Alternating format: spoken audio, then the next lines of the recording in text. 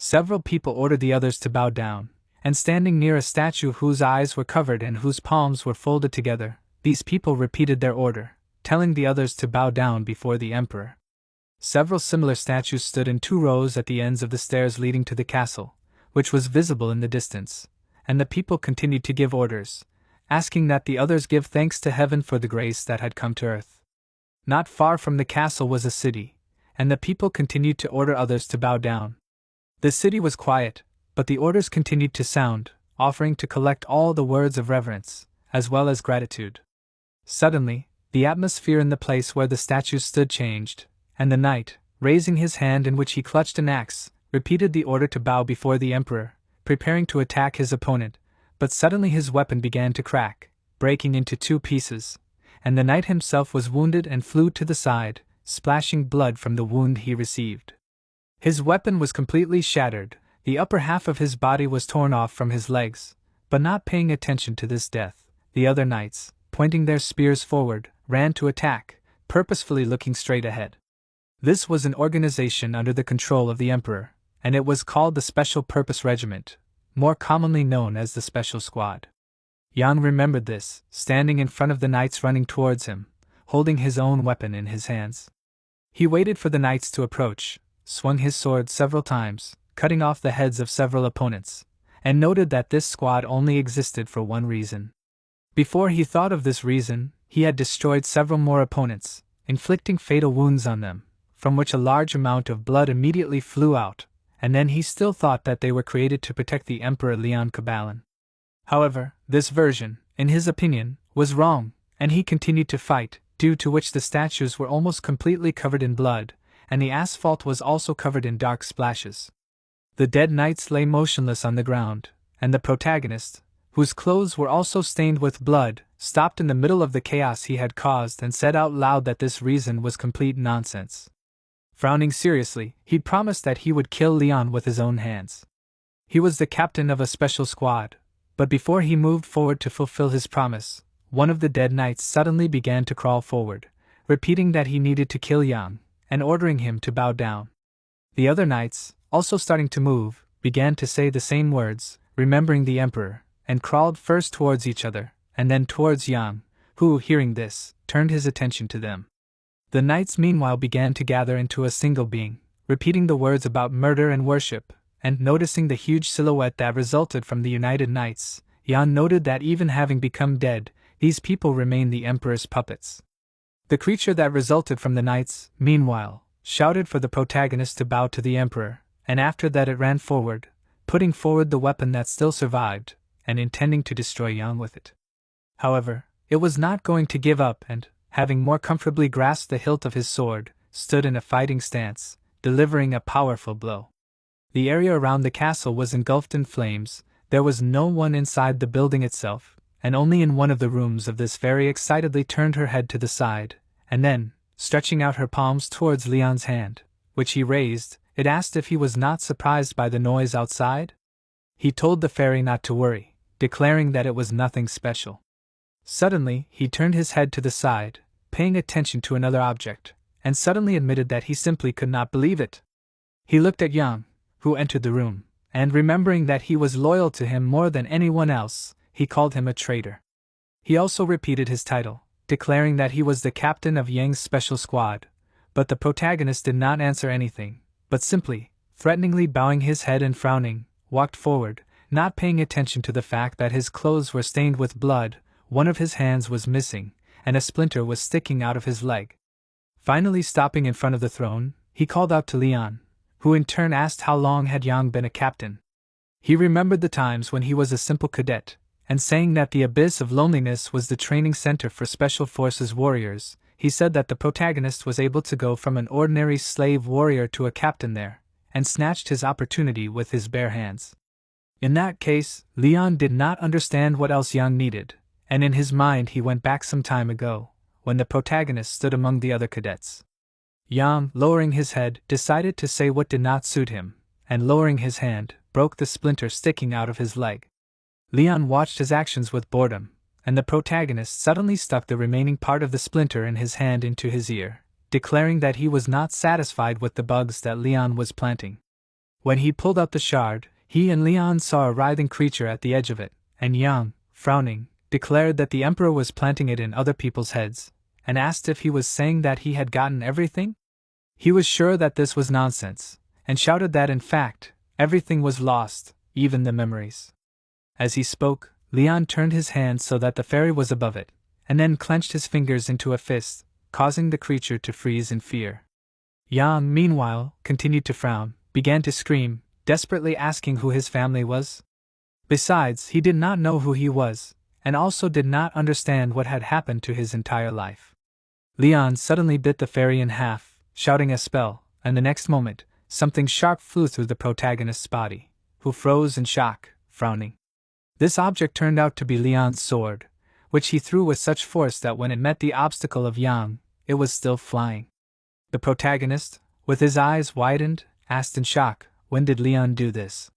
The next moment, blood sprayed into the air from the resulting wound, but Yang was still standing, and Leon, standing up, admitted that he did not know how he noticed the bug, but declared that he was sorry that this happened, and frowning, admitted that Yang was his favorite puppet.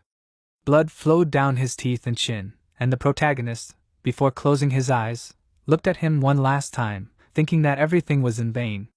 Suddenly, he heard someone tell him to wake up, ordering him to wake up, and when he began to open his eyes, he saw a vague silhouette in front of him, and the person standing in front of him told him to get up. The next moment, Yang's eyes widened, and then he lowered his head and asked himself, what happened? His heart was pierced through, but he felt that it was still beating, and he did not understand how this was possible. In the end, he decided that he needed to pull himself together, and as he looked around, he noticed that this place seemed familiar to him. He still did not quite understand where he was, and as he continued to look around, the protagonist placed his palm against a giant pillar, but did not fully understand what exactly it was. But suddenly, he began to remember and opened his eyes wider, shouting that this was a great stone sword. Raising his head, he noticed that the pillar was indeed shaped like a sword, and noted that this legendary structure was the symbol of the Special Forces Warrior Training Center. Countless students had died in front of this structure, and after telling himself to stop, Yang looked at his palms, asking himself, had he really become younger? He also noticed that he was wearing a cadet uniform and wondered if he had gone back in time. He was suddenly distracted from his thoughts as he heard someone say that it was too noisy in here. The next moment, Roman appeared behind him, raising his hand into a fist to strike. Yang frowned as he sensed this and managed to turn around at the last moment, but since he couldn't avoid the blow, he simply held his hands out in front of him to take the least amount of damage from the attack. Roman's blow sent him flying, and as Yang slammed his back into a pillar with force, Roman ordered him not to look away.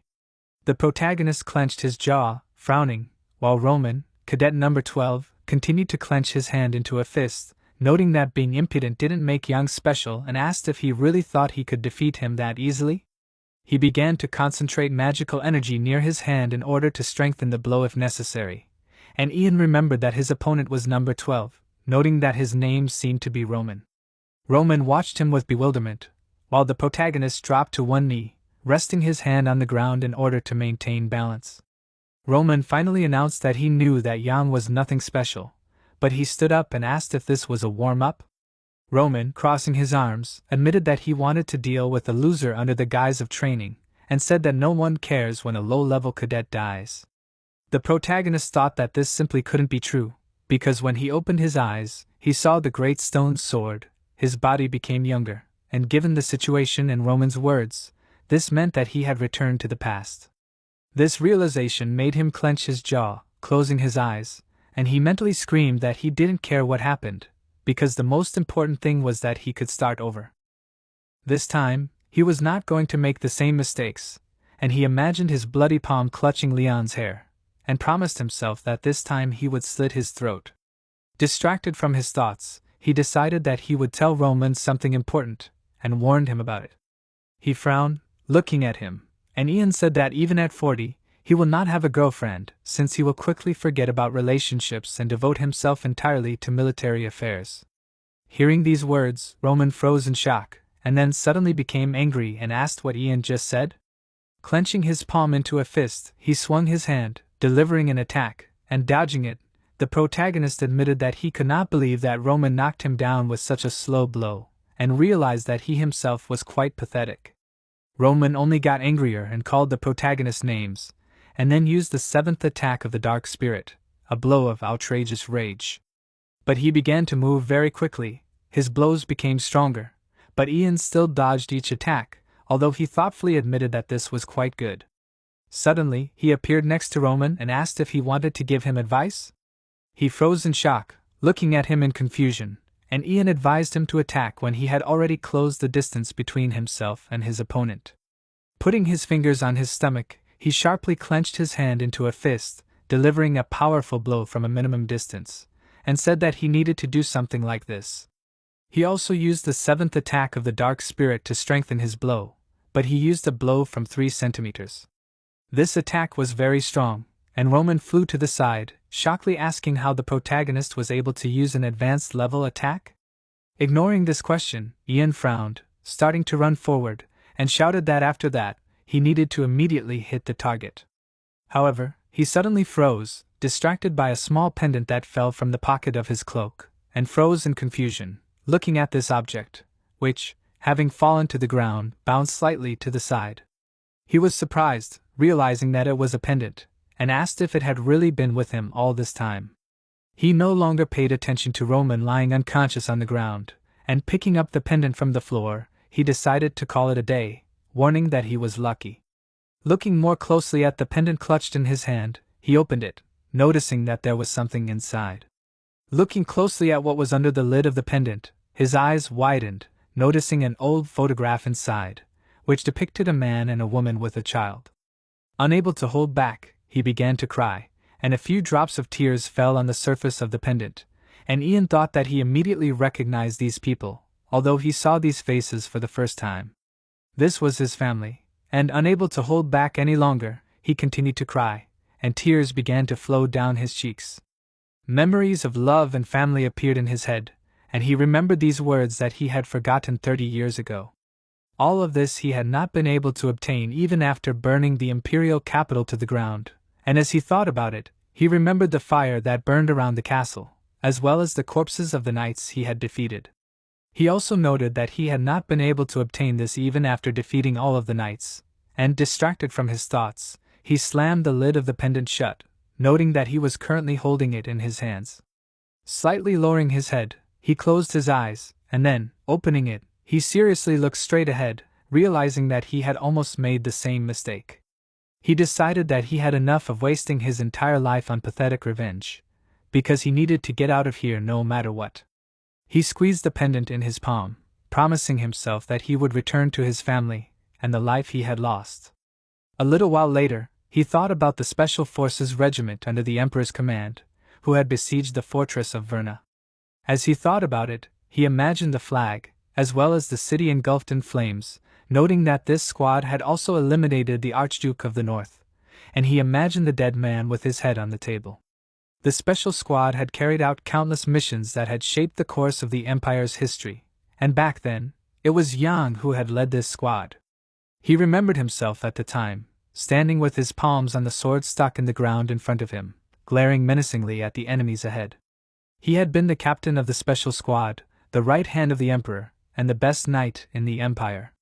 And now, he, the former captain of the special squad, clenched his jaw and frowned as he walked forward, ignoring the beads of sweat running down his face, and said with displeasure that for some reason the powerful warrior was now forced to do indecent work. He barely managed to pick up several barrels that had warning signs written on them that they were biological waste. He was unhappy that he had to carry this, but his job was now a cesspool cleaner. Because of this, he had to, despite his displeasure, climb up the stairs, holding 2 huge heavy barrels on his back. Continuing to move forward, he imagined 2 swords clashing with each other, which the cadets were fighting with, and noted that there were only 1,000 cadets in the warrior training center, and in order to survive and become stronger, they had to kill. He imagined in addition to the 2 fighting warriors, other cadets who, having stopped a little to the side, lined up in neat rows, watching the battle. On average, 3 or 4 people died in this place every day, and then the places were replenished again due to new volunteers and kidnapped people. The training center was located in a dragon's nest in the northwestern part of the mountain range, and the interior of the training center was a labyrinth in the dungeon. He imagined the approximate layout of the instructor's office, the central square, the low-level cadet barracks, and other rooms in the dungeon, and then noticed that each cadet had a number. The number depended on one's ability, and one could increase one's number through exams and tournaments. In this pyramid system, where one's rank determined how one was treated, cadets walked over each other, but they were also under strict control. In such a system, it was almost impossible for students with a number of 900 and above to survive, because if a low-level cadet died, he could easily be replaced. He himself was currently number 974, and after carrying the barrels, he took a few boxes, heading to the right place, and thought that usually low-level cadets were either sent to do dirty work, or they helped high-level fighters train. Now he was lucky because he was only given the dirty work, and he smiled faintly, wanting to tell himself the reason for his joy, but suddenly he cried out, as someone bumped into him, pushing the boxes to the ground. Ian called out to the person who bumped into him in displeasure, and starting to collect the boxes, ordered the person to open his eyes wider. At the same time, he thought that in this pyramid there were students occupying the top, and then, finally focusing on the one who pushed him, he froze, noticing Lorena Wolf, who, looking at him sadly, admitted that she had been careless and asked for forgiveness. She and her two comrades who walked next to her were top-level cadets, heirs of aristocratic families, and maintaining loyalty to the empire, continuing the lineage, and maintaining control over high society were the main reasons why the children of aristocrats were trained in the Special Squad Training Center. The center made the most comfortable living conditions for them, and they were not planted with bugs in their heads because they were already hostages of the privileges of aristocratic society.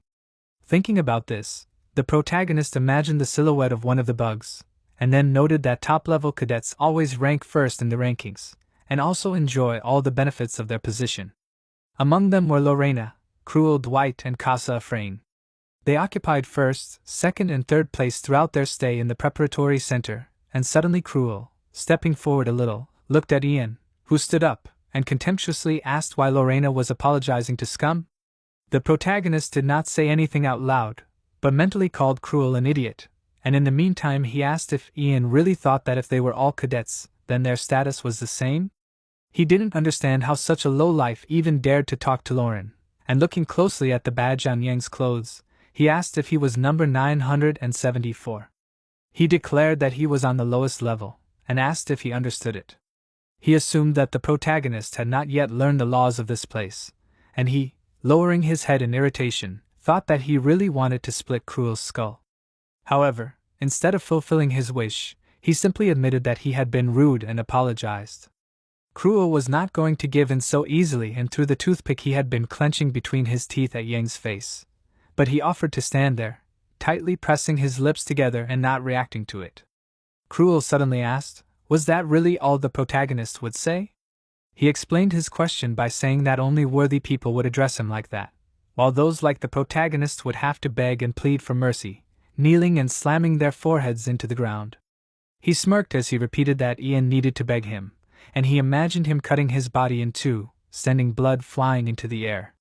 He closed his eyes and told himself to be patient, trying to ignore the fact that Cruel, smiling widely, asked if he had ever seen a real aristocrat in real life. Seeing that he was not reacting, he assumed that he was speechless, and exclaimed that it was natural, since he had finally met someone as majestic as Cruel. He also added that a nobody was a nobody, and while he was saying this, Lorena was packing up the boxes, frowning in concentration.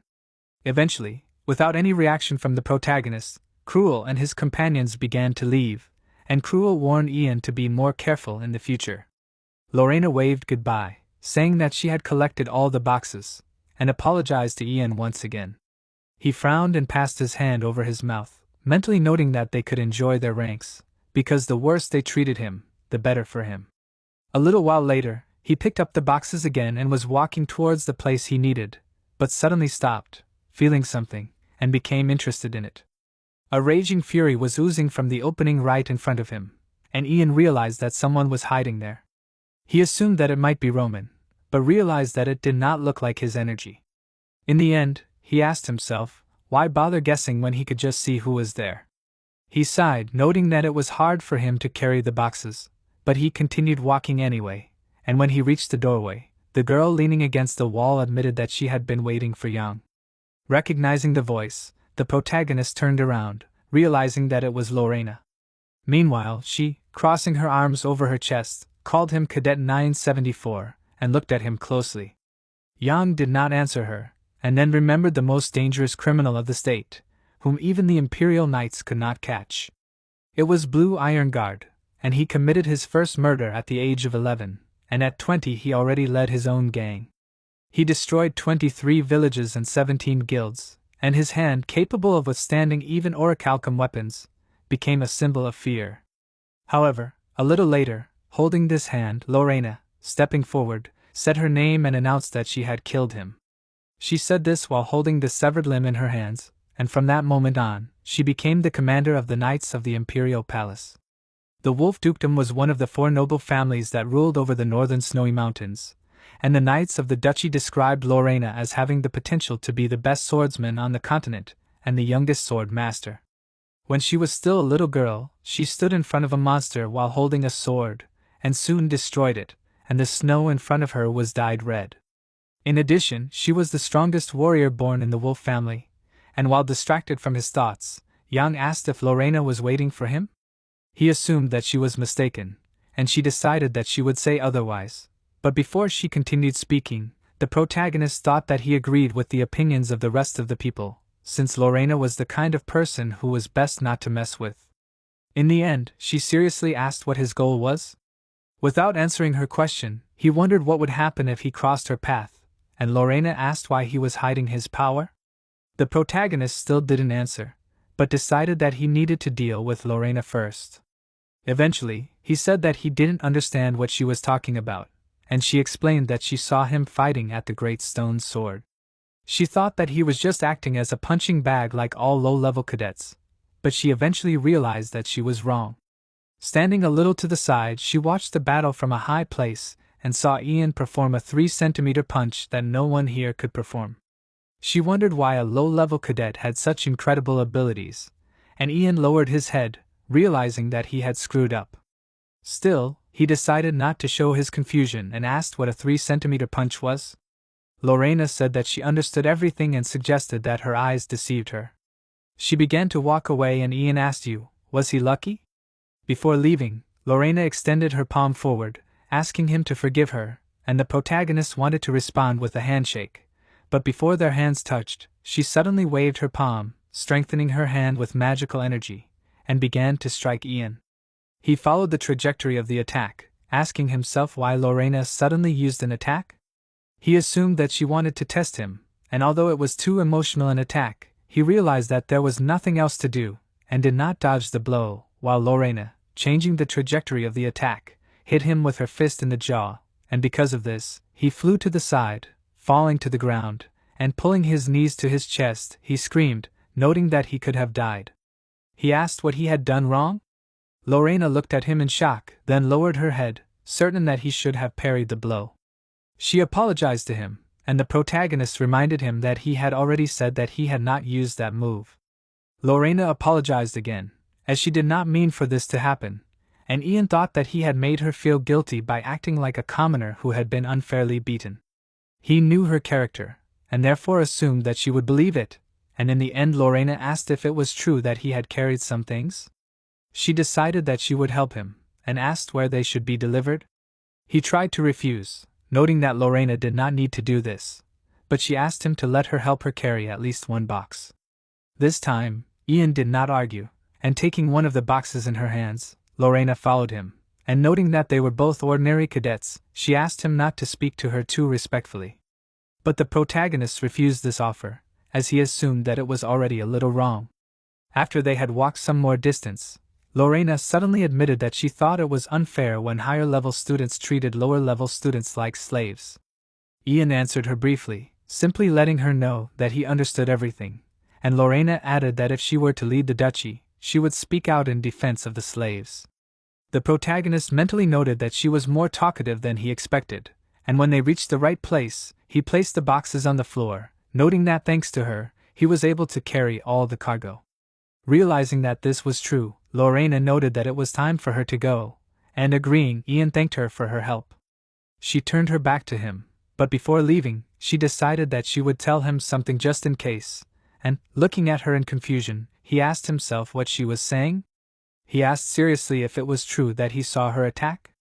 She noticed that he followed his hand with his eyes, and expressed the hope that her eyes deceived her this time too. In the end, she said goodbye to him until they met again, and left, and the protagonist, lowering his head, frowned, thinking that she really was very smart. He realized that he would not get rid of her so easily, and looking up, he asked himself if he should do something to her in that case. He imagined himself squeezing his hands around her neck, and asked himself if he should kill her right now. He knew he could easily deal with the current Lorena, but he realized that doing so would make the Wolf family his enemy. He eventually walked out of the warehouse and into another room, noting that he would be foolish to make himself a dangerous rival just because Lorena was a nuisance. He finally decided that he needed to focus on escaping first, and realized that the place he was looking for was somewhere around here. He stopped in a toilet stall, remembering when he was a captain of a special squad, there were many deserters, but none of them managed to escape from the training center. He imagined the bloody body of one of those people, and although one of the deserters managed to reach the forest, he was still captured there. Then he politely asked this cadet how he managed to escape, and he answered him politely. However, despite the fact that Yang was thinking about politeness, an image of an escapee hanging on sharp hooks right by his skin appeared in his memory. After that, the torture did not end, and a little later, when nails were driven into the cadet's body, he, stuttering in pain, said that he used the closed area and the fifth stall of the toilet. There was a passage behind the wall, and placing his palm on the wall now, the protagonist smiled, announcing that he found it. After breaking down the wall in the fifth booth, throwing the bricks down, he found a passage, and finally found a way out of here. Repeating softly out loud that he had found it, he peered into the hole, realizing that it was too small, but if he moved the stones, he could escape. He grinned enthusiastically, moving the stones, and mentally exclaimed that he would finally be free of the damned squad.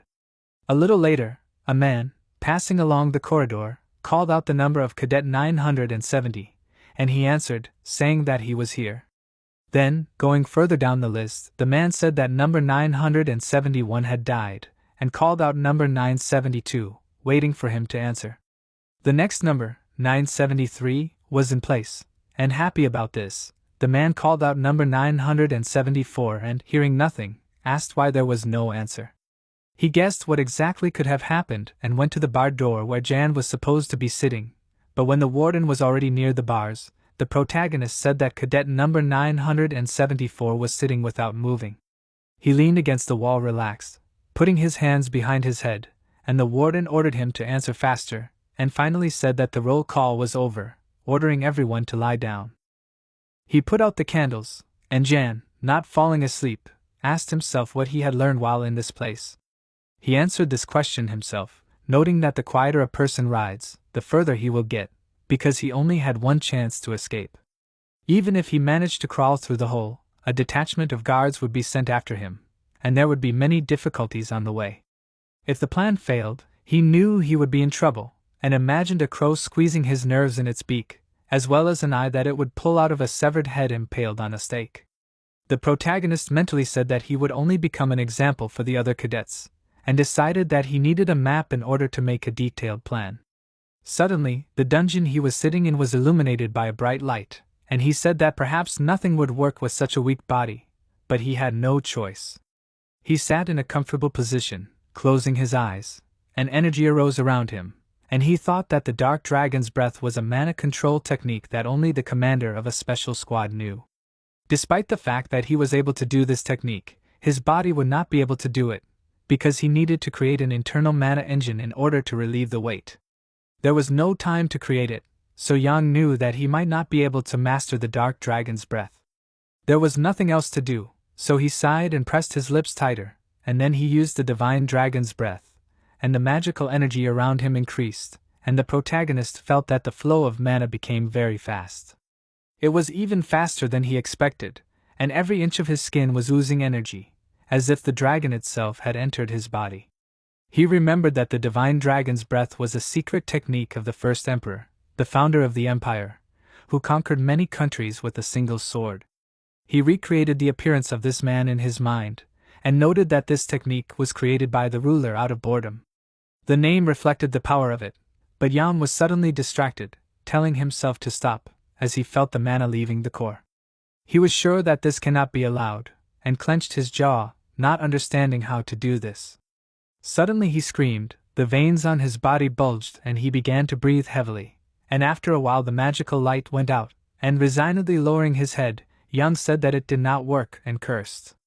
Grabbing his hair with his hand, he supposed that it was impossible to create a concentration of energy with a secret technique, especially with such a body. He remembered that Leon once gave him a training scroll, and he did not know whether it was an attempt to test him or just a passing generosity of the ruler. But still he accepted this scroll, and now he remembered that these writings only contained information on how to inhale mana, but there was nothing about how to retain it in yourself. He knew where the other scrolls were, but now he decided that the main thing for him was to escape before something began. He frowned in concentration, and the next day one of the cadets admitted that he had heard that everyone who had gathered here today would be sent outside. The other cadets asked in bewilderment, was it really true? Someone confirmed that he had heard it too, and listening to these conversations, the protagonist noted with displeasure that they were dreaming, since he knew that this would not happen. The cadets standing closest to him asked if they would really be able to return. Meanwhile, Jan noted that if his memories were correct, the person he was thinking about would arrive today, so he should try not to attract attention. Roman, walking along the rows of cadets, suddenly called out to Jan and asked where he was. Hiding his face under the hood, the protagonist sighed, thinking that Roman had already become boring to him. Suddenly, an instructor appeared on the platform in front of the cadets, and noticing him, they asked if it was true that they would be sent home today. Damien thought, pressing his lips tighter, and then, calling the cadets' names, he ordered them to be quiet, and all the cadets shuddered, opening their eyes wider and covering their ears, and Ian also bowed down, realizing that this was a voice-controlled technique. He did not understand why Damien was trying forbidden techniques on the cadets, and clenching his jaw, he thought that the voice-control technique was performed by concentrating mana in the vocal cords, and unprepared people could receive fatal injuries from hearing such a thing.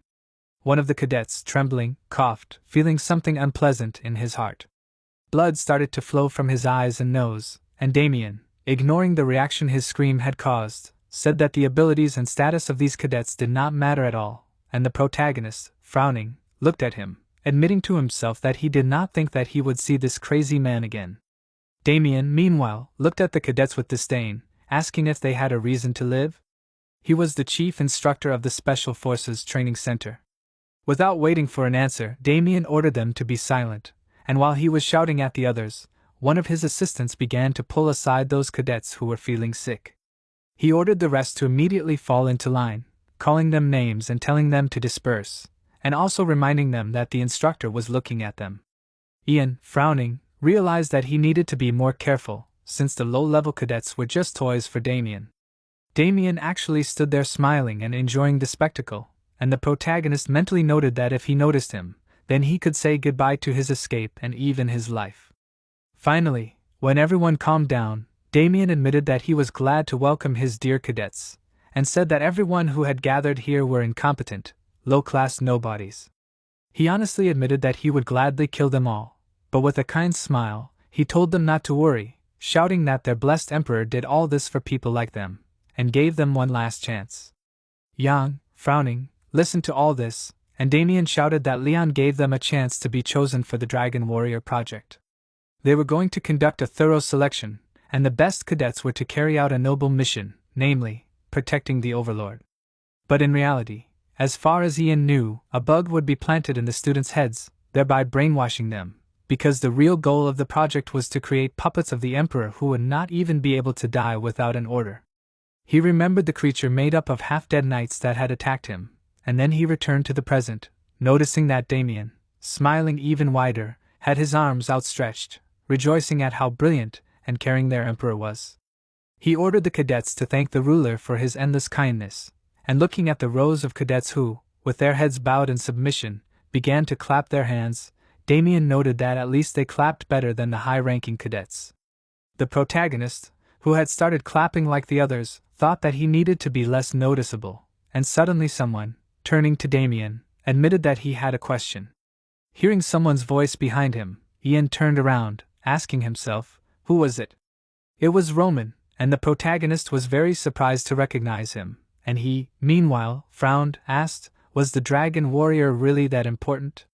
He wanted to say something about what would happen if one of them was chosen for such a great purpose. But he stopped for a moment, not finishing, and Ian asked himself, what did this idiot want to say? Roman suddenly became angry, clenching his jaw, and asked if he would still have the right to hit each of those who joined this squad in the face. Suddenly, a bright flash of magical energy appeared in the air, and this beam, passing through Roman's body, pierced his chest through, and from the resulting wound, blood sprayed into the air, and Ian himself opened his eyes in shock, unable to stand on his feet, and staggered. Ian clenched his jaw, noticing that Roman was shot, and focused on the splashes of blood flying into the air, while Damien, whose hand was stretched out in front of him, asked if Roman was okay. Squinting his eyes, he noted with displeasure that there were too many obsessive thoughts in his head, saying that all cadets are just bugs.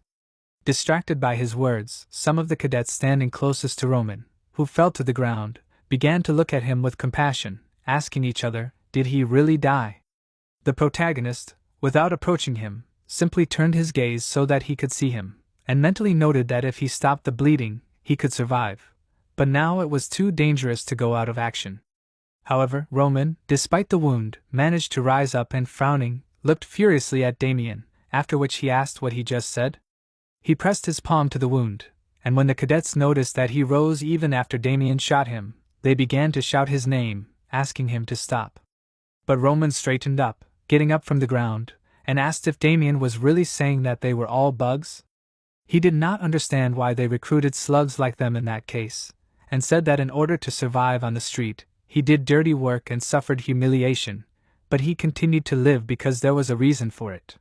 He remembered the soldiers taking him away before he became a cadet, and he turned around to see a little boy and girl huddled together, sadly watching him go. At the moment, distracted by his memories, Roman asked if the Emperor and the Dragon Warriors were that important. Yang simply listened to this with his lips pressed tightly together, and Roman's frown only deepened as he remembered Damien saying that they had to protect their beloved lord. Damien closed his eyes and noted that Roman was quite a persistent bug, just like a cockroach. He remembered that some people said that cockroaches could survive even if their heads were torn off, and he decided that he should check if that was true. Roman, frozen, watched as Damien put his finger forward, next to which a cloud of magical energy appeared, but despite the awareness of what could happen, he still did not move, and Ian suddenly thought that the crystal mole was a wild rodent that lived deep in the mountains, and this animal was famous not because of its cute appearance. This same crystal mole appeared in the air next to the cadets, and they began to ask in surprise, what kind of nonsense is this? Meanwhile, the protagonist continued to think, noting that this mole got its name because when you hit the crystal part of it, something special happens. Noticing the crystal mole, the cadets began to tell each other to save themselves, and Roman, clenching his jaws, looked in shock as the mole appeared between him and the magical attack launched in his direction. Ian noticed that the crystal mole exploded, emitting a blinding light, and the next moment, when the attack in the mole's body touched, there was indeed a bright flash, and noticing what was happening, Damien calmly asked himself, was this really a crystal mole?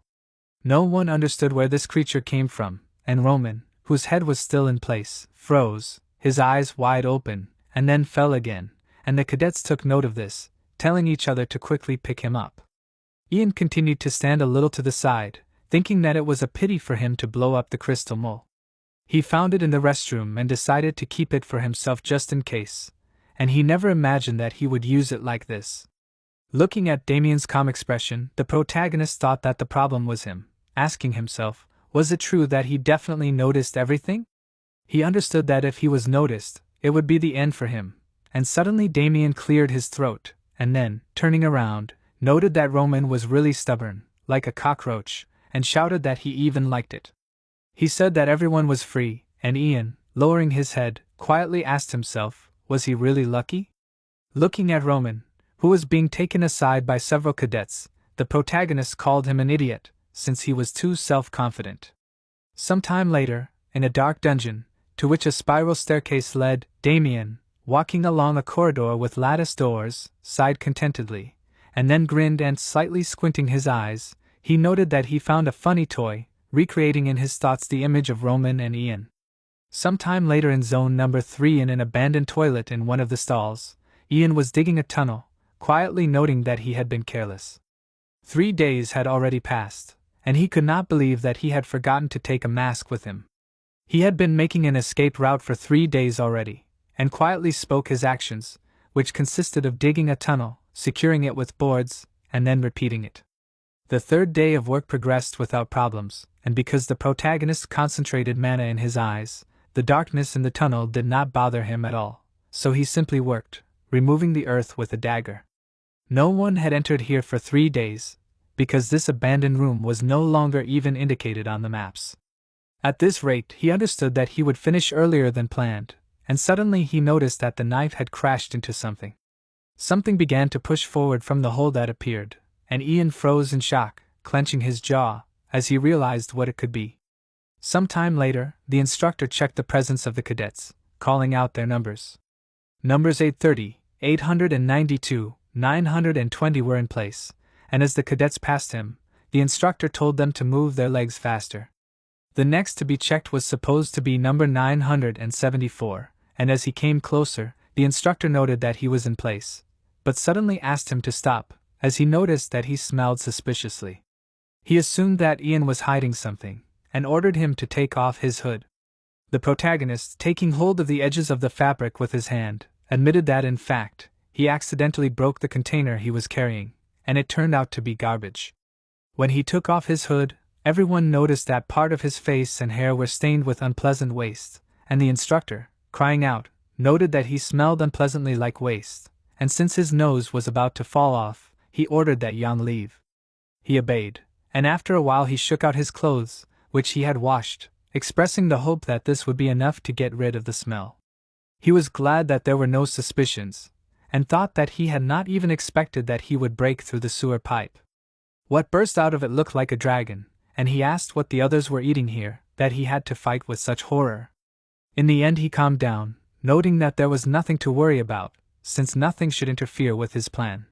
He managed to get daggers, ropes, and everything else that could be useful during the escape, and besides that, the improvement of his body was also almost complete. To be honest, he was afraid of dying because of too much strain on his muscles, but the result was visible, and Ian wanted to think about what he had left to do, but suddenly got distracted by hearing voices to the side. One of the instructors standing around the corner asked his comrade if he heard what they were talking about. He said that the guy, whose name was Gale, had his tongue cut out for laughing at the instructor. His comrade admitted that he was so scared that he even caught his breath, and the first instructor noted that the main thing is to hold on, confident that these are probably just rumors, especially since the instructor should leave soon. The protagonist asked himself, is Damien really leaving? He smiled, and then, as he put his clothes back on, he realized that this meant Damien wouldn't be there, glad that he knew about it. Starting to move away, he noted that he could not pass up a great chance, and approached the abandoned toilet, deciding that now before he returned, he needed to cover all traces of him. But suddenly he stopped, hearing footsteps, and shuddered slightly, asking himself, who could have needed to come here? He did not understand who it could be, and assumed that it could be Lorena or Damien, and asked himself, did they really know about his escape? But suddenly he frowned, noticing Roman in front of him, and asked, was it really him? Roman asked discontentedly, what's wrong with that? Ian warned that there was no time for showdowns if Roman was following him, but he shouted that he came here for work, not understanding what he meant when he talked about surveillance. The protagonist asked, was Roman really allowed to move after that? He asked discontentedly, who did he take him for? He noted that the scratches healed during the day, like on a dog, and, looking at him suspiciously, Yen noticed that blood was coming out of him. The bandage on Roman's chest was really soaked with blood, splashes of which broke through even through the bandages, and Roman shouted that it was an ordinary pimple, noting that he had recently squeezed it. Yen, passing by him, agreed, and noted that it was good if it was just a pimple. After that, saying that he had a lot of work, he began to go into an abandoned toilet, and Roman suddenly grinned and asked, was he really talking about work? he asked. Was he really ordered to dig a tunnel? The protagonist froze when he heard this, and Roman asked, how did he think the instructor would be happy when he found out about this? Yen frowned, looking at him, and noticing the expression on his face, Roman noticed that he was scared. The next moment, a beam of magical energy appeared in the air, and the protagonist instantly appeared next to Roman, clutching a knife in his hands, and used the 16th dark spirit. Roman did not understand what was happening and simply froze in place, and Ian activated hidden falconry, slashing him with a knife. Blood sprayed into the air, and Roman, clenching his jaw, shouted out Ian's name, still not understanding what he had just done. The protagonist simply clutched the bloody dagger in his hands, looking indifferently ahead, but suddenly he was distracted from the thoughts in which he imagined this, and closing his eyes, lowered his head, thinking that of course it would be easy for him to kill Roman. Roman attracted his attention by calling out to him and asking why he was silent. Ian, opening his eyes, looked at him, frowning seriously, and Roman, crossing his arms over his chest, asked if he was really so scared that he even lost the power of speech.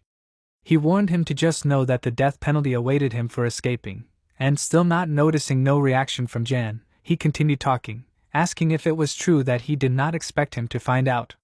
He assumed that the protagonist should beg him to keep quiet, and noted that in that case he might agree to keep his secret. But suddenly Jan asked why he would do that. He was sure that Roman would not tell anyone anyway, and he indignantly asked if he really would not tell anything. He was going to go and do it right now, but the protagonist, calmly interrupting his indignant speech, noted that he would not do it, since he hated the special squad even more than he did. Roman froze, and Jan remembered that even when he was threatened with death, he could not contain his rage, and added that he knew that Roman dreamed of returning home. He asked if he wanted to tell. He very much doubted this desire, since he knew that he really wanted to escape. Looking at Roman seriously, he asked if he was mistaken. Roman admitted that Ian was not that simple, and remembered that during their fight he caught one moment, mentally returning to the moment when the protagonist dodged his attack and struck back. He realized that if he really wanted this, Roman would not be here, and imagined that he could be lying on the ground, writhing in pain from a deep, fatal wound. In addition, Roman could easily recognize Ian among the cadets, since he smelled different. Hearing that Roman distinguished him by smell, the protagonist froze in bewilderment, and asked if he was a stalker. Roman shouted that he did not mean that, and Ian, returning to the previous topic, asked how Roman knew that he was digging a tunnel. He noted that it was very simple, explaining that Ian was given away by tracks. The protagonist did not understand what footprints he was talking about, and Roman explained that most of the rooms in the center had granite floors, but he noticed strange footprints with limestone dust.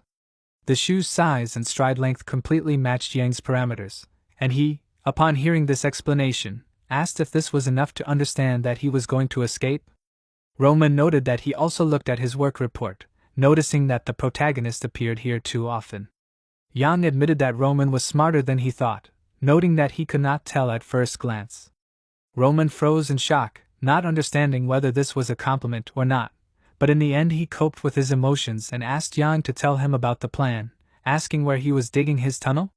He wondered what the chances of a successful outcome were, and the protagonist asked if Roman was asking because he wanted to join. Roman couldn't answer right away, as he needed time to think about it, and Ian ordered that in that case he stay here, as he had good enough skills to get himself a higher ordinal number in 10 years. However, before leaving, he looked at Roman seriously and asked what would happen to those he was trying to protect. He asked if even now Roman wasn't sure if they were alive, then what would happen to them in 10 years. He presented a photograph of a boy and a girl, which was gradually disintegrating, disappearing into the darkness. Frowning more seriously, he repeated that there was no time to think, so he ordered Roman to decide now, declaring that if he joined him, they would no longer be here the day after tomorrow. Roman hoped that Ian had thought through every action, and Ian confirmed this, asking if he should tell him. He noted that there was a 962-man age difference between him and Yen, so if they both escaped, the instructors would try to catch him first. He said, as Yen had said that the day after tomorrow they would not be here, because Roman himself would be rotting in the grave. He imagined his body riddled with arrows, and Yen, smiling faintly, admitted that it was surprising that Roman had thought about the consequences. He explained his surprise by the fact that he did not usually give the impression of a reasonable person, and frozen in shock again, Roman asked if this was a compliment or not. In the end, he ordered him not to whine, explaining that he was risking no less than Roman, and asked what he had decided.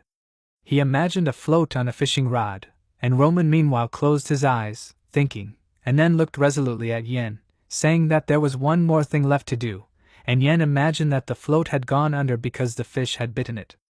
A little later that night, everyone had gathered and Damien, smiling slightly, closed his eyes, asking if it was true that the cool night air was a pleasure to breathe. He announced that they had gathered the cadets here at such a late hour to announce important news. The cadets listened attentively, and among them was the highest-ranking cadet number 32 Kais. Damien said that he usually preferred not to see the cadets at such an hour, but he had warned them that the news was excellent, so he decided not to delay. Low-ranking cadet number 525 Marvin frowned in concentration as he listened to these words, and Ian, pressing his lips tighter, mentally noted that if he was not mistaken, today would be Damien's day to announce the exam. He actually said that the date of the first exam for the cadets had finally been set, and explained that the essence of it was very simple, because all the cadets would go to one place, and if they could survive there for a week, the exam would be considered passed. He was about to announce the location of the first test, and Ian looked at it with concentration, and Damien, finally opening his eyes, smiled more deeply, saying that it was the Blade Mountain Range. The protagonist's gaze became more severe, the corners of his lips drooped, and he thought that this was, of course, the Blade Mountain Range. He remembered that many years ago there had been a traveler named Nilf, and he had learned that herbs that could cure his mother's serious illness grew in the Blade Mountains. He asked his mother not to worry, promising that he would definitely find the medicine. Some time later, when a huge monster was eating him, he, dying, stuttered, repeating the words he had said to his mother earlier. The protagonist remembered that some people said that the mother waited for her son every day until she died, and of all the troubles, the lucky thing was that Nilf's mother never found out how he died. Thinking about this, Jan imagined the monster clutching a severed hand in one of its paws and chewing the remains of someone else's body in its bloody mouth. The Blade Mountains were inhabited by a huge number of monsters, which is why people called this ridge a forbidden zone. The most harmless monsters here were goblins, but the deeper a person went, the more bloodthirsty the monsters would be. Continuing to think, the protagonist imagined that the monster that destroyed Nilf was eaten by another monster, a larger one, squeezing the head of this one in its jaws. The mountains were home to both large creatures that no one else could meet anywhere, and giant monsters about which people made up legends. One of these monsters was much larger than the monster that ate the bird of prey, and it easily dealt with the huge goblin. In addition, in the mountains there were creatures that the world had not yet learned about, as well as those monsters that had not yet been discovered. In addition, in the most remote part of this mountain range, it settled, and thinking about this, Ian imagined a dark silhouette with glowing evil eyes. He was forced to tear himself away from his thoughts, because Damien, closing his eyes again, asked if it was true that the cadets were already impatient to begin. He wondered how many bugs could survive this week, and he honestly admitted that he enjoyed imagining the torment of the pathetic cockroaches. Suddenly, one of the instructors came closer to him and, apologizing, he attracted Damien's attention, explaining that he needed to tell him something. Damien, startled, asked what exactly he wanted to say. The instructor announced that they had received a message that Damien had to go, and hearing this, the protagonist shuddered, listening more closely to what the instructor and Damien were talking about. Damien narrowed his eyes, frowning, and said that he understood, and Ian smiled. Finally, turning his back to the cadets, Damien declared that the conversation was over, and added that the cadets could go free. Ian, removing the hood from his head, noticed that Damien was upset, because he ended the conversation so abruptly without an explanation. He knew that it was almost impossible for cadets with little experience to survive in these mountains, and high-ranking cadets would be protected by instructors, since they were the children of nobles. Suddenly, he was distracted, startled, because he heard someone ordering the others to move out of the way. He noticed Lorena passing by the cadets, and everyone parted for her, noticing that she was coming. The higher-ranking cadets ordered the lower-ranking cadets to stay out of the way, and Ian cursed under his breath, realizing he was too close, and pulled his hood up over his head, noticing that Lorena was like an idol here. When she was almost level with him, he turned his head away, mentally asking her to just pass by, and she did not stop, but when she reached him, she focused her gaze on him and asked him to be calm. Ian lowered his head, a little disappointed that she noticed him. However, since Lorena just passed by without lingering any longer, he noted that it was not as bad as he thought. He knew that there was no point in worrying about her, since he would soon escape from here. Walking closer to Roman, he caught his attention and asked if he did what he asked him to do. Roman winced slightly, but eventually replied that everything was ready, and Ian was pleased, telling him to admire the great stone sword for a while.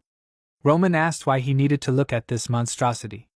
The protagonist explained that it was because he wouldn't see it tomorrow, and Roman frowned warily and looked at him in amazement, and he, remembering Damien's irritated look, mentally noted that he knew what the chief instructor had been instructed to do. Before the first exam, he had to personally visit the imperial palace in order to notify the emperor that the test was being held. Damien didn't like visiting the ruler, but he couldn't disobey the order, and thus one of the main problems in their plan disappeared. Imagining the bloody flag, Ian thought that they would escape tonight, and frowned in concentration. Some time later, using a torch to light his way, the instructor walked down the corridor calling out Cadet 920's number. He responded by saying that he was here, and the warden continued past the bars, noting that 931 had died today, and then called out to 956, who responded, indicating that he was here. Pleased by this, the instructor exclaimed that 974 should now answer, and when no answer came, he looked irritably towards the bars, asking if Jan was making a fool of himself again. He ordered him to answer immediately, calling out his number and name over and over again, and finally, saying that he was here, Jan appeared from the darkness behind him, clasping his hands around his head, and turning it sharply, he snapped the warden's neck, and then ordered everyone to get to work. Ian, Roman, and 2 other cadets named Jake and Todd began escaping from the Special Forces Training Center.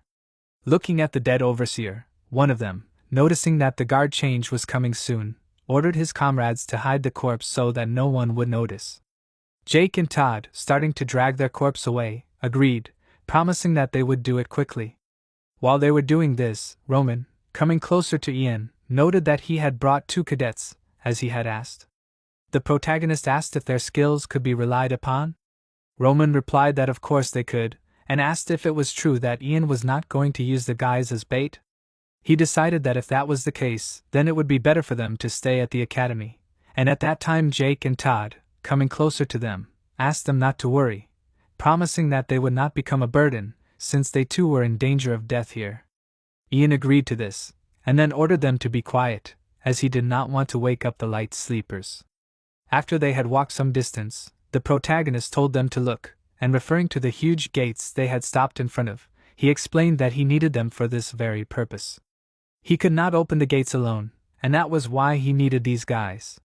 They, not quite understanding, asked again, and he noted that in order to get from the barracks to the abandoned toilet, which was in a closed area, it was necessary to open a double gate. He presented a diagram of a corridor, 2 rooms and a gate, and noted that in order for the doors to swing open, 2 people had to stand on pressure plates, and on the other side of the other gate they had to pull down a lever. First, 2 of them had to step on the plates to open the gate, then the other 2 had to go through this gate, and after that they were going to press the lever at the other gate to open the first gate first, and after that the remaining 2 of their team would also go forward. That was why Ian would never be able to escape alone, and upon hearing this explanation, Roman said that he understood everything, and drawing Jake's attention, he asked if he was ready. He warned that they would step on the plates as soon as he gave the signal, and he agreed. In the end, Roman said that they needed to step on it now, and together with Jake, they simultaneously stepped on the right plates, and the gate began to open, and the guys cried out joyfully, noticing this. Walking into the open corridor, the protagonist ordered Roman and Jake to continue to stand in place, and Todd called after him. Before he got far enough, Roman asked him to wait, and asked how long they would have to stand here. Without turning around, Ian said that they would have to do this until he gave the signal. When some time had passed, Roman, noticing that quite a lot of time had passed, cautiously asked why Ian and Todd were not there yet. Suddenly, some loud sounds were heard, and the next moment the gate closed, and noticing this, Roman, running to the doors, began to pound his fist on the surface of it, shouting the protagonist's name and calling him names. He announced that he knew from the beginning that Ian would leave him here, and he called him names, noting that he should have guessed when he said that he would go first. The protagonist, hearing these shouts, smirked and then asked, "Is Roman blind?" He froze when he heard his voice and frowned, wondering if that was Yang's voice. The gates slowly began to open and the protagonist, whose silhouette began to appear in the gap, said that he was more than sure that he had told them to wait for the signal, but Roman couldn't even do that. Wiping the blood from his cheek, he asked with displeasure, who had abandoned whom. But ignoring his question, Roman asked whose blood was it. He was curious about what had happened inside and besides, he didn't understand where Todd was. Yang said that they were both fine, noting that Roman's worries were in vain and explained that they had to wait because of one variable. He explained all this as they walked down the hallway, and noticing his words about the variable, Roman asked again, and the protagonist admitted that he thought he could just drug the bait, but it didn't work. By this time, they had just reached another gate, and Roman, frozen in shock, cried out, noticing the corpse of a giant wolf lying on the ground in a pool of its own blood. Coming closer to the monster, Ian admitted that the beast was crazier than he thought, so it took a long time. Roman was amazed at how big the monster was, and asked if the protagonist had killed it alone. He simply said that they didn't need to linger, but should run as soon as possible. The escape went smoothly after that, and through a tunnel dug by Ian in an abandoned restroom, the 4 cadets managed to leave the walls of the training center, and on a slope towering over the forest, they finally dug to the ground, outside. The protagonist, who got out first, looked around, admitting that he thought they had succeeded. Roman, who was the last one, asked Todd and Jake to pull him out quickly, and Ian, approaching the very edge of the slope, noted that there was no sign of pursuit yet, but the guards had probably already learned of the escape. Soon Roman came closer to him, who admitted that he was even disappointed that they had escaped so easily. But the protagonist, looking straight ahead seriously, said that this was not so, because it had taken a lot of time and effort. He confirmed that it had indeed been a lot, and then suddenly he noted that he had not breathed fresh air for a very long time. Soon Jake and Todd came closer to them, and Roman, crossing his arms over his chest, asked if they would stay here or go further. Ian, continuing to look ahead, advised his comrades not to let their guard down, since everything was just beginning. Looking down, he mentally agreed that everything was about to begin, and took out the pendant, and then, opening the lid of it, looked at the photo inside, noting that the journey in which he would get his life back was beginning. Looking at the sky, he repeated that it was all starting right now, and sometime later they decided to discuss the plan, and since time was short, Ian was going to explain it only once, and advised his comrades to listen to him carefully. He explained that the great forest of Atrion was made up of ancient sequoias, and it was located in the northern mountains of the empire. Now they were in the very heart of the forest, and they would have to run for 2 days in order to get out of it. He laid out a kind of map on the ground, on which lay several schematically cut out figures that designated them. Suddenly Roman, crossing his arms over his chest, asked Ian to stop and asked if it would not be better for them to hide in the very depths.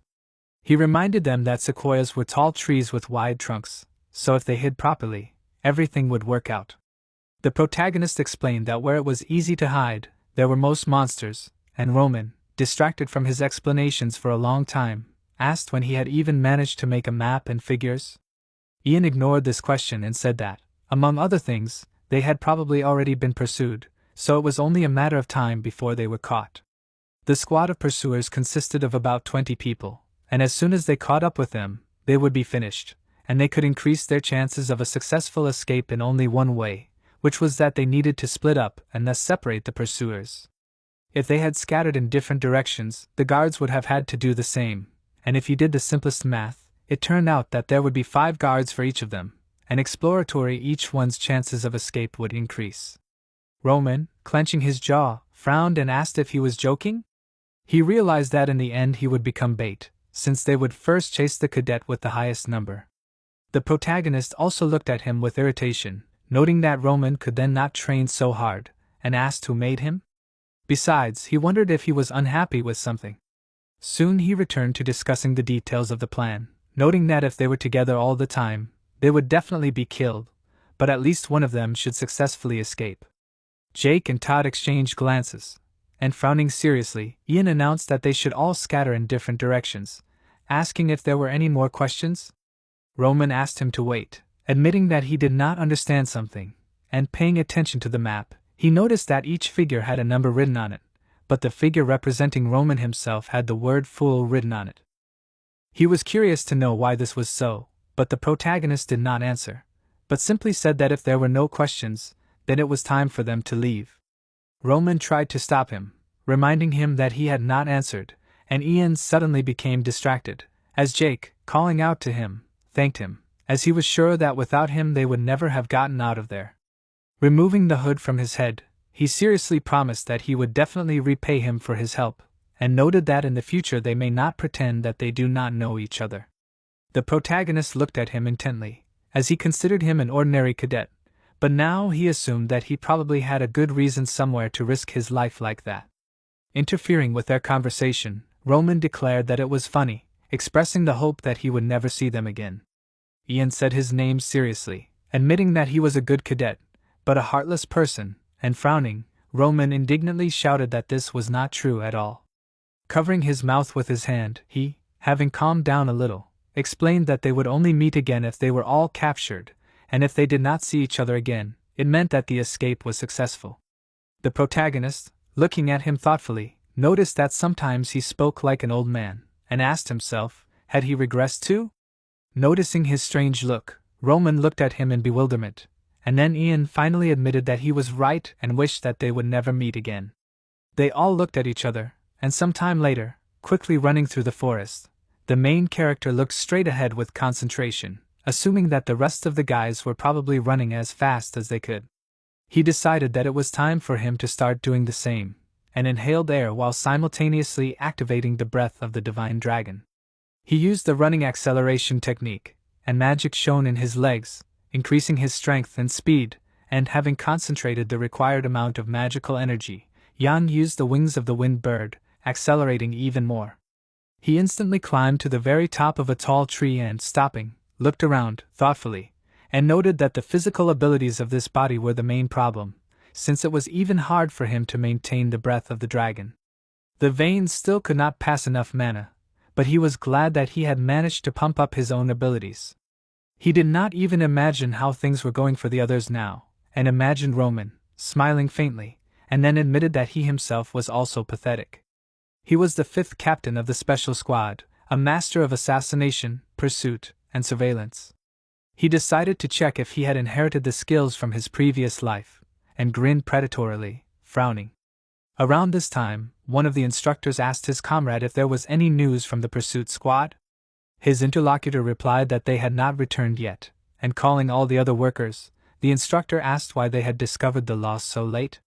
He was sure that they should catch them as soon as possible, and noted that if the head instructor, whom he dismissively called an idiot, returned from the palace, it would be bad, and his comrade agreed, noting that they needed to catch the deserters before he arrived. But suddenly someone said that they wouldn't be able to do it, and Damien, who suddenly appeared behind one of the instructors, put his hand on his shoulder, leaning closer to him, and closing his eyes, he called himself the same name as this instructor called him, and announced that he had already returned. The man looked in his direction in horror, trying to somehow justify himself, but he could not cope with his emotions and connect the words into coherent sentences, and Damien, opening his eyes, smiled, and then, moving away from the man, he patted him on the shoulder with his hand, noting that there was nothing terrible in this, since something like this happens to everyone. He advised him to relax, and the instructor asked him for forgiveness, noting that he spoke faster than he thought. Damien, maintaining a friendly attitude, asked if it was true that sometimes people curse even the emperor when he is not around. While his 2 other assistants blocked the path of the second instructor, Damien himself, placing his hand on the shoulder of the first man, walked away with him a little and asked if it was true that he was in charge of the cadet barracks. He assumed that he was very tired trying to find the fugitives, but the man, stammering, said that it was not so, and then asked Damien not to worry, exclaiming that the pursuit squad would catch the fugitives without any hitches. Damien, closing his eyes, smiled and asked how they would be able to do this. The man looked at him in bewilderment, asking again, and Damien, frowning furiously, said that there were already hitches. The next moment, he pressed sharply on the shoulder of the instructor, and he, opening his eyes wide, fell to the ground with such force that the bones of his legs broke. Blood sprayed into the air, the man fell, screaming in pain, and began to shout about his leg. Damien, looking at him calmly, said that he did not even know that these cadets were planning an escape, did not even suspect that they dug a tunnel, and did not notice that they stole supplies. The man, trying to rise, asked him for forgiveness, begging him to give him another chance, but Damien, pressing his head to the ground with his foot, asked if he was really asking for another chance. The instructor frowned, clenching his jaw, but did not resist, and Damien, looking at him menacingly, said that he did not have a chance that he could give him. He only pressed harder, blood flowed down the man's face, and he desperately asked for mercy. He continued to press, saying that this instructor had not even felt who was standing behind him, and despite the man continuing to beg, he had finally destroyed him, and only more blood splattered on the ground. Closing his eyes, he stepped aside, ordering his assistants to call off the pursuit squad, and they expressed their agreement with the order, and Damien, stepping aside and leaving bloody footprints behind him, said that he was taking command. His assistants were surprised that he would personally handle this matter, and smiling, he confirmed this, explaining that he had found something soaking, and therefore he could not hold back. Around this time, in the great forest of Atrian, a special pursuit squad of Team Number 3 ran through the forest in pursuit of deserters.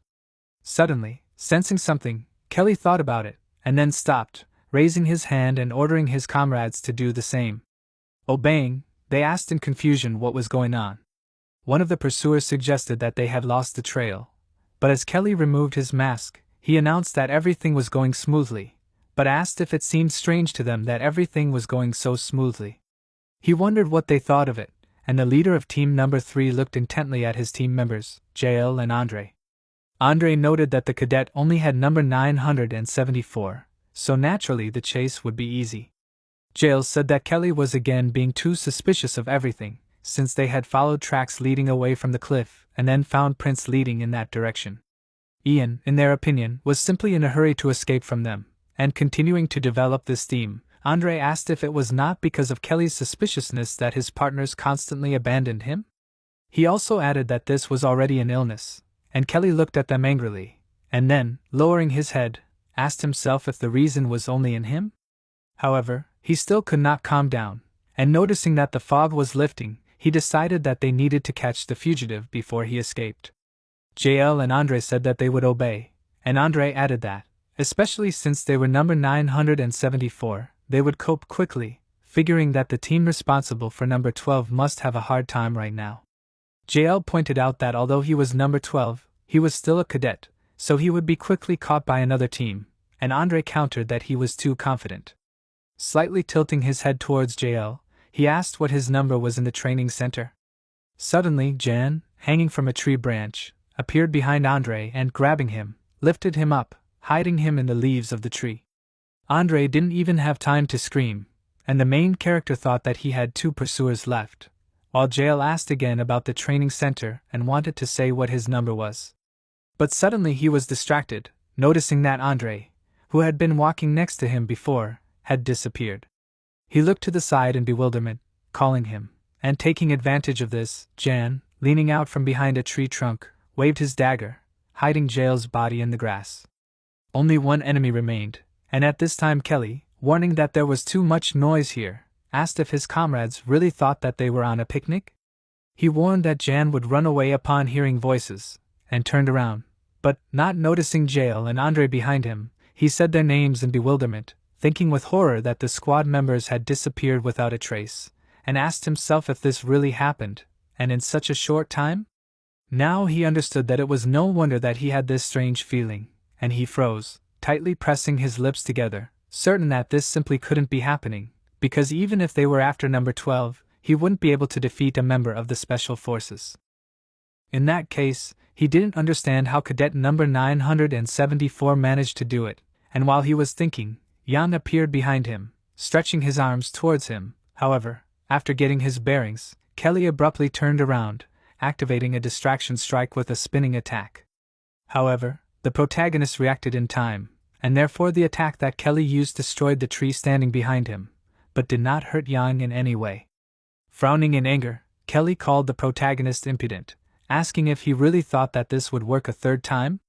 Suddenly a thin line appeared near his throat, which, jerking back sharply, tightened around his neck, starting to pull him along with it. He screamed, trying to grab the line with his hands, and dropped his weapon, asking in amazement, was it really a line? The line was thrown over a tree branch, and following this, Kelly's body began to rise up, and the line, because it was very thin, gradually began to cut his neck, and clenching his jaws, Kelly tried to say something about his throat. He remembered the footprints and scraps of clothing, realizing that these were not just footprints, but in fact this was bait in order to grab them. He was sure that this could not be, and turning to the side, noted that cadet number 974 could not defeat the pursuit squad.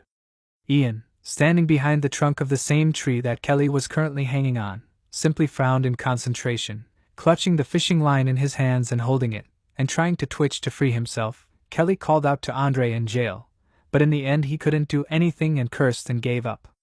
His body weakened, trembled one last time, and Ian noted that the number 3 team of the pursuit squad had been eliminated. He picked up the dagger from the ground that one of the pursuit squad members had dropped and assessed it, and said that it was quite good, so it could be used. After all, this weapon could be used for throwing. He climbed up onto the branch of the tree to be relatively safe, and frowned in concentration, noting that pulling off the attack was much easier than he thought. If he used the body strengthening technique, then from what he assumed, such encounters would not be difficult, and as he continued to think, he decided that he needed to get out of the forest before the fog descended. There were traces of blood everywhere, and he knew that the hounds would smell the stench and bring others here. However, if he masked the body odor of the Salame, it would be easier to hide from his pursuers. He picked a few leaves of the grass and began to chew it, thinking discontentedly that it was very bitter. The berries of the Salame grass were poisonous, and the leaves gave off a disgusting stench, and it was necessary to make a paste from the leaves and spread it all over his body.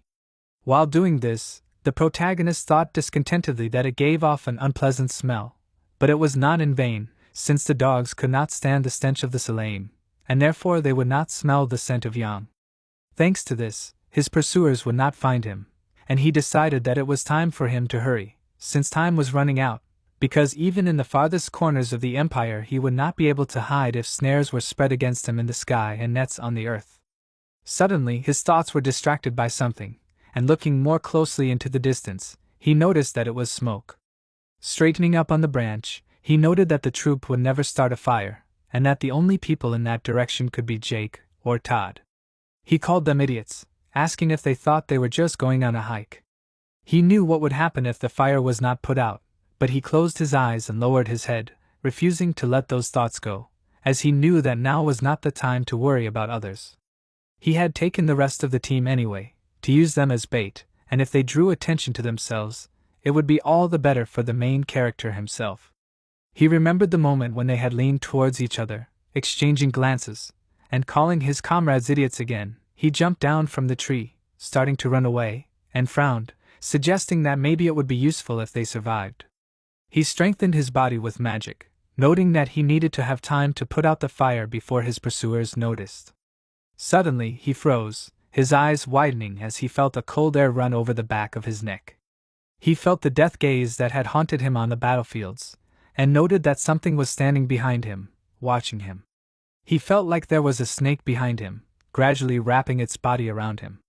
Imagining a snake body wrapping around him, Ian repeated that he felt someone standing behind him, and it was wrapping around his body like a snake. The imaginary monster behind him opened its mouth, preparing to attack, and suddenly someone admitted that he was glad that the protagonist fell for it. The protagonist turned around, and meanwhile the person continued talking, admitting that he knew at first glance that Ian was an interesting guy. The protagonist thought that the flapping of the wings of a small butterfly created an incredible typhoon, and his interlocutor declared that he knew that Ian would prove himself, and that is exactly what happened. Damien, standing behind him, smiled, closing his eyes, and said that his eyes did not deceive him. Ian wondered what exactly brought Damien here, and meanwhile, he stopped and said that he was pleased to meet you. The protagonist simply frowned, pressing his lips tighter, and looked at him. They were silent for a while, and suddenly a flash of lightning flashed in the sky, and noticing this, Damien assumed that it was about to rain cats and dogs.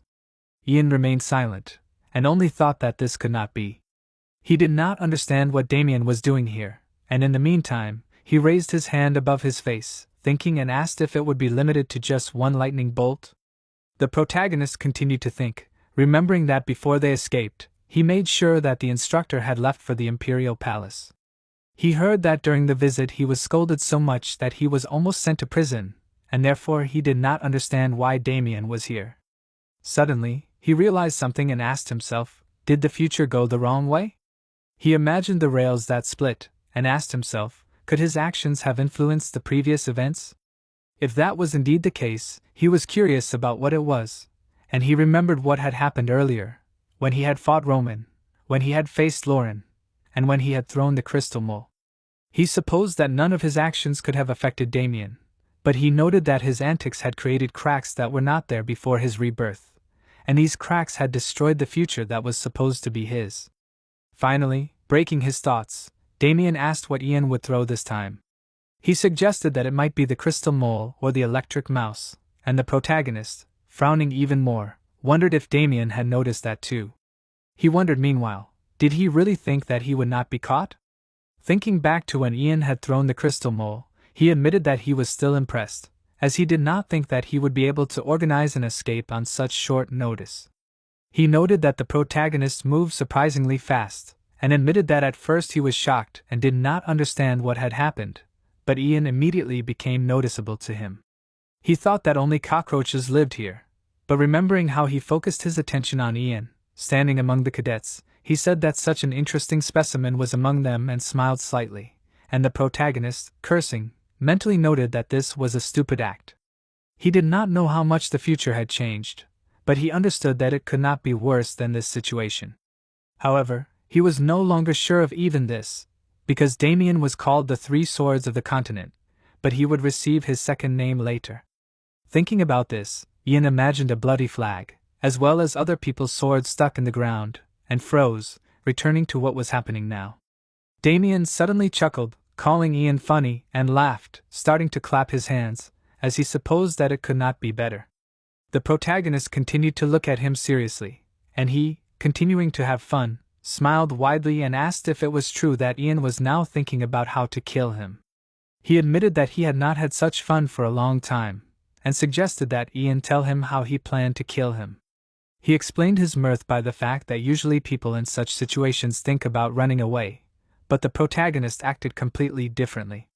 Damien laughed, admitting that he did not even have words, and covering his face with his hand he sighed, trying to calm down, apologized to Ian, admitting that he himself did not know how to stop. In the end, he decided that he would give Ian a unique opportunity, and then, suddenly becoming serious, he told him to try to kill him, promising that if he did, he would give him the freedom he so dreamed of. The protagonist shuddered when he heard these words and looked at Damien in amazement, and he laughed in his mind and said that it was funny, because he noticed that as soon as he said this, even Ian began to look at him differently. He had never met such people before, as a low-level cadet was able to kill a hellish monster, and even managed to destroy the pursuit team. He had prudence, courage and endurance, and was on a completely different level from other scum. Thinking about this, Damien imagined the two captured cadets who were sitting on the grass tied up, and noted that Ian seemed to be born to carry out a special mission. He imagined the Bone Man standing behind Ian, and paying attention to his progress he asked himself, what kind of monster will he become later? He imagined the protagonist wearing the instructor's mask, and Ian suddenly sighed, deciding to begin, and noticing this, Damien mentally asked for him to show him his skills. However, instead of fighting, the protagonist suddenly fell to his knees, drawing the attention of the head instructor, and asked for his help. Damien looked at him in confusion, frozen, and was unable to say anything due to how surprised he was. Meanwhile, Ian, pretending to be in despair, asked if it was true that the head instructor was standing in front of him. He admitted that he had terrible eyesight, and because of this, he did not even know who was in front of him. He shouted that he did not intend to run, explaining that he was captured by other cadets, and told that they would kill him if he did not obey them. He admitted that he thought it was over since they left him alone, but then Damien walked by. He asked in confusion if Ian really meant to say that he had been forced to escape by the other cadets. He shouted that it was indeed so and continued to say pitifully that the escape had been organized by cadet number 12, who had been cursing Damien for days on end. He imagined Roman's appearance, distorted to such an extent that he seemed like a terrible villain, and spoke of what he was going to do to Damien, whom he called a crazy, bad person. Damien, closing his eyes, agreed out loud with the words of the protagonist, understanding what it meant, but in his thoughts he asked if he really thought that he would believe in this circus. But Ian did not stop, and stuttering, he turned to Damien, and then burst into tears, no longer holding back. Damien realized that this was a feint, and, sharply waving his hand, he shouted that this was what he expected, catching the thin blade that Ian threw at him. He realized that the protagonist had decided to cheat while he was off guard, and he smiled and admitted that it was a great disappointment, but suddenly he opened his eyes wider, noticing with amazement that the second blade was already approaching his face, almost piercing his eye. At the last moment, he managed to dodge, screaming, and the blade only slightly scratched his cheek. Frowning in amazement, Damien wondered if Ian had really thrown two knives in the same trajectory. He hadn't expected him to use such a trick, and suddenly noticing that the place in front of him was empty, he realized that Ian had escaped, and asked if this was really his plan. But the protagonist said that it wasn't, and once in the air, he declared that this was exactly what he had wanted, and swung his arm, preparing to strike. Damien froze, and then, turning around, asked when Ian had managed to do that. He clenched his jaw, frowning, and Yang, without answering, activated the 15th form of the elusive shadow summoned shadow to strengthen his attack. Suddenly, flashes of magical energy appeared, and the protagonist, screaming, was forced to jump back, asking himself, did Damien reflect the attack? He himself received a small wound, and straightening up, looked at the enemy shrouded in magical energy, and said that it was impossible, asking himself, did he really close himself in black fog? Frowning, he ordered himself to move forward, and headed towards the vortex of dark energy, using the enhancement, and trying to destroy this barrier. He struck again and again, frowning in concentration, because he understood that if Damien continued to pursue him, he would not be able to escape, and that is why he needed to act more decisively. Leaning his palm on the blade of the dagger, he ran it along it, and after his hand, a strip of light magical energy remained on the dagger. He used the first form of the shadow fifth sense, activating the secret technique of absorbing darkness. He tried to destroy the fog Damien had covered himself with using a spell, but the dagger in his palm couldn't withstand it, and the blade cracked. Screaming, Ian stepped aside, looking at the barrier that remained intact, and Damien reminded him that he said he would let the protagonist go if he defeated him. Ian looked at him in bewilderment, and he, removing the fog, apologized, after which he admitted that he didn't want to lose such an interesting toy. His clothes were partially torn, and grinning, he exclaimed that Ian was a unique cockroach, so even if he was forced to play only with him for the rest of his life, he would never get tired of it. The protagonist frowned, noticing that Damien looked like he had been bitten by a mad dog, but suddenly his eyes widened, peering at the tattoo that refused to open on Damien's shoulder. Focusing on the mark in amazement, he remembered what had happened 22 hours before the escape. Then, in the corridor where the cadets' rooms were fenced off with bars, the instructor announced that the roll call was over, ordering everyone to sleep, and began to leave the mass grave of the cadet barracks. Jan quietly said that everything was ready for the escape, noting that this was his last night in this place. Looking at the pendant he was clutching in his hands, he thought that it would be good to get out of here quickly and return to his family. He knew nothing about his family, and all he had was an old medallion. He promised his family that they would soon be together, and looked at the photograph, because he wanted to live peacefully with his family. Suddenly, he let out a small cry of surprise, noticing something, and cursed, as part of the pendant cracked, and the protagonist cried out in displeasure that this was his only clue. However, he suddenly noticed that there was something behind the shard, and, having finally broken part of the coating on the top cover of the pendant, he noticed an unusual pattern, suggesting that it could be his family's crest. The drawing was engraved on the back of the medallion, and Ian did not understand why this was done, noting that this drawing seemed to be trying to hide. He understood that if his family had a crest, then this meant that he was not from a family of commoners and slaves, and smiling, he noted that this was wonderful, since now he had more clues. If he could find someone who was familiar with this symbol, then he would be able to find his relatives, and then he thought exactly that. But now he asked himself, why in that case was there such a drawing on the body of the chief instructor? He looked at the symbol again, while Damien, still grinning, tore off his already torn clothes so that it would not interfere, while the protagonist, continuing to think, asked himself why Damien was wearing his family's crest. Distracting him from his thoughts, Damien threw the cloth aside, asking why Ian had stopped. He assumed that he had given up, and he thought that he saw a familiar pattern in the most unexpected place, asking himself if Damien was really a member of his family. Noticing that he was not showing any reaction, Damien said in disappointment that the fun was in full swing, and the protagonist continued to think, noting that this could not be. Suddenly, Damien said that there was no choice, and finding himself next to Ian, who opened her eyes wide, he smiled, declaring that he would die right now. The protagonist flinched and managed to push off the ground at the last moment, launching his own attack before Damien could even act. A bright flash of magical energy appeared in the air, and jumping back, Ian frowned and asked if he had missed. He pressed his lips tighter, and Damien, who was still standing there smiling relaxedly, admitted that it was powerful and cried out in admiration, asking where the protagonist had learned his moves. He also wanted to show him something, and asked how he liked it. Dark clots of magical energy, generated by the spell's shadow sword Black Dagger, began to rise from the ground near his foot. These clots of magic turned into sharp spikes, which began to crawl out from under the ground not only near Damien, but also from the place where Ian stood. He screamed and did a backflip to avoid the spikes, and was lucky to not get hurt, only slightly tearing his clothes where the spikes touched him. The protagonist noticed that the instructor was just having fun, because he knew that otherwise he would never have been able to withstand the attack of the Black Dagger.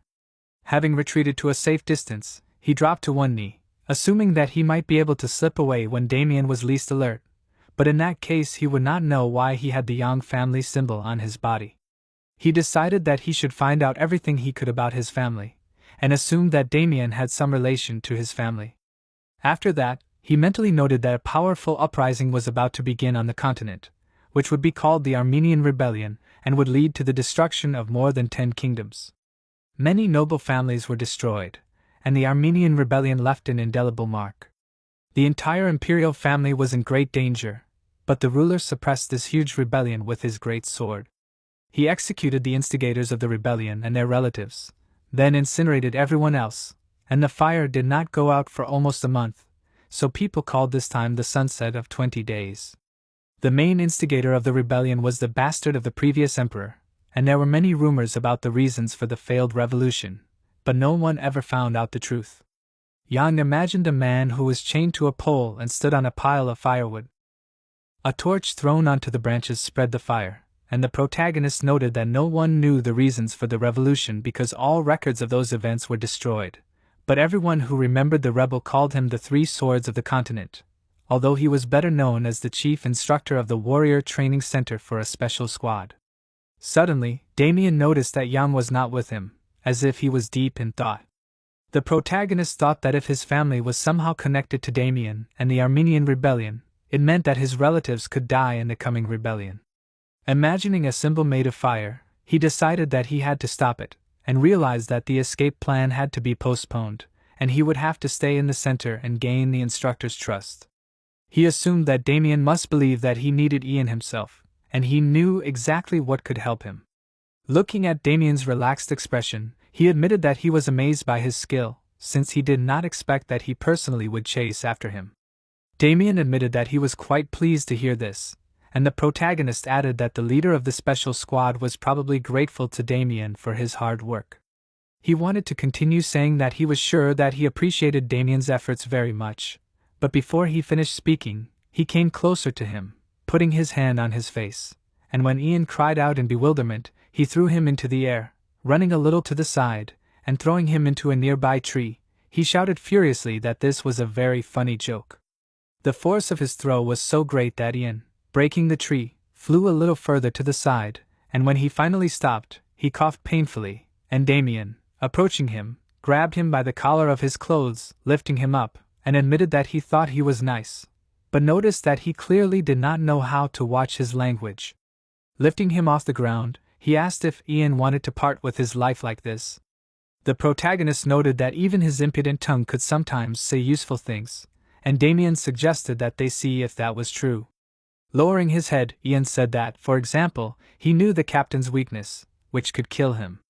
Frowning, Damien looked at him in shock, and then called him names and furiously asked how he could know such a thing. Ian smirked, raising his head this time, and said about the 52nd number in Simon's County. He explained that this was the captain's weak spot, and Damien asked if that was really true. A few hours later in the training center in one of the rooms, Damien adjusted his gloves and coat, noting that the clothes were a little small. He did not think that he would have to ruin his own beloved uniform. However, closing his eyes, he decided that there was nothing he could do about it. After that, he began to walk down the corridor, going down the stairs, and his assistant, who was walking behind him, began to talk about the location of the 3 cadets he mentioned, and remembering this, Damien said that he wanted his assistant to just throw them in a mass grave.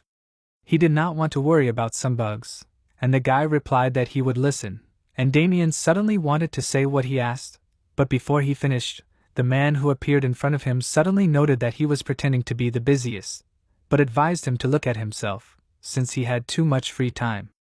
It was Rodrigo Mayer who called Damien a junior, which made him frown in displeasure but said nothing, and Rodrigo asked if he was just lazy. He ordered him to explain it to him, and Damien obediently closed his eyes and lowered his head, asking what business Rodrigo had come here for without warning.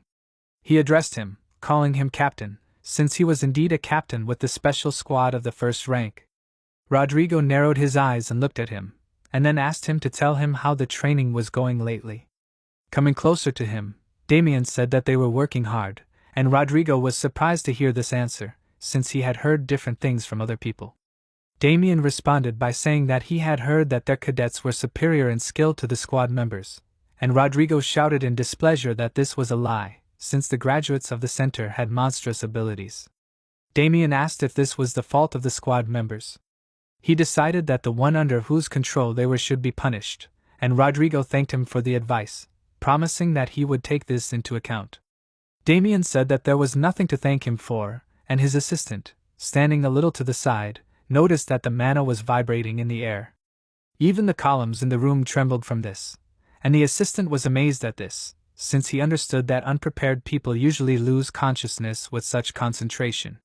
Finally, breaking the silence, Rodrigo admitted that he had heard that Damien had not shown up at the palace by imperial decree. He explained that he had more important things to do and said that he did not want to waste time on pretentious meetings. Rodrigo asked again, paying attention to his words about important matters, and asked what could be more important than fulfilling the decree of His Majesty the Emperor? He assumed what Damien was thinking about, but suddenly fell silent, and he looked at him with interest, and Rodrigo finally continued and asked if he really thought that the blue blood flowing through his veins would help him survive. Damien frowned with displeasure, and Rodrigo assumed that he did not show up for the reception because the cadets in the center escaped, and wanted to say what this meant if he could not even cope with them, but, interrupting his words, Damien told him not to worry, since this time he understood everything wrong. Turning his back to him, he announced that there were no escapees, and Rodrigo asked again in bewilderment, noting that this could not be. He wanted to tell what exactly he heard, but Damien asked if it was possible that he had problems with his hearing because of his age. He explained that the cadets had gone outside with the instructors to prepare for the exam, and suddenly changing the subject, he asked if Rodrigo had noticed that there were a lot of cockroaches. He asked, confused, what he was talking about. Damien noted that if he saw a bug in the center, he would immediately crush it with his boot, and remembered how he had done something similar with one of the instructors. However, he noted that it really irritated him that the cockroaches kept coming, no matter how many he killed. Rodrigo looked at him in bewilderment, and he suddenly said that he thought he had found a cockroach nest, so he would destroy all the larvae. He finally announced that it was time for him to go, and wished Rodrigo safe travels, and then, as he walked away with his assistant, he assumed that he had managed to calm his emotions at the captain's confused look. He decided that it was indeed time for him to start organizing his funeral, and after a short pause, he admitted that everything his assistant had told him was 100% true, asking if it was true. The guy behind him warned him not to worry so much, and taking off his mask, he said that he was not lying to his allies, promising that Damien would soon see for himself. Damien turned around and looked intently at Ian, who had been with them the whole time, and he smiled and said that all the information he had given was true. Thinking about the abandoned street number 592 in Simons County, the protagonist noted that he had once lived there. He imagined the houses that were then on the street, and remembered that in that place where there were almost no people, he called out to someone, asking that this person open the window, so he wanted to show something interesting. He was then still a very small boy, and looking at the closed window, said that he caught a very large rat, asking the interlocutor to look at how cute it was. This street, as far as Jan assumed, was not suitable for children, but still he was there and, never receiving an answer from the person he called, he asked if his interlocutor was really not at home. He ordered her to open the window, but, never receiving an answer in the end, he asked himself if she really was not at home. But suddenly he heard someone calling him a fool, and shuddering, he opened his eyes wider, and at the present time, remembering this, the protagonist thought about what happened exactly on that street. He continued to remember, seeing in his mind how the window opened, and the interlocutor whom Ian called as a child asked who would want to look at a rat. It was a girl who, smiling, looked out the window, noting that it would be better if Ian brought a squirrel. She smiled, and the protagonist at the moment told about it, noting that the captain's daughter lived in this house. The person he was talking to now thought about it, realizing how things really were, and the protagonist told that he was friends with this girl as a child, and his interlocutor agreed. Ian was with Damien in the chief instructor's office, and while Damien sat, resting his chin on his hand, the protagonist stood opposite him, clasping his hands behind his back, and told that there were not many children on that street, so they all knew each other. Closing his eyes, Damien asked if he understood correctly that the girl Ian played with as a child turned out to be the captain's daughter. He confirmed that it was indeed true, and Damien was surprised by this success. Ian knew that he would not believe it, as it was too far-fetched a lie. He frowned in concentration, lowering his head slightly, and decided that he had to make Damien believe it. There was hostility between the captain of the special forces and the chief instructor, and Damien had been combing every inch of the county for Rodrigo's weak spot, but so far his search had been unsuccessful. Remembering the look Damien had given him when he had said that he knew something about the captain, Ian noted that his reaction to his words proved it, and decided that he should use the information. Damien said that it was strange, because even if the protagonist knew where the captain's daughter lived, he did not understand why he thought that it was his weak spot. Ian announced that he had personally heard this, and Damien asked in bewilderment, and the protagonist remembered how he had talked to a girl who had noted that she would soon be leaving here. He, sitting next to her rooftop window, asked why this was suddenly so. Sadly resting her head on her hands, she said that bad people wanted to harm her dad, so they were looking for her in order to blackmail her. Her dad said that they had better leave here, and a few days later the girl disappeared accompanied by people dressed in black, and only when Ian got here, he realized that they were soldiers of a special squad, and her father was the captain of the squad. After listening to this, Damien froze for a while, thinking, and then smiled and noted that it was even incredible how well everything was working out. It turned out that Ian was friends with the captain's daughter, and then he learned that Damien and Rodrigo had a strained relationship, and that Damien was looking for his weak spot, and the protagonist knew exactly where that weak spot was. He asked if such amazing coincidences could happen. Ian asked if Damien was under the protection of the goddess of luck. He asked why that would be. Suddenly, a flash of magical energy flew towards Ian, and he managed to dodge the object Damien threw at him, enhancing it with magical energy. It was driven hard into the wall, and Damien said that instead of thinking that all of this was a lucky coincidence, he would rather think that the main character was the captain's spy. He smirked and asked if he thought that would be logical. Ian, who still had a scratch on his cheek, wiped the blood off his cheek with his palm and noted that it was natural for Damien to think that way, since these coincidences were truly incredible. He explained that he had been collecting several pieces to squeeze out, including his childhood memories, the captain's attitude towards his family members, the hierarchy within the special forces, and even Damien and Rodrigo's feud. He had been thinking about what information he needed to keep in order to benefit himself, and he had put the memories and information he had obtained together in his head like a puzzle for the sake of his own survival.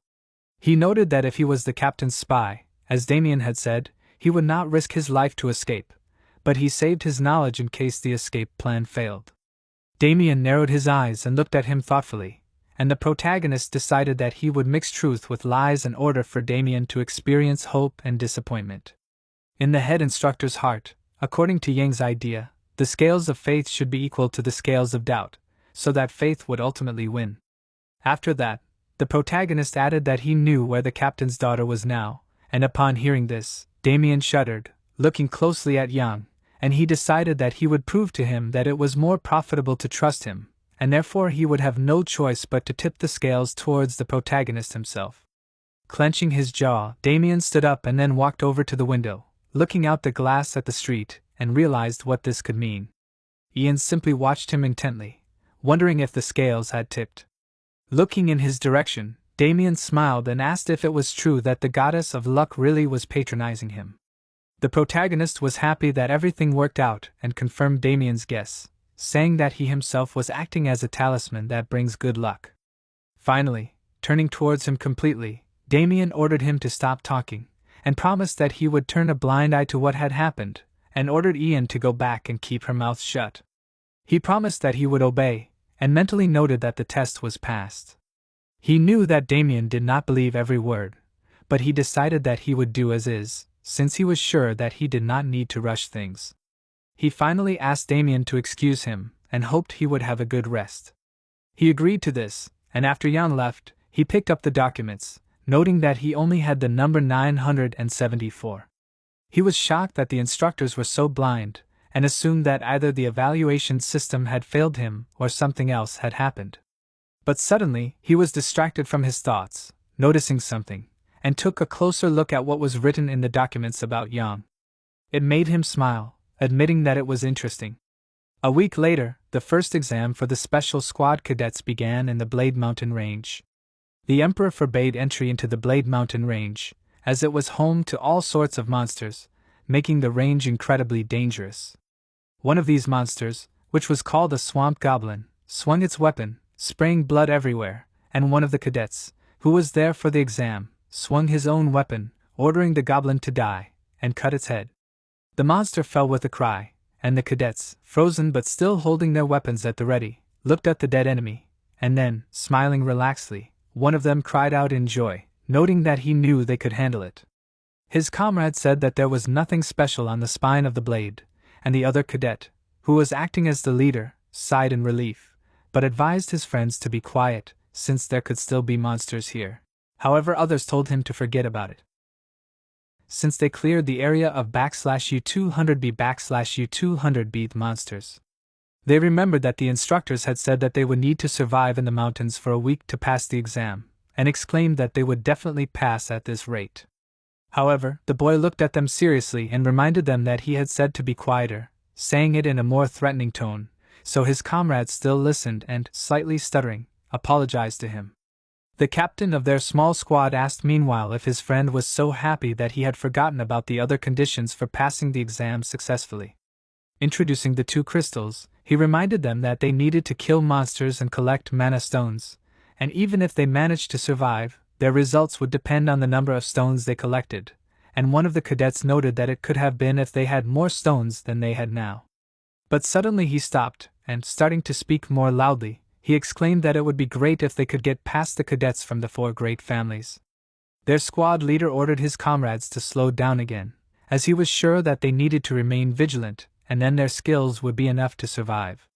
However, before he could finish speaking, the giant monster's hand suddenly dropped, grabbing his head, and with a scream, it broke his neck. Because of this, cadet number 320 was eliminated, and his comrades, noticing what had happened, froze in horror, their eyes wide open. One of them, holding a shield in front of him, ordered the monster to leave, and the other, holding a spear at the ready, asked in fear, where did this giant monster even come from? The monster, which turned out to be a great golden ogre, simply froze in surprise for a moment, and then, screaming, began waving the body of the cadet it had killed in the air. It was a subspecies of ogre that had invisibility magic, so this monster was able to sneak up on its prey without being noticed. With another cry, it swung harder, destroying the 2 remaining cadets with one blow. Number 345 and number 347 were eliminated, and noticing this with the help of a special sphere, Damien laughed, calling them worthless, and looking at the other cadets who were standing in front of them, he said that 30 cadets had already died, and asked the other candidates to be more careful, since they, in his opinion, did not even realize how tired they were of picking up their bodies. Smiling, he closed his eyes, advising them to move, and announced that every 5 minutes they would send 50 cadets to the gate. The cadets obediently declared that they obeyed, and Ian thought that eventually he would get to that damned place, and then, focusing his gaze on Damien's expression, he noticed that he was in a good mood. He supposed that he had probably already ordered his bloodhounds to search the place he had named, but he knew that they would be able to find some traces, but they would not be able to find anything of value. In order to get even closer to the head instructor, he needed to get excellent results on the exam, so he knew that he would have to work on his body. Since he had only half mastered the divine dragon breath, there was a limit to how much he could progress, so being on the ridge was not so bad. After all, it was a chance that Yang supposedly had to take advantage of. He smiled, since he knew that there were 2 treasures in the mountains that no one knew about yet.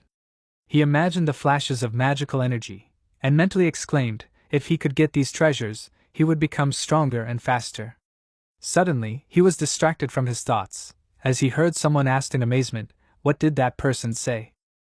He didn't understand if it was true, and the protagonist frowned in confusion and asked what was wrong. Suddenly, he noticed that Damien seemed confused, and then he and his assistants knelt down, and someone ordered the others to show their respect and greet the only ruler of the Caballan Empire, the legitimate heir to the emperor. Leon came forward, and noticing him, Yang froze, his eyes wide open, because if his memory served him correctly, 500 cadets died during the exam, but nothing special happened then.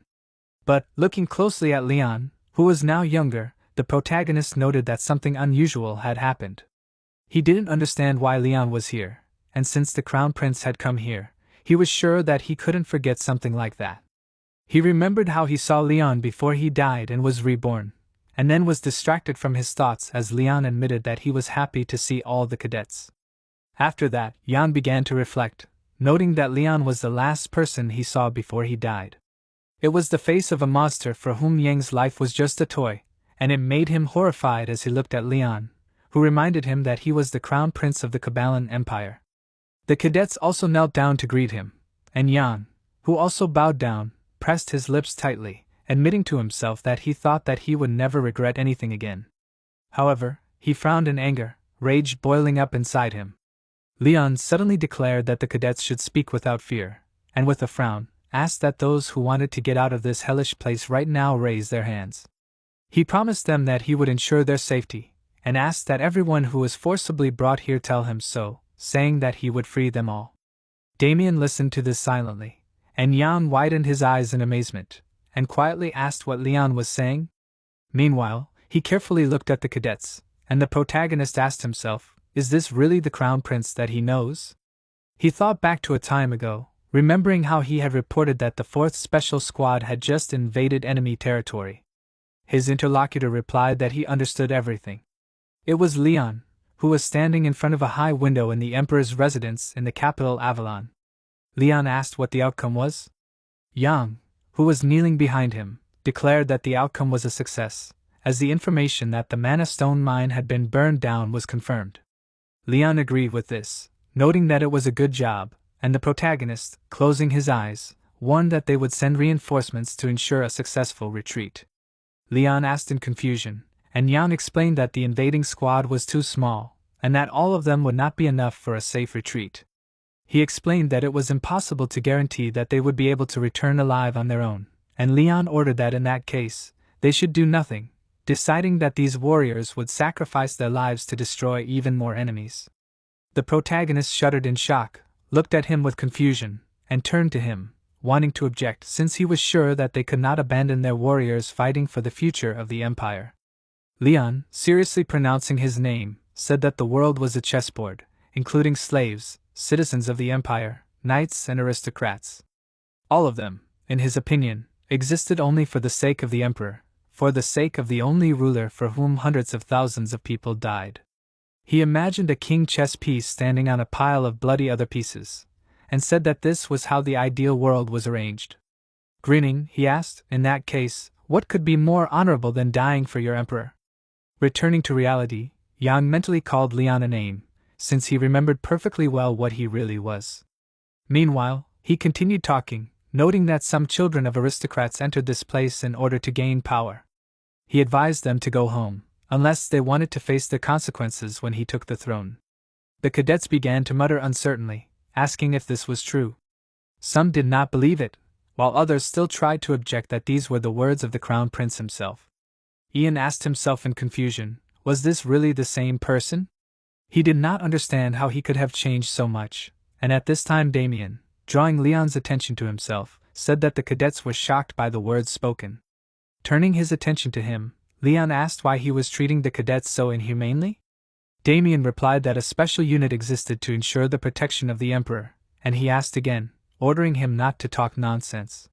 Damien closed his eyes, lowered his head, saying nothing, and Leon declared that the emperor must protect his people himself, since the crown will not last long on the ruler's head if he condemns to death those he was supposed to protect. He did not understand what the point of power was in such a case, and declared that he could not allow lawlessness to flourish. He promised that this disgusting place would be destroyed, but Damien objected, reminding him that it was created by the will of the emperor, and everything here was done in accordance with the law. Noticing Damien's words about the will of the emperor, he indignantly repeated this, and then, waving his hand, he asked if any of the cadets had agreed to take this exam. He promised that he would retreat if at least one such cadet was found, and after waiting a little, he, without waiting for an answer, asked if it was true that there was not a single cadet. He understood what would happen if everything went on at this pace, and in the end he asked if Damien saw that no such cadets were found. Damien narrowed his eyes in displeasure, mentally calling Leon a populist, and suddenly one of the cadets stood up and apologized, drawing Leon's attention to himself. It was Ian, who said his number and said that he wanted to participate in the exam. Repeating his number in his mind, Leon noted that it sounded familiar, and then said, as far as he knew, low-ranking cadets were treated unfairly, and asked if Ian didn't want to get out of this place. While the other cadets looked at the protagonist and called him crazy, and he noted that as Leon said, some treated them badly, but they were equal in some ways, regardless of rank. He added in his mind that he could not allow the exam to be cancelled, and confidently exclaimed out loud that they were equal in the evaluation of their skills, thanks to which they rose in the hierarchy. He wanted to pass the exam because he had something to strive for, and quietly getting Damien's attention, Leon waited for her to respond and said that he did not deserve this cadet, and then, closing his eyes, he promised that he would not go back on his words, so he told them to continue the exam, but warned that he would personally oversee what was happening. Damien announced that he would obey, and then, stepping forward, asked the others to look at how generous the Crown Prince was, and recommended that the cadets do everything to repay him for his kindness. The cadets obeyed, and one of the instructors, standing up, said that in that case they would continue, and the second man added that the cadets listened carefully, intending to explain to them the workings of the warp gate. They were to pass through the gate and were to be teleported to the mountain range, and after that their location would be determined. He also warned that sometimes, due to mistakes, some cadets' bodies would split during the teleportation, but exclaimed that they didn't have to worry about it. The cadets didn't say anything, although they were clearly worried, and eventually the instructor announced Yang's number, ordering him to stand in place. The protagonist stood on the shining circle, and the instructors activated the gate, starting a countdown from 5 to 1. He frowned in concentration, thinking that Leon had never come to the training center in his past life. But this was completely different. He wondered if his actions had affected Leon as well. He wondered what could be the case if this was not the reason, and while he was thinking, the countdown ended and the teleportation began, and Yang's body disappeared into the bright light, and he, without being distracted from his thoughts, asked himself, what happened to Leon? As the teleportation beam shone within the Blade Mountains, Yang's body gradually moved to that location, and after looking at himself, he noted that it was not bad, since all of his limbs were in place. As he walked forward, he began to look back, and cursed, asking if the teleportation had really thrown him into some wasteland. He decided that he needed to find something he could use as a weapon first, and suddenly he smelled something recognizable, and noted that he hadn't smelled it in a long time.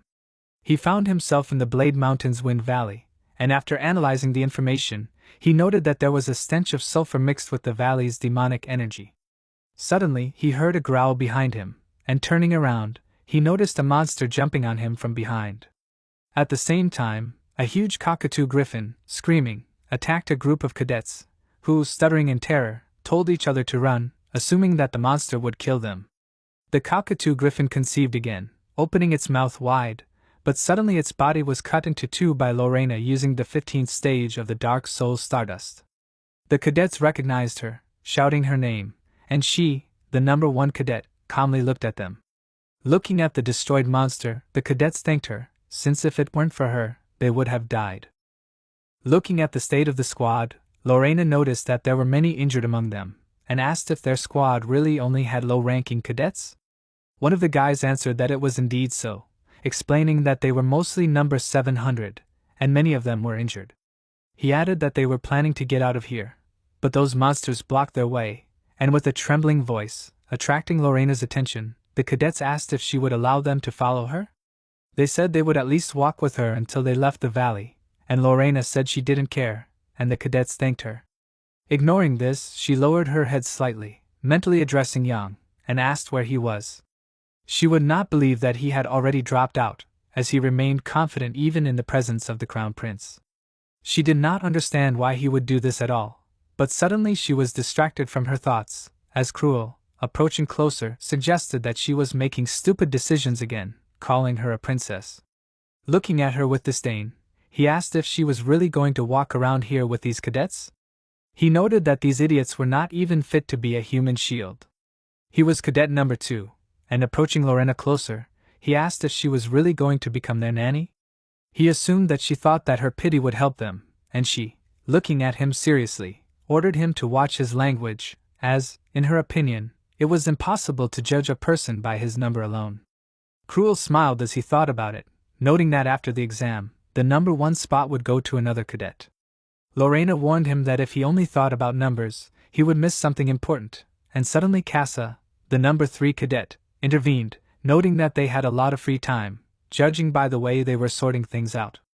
They looked at her, and Casa said that Cruel was being too short-sighted. He asked in confusion, and she explained that they were given individual marks for the exam, but they did not have to compete with each other. Cruel asked disdainfully if she wanted to hang around with those slugs too. She smiled and looked at the cadets, noting that the larger the squad, the better they would be at handling crises. She promised that she would help them pass the test, adding that they, as aristocrats, should take leadership over commoners. She presented the crest of the aristocracy, and Cruel, with a scornful smirk, asked if she was talking about aristocrats. Casa looked at him warily, and he asked since when was a family of traders considered aristocrats. He assumed that she wanted to rule the commoners, and asked her to tell him what the Ephraim family had done to the people. He presented a burned crest, warning her to be careful, as he assumed it would be sad to see the last of the Ephraim lying guillotine.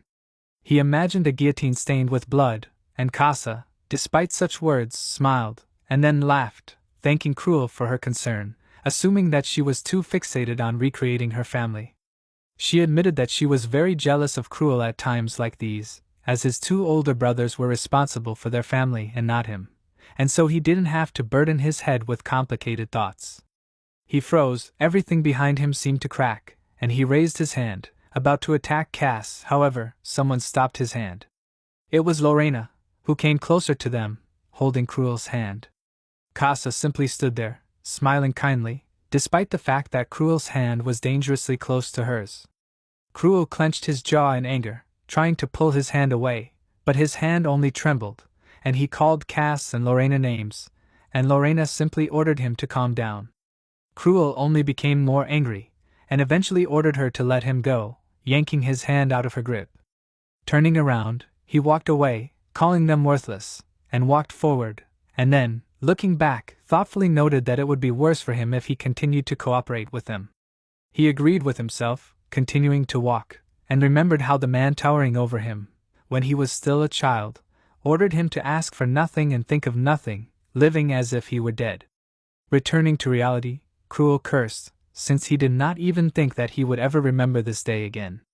Suddenly he stopped, noticing stains on the ground, and wondered if this was blood. He noticed that the trail went all the way to the rocks, and smelling it, he realized that the blood was quite fresh. He guessed that this could be a monster's lair, and sneaking up to the rocks, he noted that they would have problems if there were many monsters here. He decided that he should hide and assess the situation, but suddenly he was startled to see Yang bending over the goblin corpses. He was surprised to see a cadet there, and noticing that there were many dead goblins, he asked if this cadet had killed them all by himself. Many dead red goblins were lying on the ground in a pool of their own blood, and Cruel, with his eyes wide open, suddenly asked what the protagonist was doing. He cried out in fear, noticing that he was clenching his jaws and grinning unhealthily, squeezing one of the monster's organs in his hands. Noticing that he was starting to bring it to his mouth, Cruel was even more horrified and asked himself if he was eating goblins. Some time before, while walking through the mountains, Yang thought that there were 2 artifacts in the Blade Mountains, representing 2 clumps of magical energy, and decided that he had to get these artifacts in order for his plan to work. He was going to go after the first of these artifacts first, but before he could voice the name of this one, he was suddenly distracted, looking away, as a monster that wanted meat tried to attack him. However, the protagonist abruptly struck the monster, piercing its body with his hand and simultaneously pulling out the heart of this monster from its body. To strengthen his attack, he used the 21st form of the black dark spirit, the dragon flame, and after taking the heart of the monster, he commanded it to burn, frowning seriously, and then the fire, engulfing the body of the monster, burned it, and with a cry, the monster disappeared, and Yang froze, clutching the heart of the monster in his hands. However, other monsters, also wanting meat, surrounded the protagonist, looking at him with predatory eyes. He was not afraid of such a number of opponents, but only frowned decisively, noting that this was great luck. The monsters looked at him more intently, and the protagonist was surprised that the first target itself jumped into his hands. He abruptly ran forward, raising his hand and concentrating magical energy near it to immediately begin to attack. The monsters ran towards him, sticking out sharp fangs, and Yang clenched his jaws, opening his eyes wider in order not to miss the slightest movement of his opponents. While fighting, he thought that mana stones were a reward for defeating monsters, and before, people used it only as a raw material for creating magical items, but one day an event occurred due to which the value of these stones was rethought. At the academy, Professor Isaac published a scientific paper in which he wrote that by using mana stones it is possible to absorb the abilities of monsters, as well as the mana of these monsters. He presented a modified man, in the center of whose body there was an absorbed stone, and thanks to this it was possible to obtain the endurance of orcs, the regeneration of trolls and the physical strength of ogres. Of course, this work caused indignation in scientific circles, and getting acquainted with this, scientists said that this was some kind of nonsense, since they understood that the use of mana by people and monsters differs greatly. Then Dean Neuron, turning to Professor Isaac, asked if he could prove it. He explained that if he could not confirm his research, then he would have to leave the academy, and some time later, looking at his changed body in surprise, he asked, "Did it really work?" The scientific work was proven, and when Professor Isaac's statement was confirmed, people using mana were alarmed all over the continent. A large number of bloody weapons appeared, so it was now easier to find a monster in a pharmacy than in a dungeon. The body parts of the monsters were stored in a special liquid in flasks, and from Isaac's research, one could ask, is it difficult to absorb mana crystals? Extracting poison from it was quite difficult, and for this, the juice of moon beetles and lava stones were needed, but normal absorption of mana was very simple, because the stones just needed to be eaten. Remembering all this, Ian bit off a piece of the monster's mana stone, chewing it, and admitted that he did not think that he would have to do this again. Until now, he could not stand the taste, but still, he noted that he needed to absorb the stone, which is related to the heart of the monster as 2 parts to 1. He pictured it in a diagram, and also noted that in that case, he would have to absorb the monster's poison in order to absorb the mana from the stone. He suddenly jerked, covering his mouth with his hand as he felt like he was going to vomit. He knew he had to be prepared to die, and as he felt the poison eating away at him from the inside, he noted that he could neutralize it with the divine dragon breathing technique. After using the magic, he felt relieved and noted that it wasn't that bad, guessing it would take longer than he thought. He knew that there was no time to rush, but suddenly, Cruel jumped out from his hiding place and attacked him, using magical energy to strengthen his attack. He smirked while frowning, and when he struck, cracks appeared on the ground and a bright flash of light formed in the air. As the magic gradually began to dissipate, he chuckled, admitting that he did not think that he would meet a cadet with such a low level here. However, he warned that Ian would not be able to defeat him, noting that he would take the mana for himself. But suddenly he was surprised, noticing that there was no one under his foot, and starting to look around, he asked where the protagonist went. Ian, calmly standing a little to the side, relaxedly leaned his back against the rock sticking out of the ground, shaking off his clothes, and said that in the Blade Mountains there are some things more dangerous than monsters, explaining that he was talking about bastards like Cruel himself. He turned towards him, noting that the fact that he managed to dodge was due to his luck. He continued to speak, saying that he had heard of the existence of savages who devoured monsters, but he admitted that it looked more vile than he imagined. He called Ian worthless, admitting that he would beat him to death, but he promised that he would spare him if he sincerely asked for it. So when he heard nothing in response, he asked when the protagonist would start begging. He extended his palm and suggested that Ian could give him all the mana stones he had obtained, and in that case he would show how merciful nobles could be.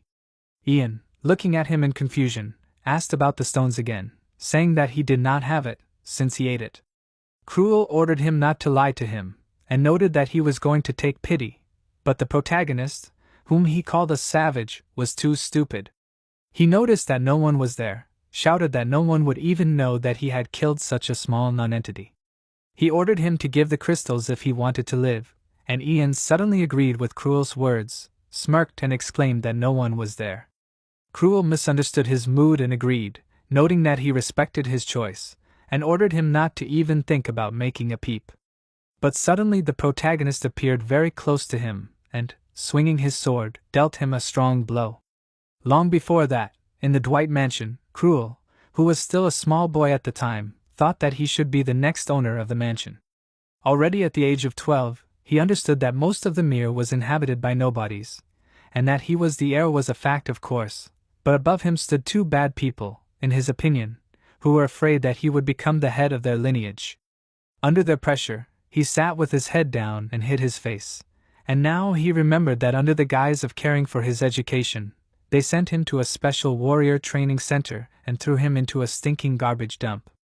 He would never forgive them for this, and so he frowned, and there was an ominous aura around his body. He was sure that he was the true heir of the Dwight lineage and rose above the rest of the scum. As soon as he got out of there, he was going to burn the rest of the wretches to ashes, and while he was thinking about it, Jan realized that there was no one there and struck him. Not expecting such a blow, Cruel coughed, and from his open mouth flew out a spray of blood. Some time later, in the Snake Gorge, which was the only way under the cliffs and which people called the Snake Gorge because of how much it resembled a snake, someone sobbed and asked how he dared to do this. Some people said that no living creature dared to enter this gorge, and no one had ever managed to reach the end of the gorge. Cruel, still angry, called his interlocutor names, asking how he had the audacity to treat him like that. He was dragging a bag filled with the bodies of slain goblins and admitted that he did not know what the man he was talking to intended to do, but warned that he would not succeed. He walked with his jaw clenched and a collar with a rope tied to it around his neck. Despite his position, Cruel still said that he was the true heir of the Dwight family, but the man who was leading him by the rope on the collar ordered him to be quiet and move faster, tugging on the collar. Cruel asked him to wait, but his interlocutor, tugging on the rope again, asked why he kept nagging about his family. It was Ian, who had called him the heir of an earl's family with displeasure and asked how much longer he would whine. He warned him that they had a long way to go and again ordered him to move. Cruel followed him, ordering him to pull the bag himself in that case, and asked why he was making him do it. The protagonist explained that Cruel was to blame for this, noting that it was too easy a punishment for a man trying to kill him. Cruel did not understand what this meant, and asked what Ian was going to do with all those goblin corpses. He simply told him to shut up, sure that for a skilled craftsman, he complained too much. Cruel suddenly smirked and asked if it was true that Ian knew that according to the laws of the Empire, he would be punished for mistreating a nobleman. Continuing to mock, he suggested that a barbarian like Ian was not familiar with the laws, and again began to talk about how he was the heir of Earl Dwight. However, before he finished, the protagonist threw a rock at him, and when it hit him in the face, Cruel fell to the ground, pulling his knees up to his chest and covering his face with his hands. He cried out in pain as the rock hit him square in the nose, but Ian, ignoring his suffering, ordered him to get up quickly, asking if it didn't hurt for nobles to be hit. Cruel's eyes welled up with tears of pain, frowning and cursing in his mind, asking who Ian was. He recalled the moment he had struck him, and admitted that he thought he would catch him off guard if he attacked suddenly, recalling how he had tried to attack again after that blow, ordering the protagonist not to dare treat him like that, and promising that he would kill him. However, Ian calmly repelled his attack by slapping him in the face, and after repeating that he shouldn't do that, Cruel charged again, although tears were already flowing from his eyes. But the protagonist was able to repel his attacks every time by slapping him, and Cruel didn't expect such humiliation. In the end, they continued on their way, and Ian said, even if he made a mistake, but after apologizing properly for it, a person can avoid being hit in the face, and asked if Cruel understood him. He pressed his lips tightly, lowering his head, and thought that he couldn't lose to the protagonist, because even if he couldn't concentrate his mana flow during their battle, but once his mana recovered, he was going to kill Ian right away. He frowned, getting angry, and the protagonist suddenly assumed that he didn't understand what he said to him. He turned around, looking menacingly at Cruel, his eyes turning red, and asked if he really had to say it again. Cruel, who had a menacing aura in the air, frowned, wanting to say something like a threat, but in the end, suddenly calming down, he said that he respected Yang and wanted to be friends with him in the future. The protagonist asked if he thought he couldn't see the thoughts in his stupid head. He ordered him to shut up if he didn't want to crawl around like a cockroach, and Cruel agreed with that. As Yang continued on his way, he turned around at him one last time, thinking that he was an amazing man. Although he had a thirst for life, the energy was radiating out of him in an irregular manner, and only one thing could emit such energy, namely, demonic knowledge. The protagonist imagined a silhouette of a man standing in front of a magic circle, and noted that if there were sorcerers who used black magic and the power of darkness, then there were also warriors who used darkness in sword fights. They achieved success faster, but those who used black magic would gradually have their minds and bodies destroyed until the darkness completely consumed them, and then these people would go crazy. Ian imagined such a man, in whose eyes, instead of pupils, the outline of a magic circle appeared. In the protagonist's past life, Cruel received the nickname Bloodstar because he led the family only through his cruelty. Now Ian assumed that this was due to demonic knowledge, but he thought that Cruel had not yet fully mastered it. Suddenly, Cruel asked him to wait and asked him to at least take off this collar from him.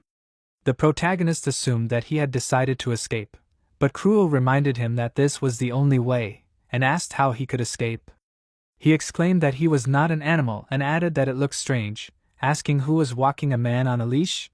He wondered if Jan even realized what they might think of them, and after thinking about it, he realized that he did, and agreed, promising that he would take off the leash.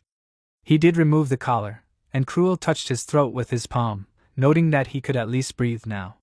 He felt like Ian would drag him around for the rest of his life, and he warned that his suffering would soon come to an end, since they were there.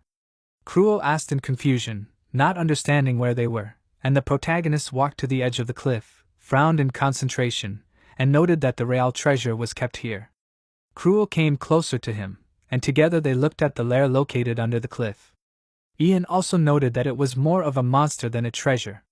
Soon, asking the corpses of the monsters down, Cruel admitted that he could not believe that Ian made him drag these monsters here only to throw them away. Throwing down the bag that previously contained the monsters, Cruel noted that he had thrown down the goblins as requested by the protagonist, and asked if his work was now finished.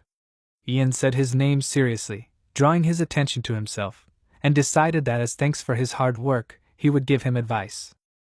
Cruel asked in confusion, flinching, and the protagonist suddenly smiled and ordered him to run away from there and not look back, noting that it needed to be done now. The next moment, magical energy particles suddenly appeared in the ravine, and the eyes of a monster glowed below the shelter. Due to the goblins' bodies being thrown down, magical energy was activated in the shelter, and the blood that splashed from the fallen bodies began to spread, connecting into lines that eventually formed a magic circle. When all the lines of the magic circle were drawn, it was filled with magical energy, and Mammon, who appeared from this circle, furiously asked who dared to wake him up. He roared loudly, and Cruel, who was watching in amazement at what was happening, cursed and asked what Yen was doing. The protagonist refused this question and asked in return what Cruel himself was doing. Concentrating on looking into the ravine, he announced that Mammon was coming, and the monster really began to rise sharply from the bottom of the shelter upwards, ordering the others to give him their souls. A shining eye appeared on his dark body. At the same time, Casa, drawing Lauren's attention to herself, asked if she felt it too. She agreed that she felt it, and explained that it was too much black magic. Looking into the distance, they noticed a dark pillar of magical energy rising into the sky, and Lorena announced that it was coming from the Snake Gorge. She wondered what had happened there, and Casa admitted that she had never seen anything like it before, so she was unsure of what they were supposed to do. They continued to stare at the beam of magical energy that began to form into a ball of magic in the sky. They wondered how strong this magic was, and suddenly Lorena announced that they would have a change of plans. Starting to walk away, she said that they should return to the gate immediately, and Casa asked in confusion why they were doing it so suddenly. Lorena, stopping at the edge of the stairs, addressed the cadets they had brought with them on the team, and drawing everyone's attention to herself, she ordered them to retreat to the gate immediately and drop all unnecessary cargo, including the mana stones. One of the cadets tried to object, reminding them of the exam, but Lorena announced that they had to evacuate, ordering the cadets to run. This time, they all agreed, obeying, and Casa, asking everyone to wait, drew Lorena's attention to herself, asking what the rush was. Lorena reminded her that she had recently asked her how strong this black magic was. Casa confirmed it, and Lorena declared that this magic was as strong as her father. Casa asked again in amazement, confident that this could not be true, since Lorena's father was the divine guardian of the North, who was famous for his incredible strength, and was also one of the 5 fingers of the Empire. She imagined the silhouette of a man, asking if this magic was as strong as him. She looked at Lorena desperately, worriedly noting that no instructor at the training center could stop such a monster. She thought it was terrible, and at that time, dark magic also appeared in the instructor's location, and one of the men, noticing this, attracted the attention of his comrades by pointing to the side and asked what it was. He explained to his colleagues that something was flying there, but one of the men standing closest to him ordered him to stop pretending to be a fool and to move. Mammon, meanwhile, said that he still didn't have enough, wanting to get even more of what he needed. The next moment, the instructors' bodies began to fall to the ground due to the magical power breaking their necks, and in some places breaking other bones as well. At the same time, another cadet who was fighting alongside Roman called out to him and asked what kind of nonsense was this. He swung his sword, trying to fight off the attack, and Roman, also raising his weapon, asked with displeasure, how did he know this? He ordered his companion to simply hit, but the next moment, fire appeared around them and they screamed, and Mammon, sticking out his tongue, on which a magic circle appeared, ordered the rest to give him their souls. At this time, the cadets who were with Lorena and Casa ran to the gate, hurrying each other. They should have reached the gate very soon, but suddenly someone to the side said that he heard some kind of sound. Lorena ordered everyone to stop and freezing, she frowned warily, asking the person who appeared in front of them, "Who is he?" The guy who stood in front of them, blocking the passage to the gate, said that the voice in his head told him not to stop, but ordered him to give his own soul. The guy raised his head, stretched out his hand forward, and repeated that he must give his soul. The next moment, his body began to deform, and Cass's eyes widened in horror, and the boy's body exploded, spraying blood into the air. Lorena took a fighting stance, holding the handle of her weapon and asking if this was an ambush. But Cassa shouted that it was not, and pointed her finger forward, telling Lorena to look there. The blood that poured out of the boy's body began to gather into a pattern, and as the outlines of the pattern gradually became more visible, everyone realized that it was a magic seal. Mammon, who appeared here thanks to the seal, said that he had found the cadets, and one of them grabbed his head with his hands, feeling an unpleasant sensation inside. Another cadet covered his mouth with his hand, and Lorena, looking warily straight ahead, warned everyone to be careful. She clenched her jaw tightly, and Maman came out of the magic circle, declaring that it was the cadets who awakened him. Skulls appeared in the air next to him, flying around, and as he continued to come out of the magic circle, Maman thanked the cadets, since it was thanks to them that he woke up. He was going to repay them for this. Maman, who was an ancient lich, finally fully appeared in front of the cadets, declaring that he would repay this with their deaths as well, and looked at the people in front of him with a focused look. Some time ago, the magicians were sad because magic was endless, but human life had an end. They tried to do something about it by drawing magic circles around themselves, and the greedy magicians found a way to comprehend all magic. By activating such magic circles, they sold their souls to the darkness and gained eternity.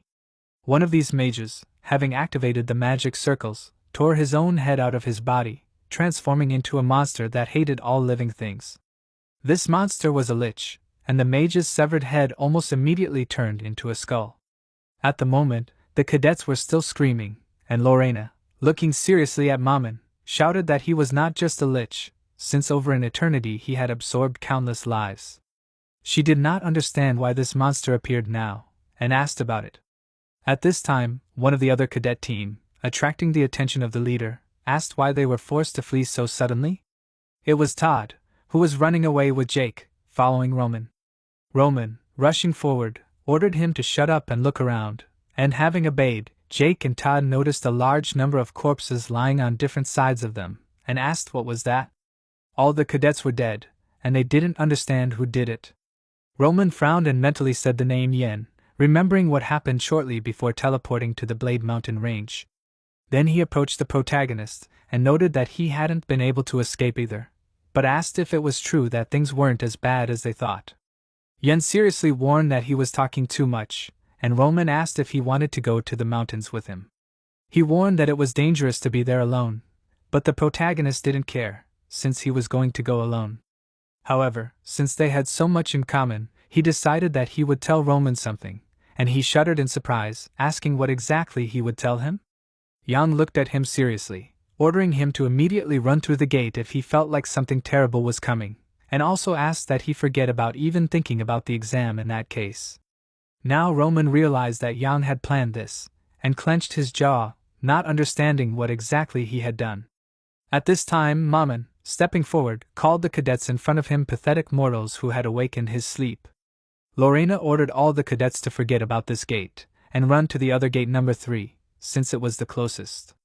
Frowning, she repeated that everyone should leave here, and Casa, calling out to her, noted that she should run too. But Lorena, draw your sword, refused, deciding that she would stay here and hold off Maman. She took a fighting stance while activating her magic and held her sword forward, asking Casa to help the cadets escape. She objected, exclaiming that Lorena couldn't do it alone and wanted to say that she would stay too, but Lorena cut her off, declaring that she had to survive for the sake of her family. Casa became silent after hearing this, and she paused for a while, thinking, and eventually agreed, starting to run away, and promised that she would do as Lorena said. She clenched her jaw and, while addressing Lorena in her mind, apologized to her, as she couldn't die here. Maman, meanwhile, called Lorena stupid, asking if she thought she could stop him alone. He dismissively called her mortal, and Lorena, without saying anything out loud, thought that she should try, because she had 2 advantages. First, her sword was made of mithril, which killed the undead, and she wanted to think about her second advantage, but she was distracted from thinking, because Maman began to chant a spell, and frowning, Lorena looked more closely at her opponent. The skulls that were just hovering in the air behind Maman multiplied, gathering in a circle, and Maman activated the spell magic skull projectile, shouting for Lorena to die. A small magic circle appeared in front of his mouth, and the skulls flew forward, developing high speed. Lorena headed towards the skulls, using the jump of opposition of the dark ceremony. She managed to dodge the attacks of the skulls also because she used the spell wings of the wind bird. However, there were quite a few skulls, and noticing several more attacks flying towards her, she took the sword, throwing it forward, and a flash of magical energy appeared in the air due to the skulls being destroyed. The lich just stood there, watching this, and Lorena, who took advantage of the flash that appeared, moved behind Maman, shouting that secondly she had something else, and activated magic in order to strengthen the blows she dealt, jumping closer to the monster. Magical energy shone near its body, and Lorena exclaimed that magicians cannot cast attack spells and defense spells at the same time. She was confident that she would be able to win the battle by using this, but suddenly she froze, her eyes widening in horror as she heard Maman cast another spell. When the flash of energy that appeared after her strike dissipated, she noticed that a magic circle created by the spell wall of protection had appeared in front of Maman. It was a seal of protection, and Lorena did not understand how Maman was able to cast two spells at the same time. Suddenly, she noticed the magic circles in front of the skulls and asked in amazement, could the skulls also cast magic? She was sure that it was impossible, asking how many spells could these skeletons cast in that case? One of the skulls, taking advantage of her distraction, appeared behind her, activating magical energy, and a magical attack flew towards Lorena's back. She was unable to dodge it, and with a cry, she dropped her weapon.